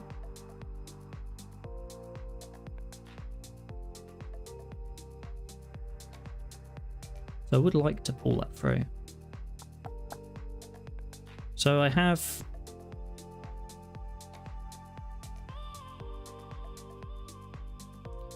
node.content.content should be an array.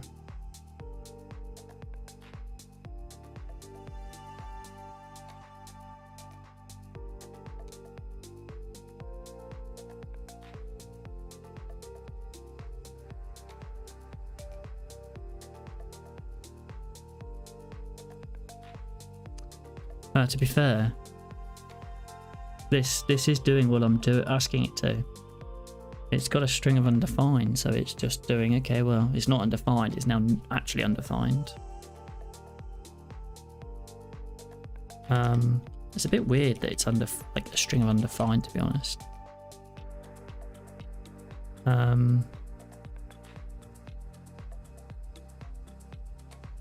I do type of one number, type of undefined, type of undefined? So I can just do type of is number, right? Like I want to see the first one where the type of that. Delete. Oh. Delete to the end.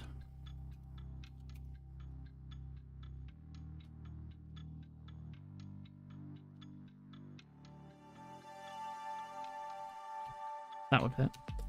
Yeah, I was about to ask if there's any way of getting the time from the closest element to the time. That's what I was trying to do, but I was just butchering the code a little bit. And that looks like that's what we've done. There we go. We have 7 seconds. So there is another issue here, which is one, we shouldn't be putting undefined as the sort. And two, we shouldn't like the punctuation stuff. This one's another one that's a good example. Oh, what have I done? Elements there, and then it's got the apostrophe, and then it's done S as a separate word. It seems to really struggle with the apostrophes. Probably I've put the apostrophe. I don't know how that's marked up in the original. I need to probably get AWS to transcribe it again and start from scratch to see what that bug is.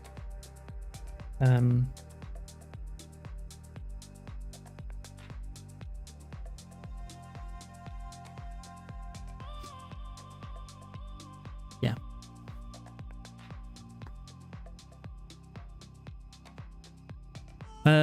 Cool. There's a couple of little things we fixed in there. Let's just see what we have in our project status.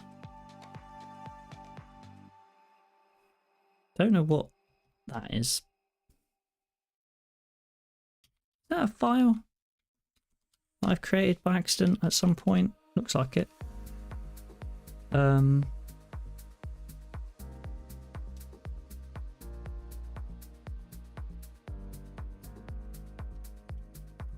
know what I've done there.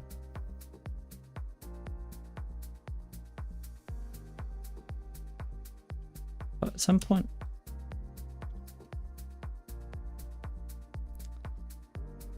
come out there. Yes. Okay. Yeah, it's always the quotes or the double quotes or the single quote marks that cause some trouble down the line. Yep.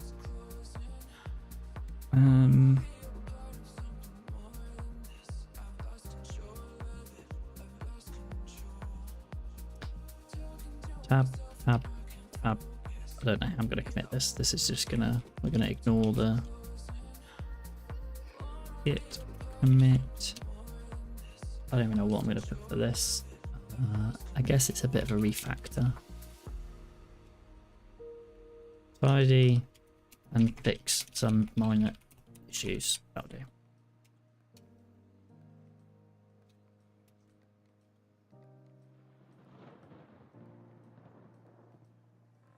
WQ. Yep. Push. Q. Cool. So we fixed the numbers. At least it doesn't look as bad. But yeah, there's a weird issue going on with punctuation that I probably will check out off stream at some point, because I don't think that's going to be a very fun one to debug and diagnose on stream.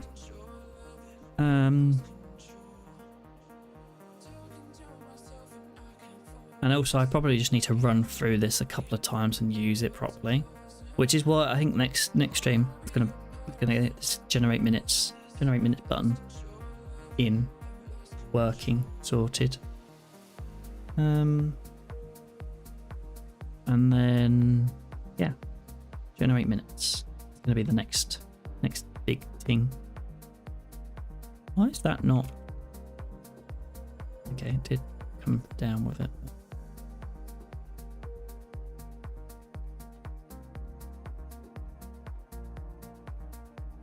Getting close to a live demo, yeah. It's almost working end to end. Like the original idea and concept.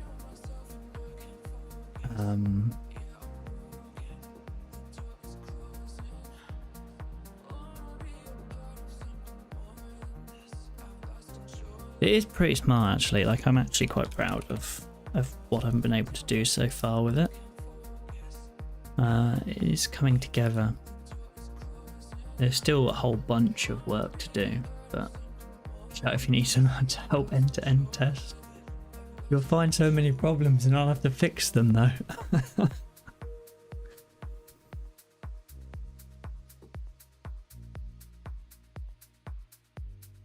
I'm gonna end up test this a lot anyway, because I'm really building this for myself. I'm gonna build it as something that I can deploy and put out there, but it's pretty niche, that what the thing we're trying to solve here. So I can't imagine it's gonna, since I like it, I'll be nice. Thank you. Yeah, it's pretty niche, so I'm gonna end up using this a whole bunch myself, and no doubt I will find many bugs along the way and little frictions. I already can see a couple that I'm like, that's gonna be annoying, that's gonna be annoying. Building these agenda, it needs to be more seamless. Once I've added one item, I need to be able to add another. I really want to be able to go in here, click in here and go kind of item 1, item 2, item 3, and just add them all. But that's not quite working. So that's something I need to improve. I needed to take a break from this editor section, but I still really want to sync up the audio playback to the words, and I think that's actually probably pretty simple now that I've got all of those attributes on there. But I also know that that editor is going to give me a painful like reminder of why which text editors are a pain in the ass.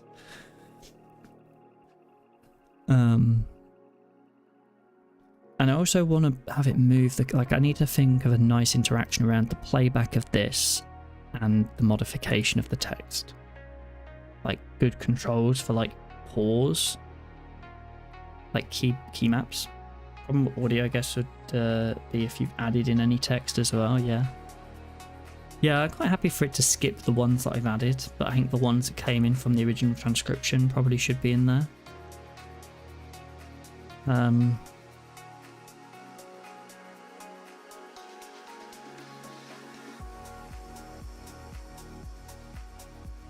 What? Oh no, what? It's already broken. Okay, that works. Why does that go there?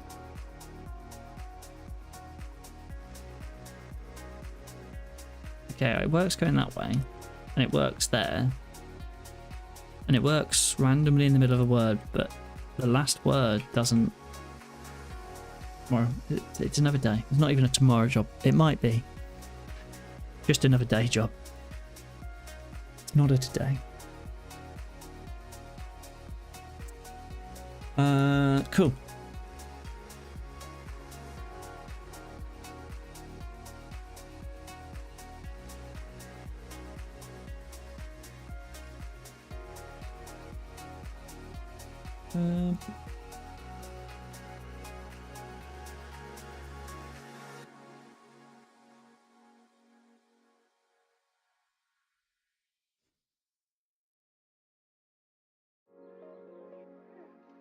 Yeah, I think we'll call it there. Thanks for hanging out. I think tomorrow will be a similar time stream. I need to get in the schedule. I'm going to put the schedule in, I think, tomorrow, and probably just do it as like 12 till 4. I feel like it's probably the usual 12 till 3, 12 till 4, something like that is like the core time that I'm trying to aim for, maybe. But we'll see. That's going to have to shift a couple of days, but I think that's probably the general. At least 1 till 4 is probably the guaranteed slot, and then I might start earlier, I might end later, but probably I want to aim for like that 1 till 4 slot is probably a good 3-hour stream. Quite often I'm doing 4 hours, 5 hours, so but it feels like that slot probably works quite well. I have a few people dropping in and out over the course of that time, so. And then we'll see. I might try and start doing earlier as well, but I'm not sure on that one yet. I need to work out when I have food, which means I have like a big lunch before I start. I'll be doing planning over the next 2 days, but might still be lurking in the background. No worries, that's cool. Yeah, thank you for hanging out. I'll see you soon at some point. Yeah. Again, I still need to come up with an end screen, but I guess I'll just disappear. Bye.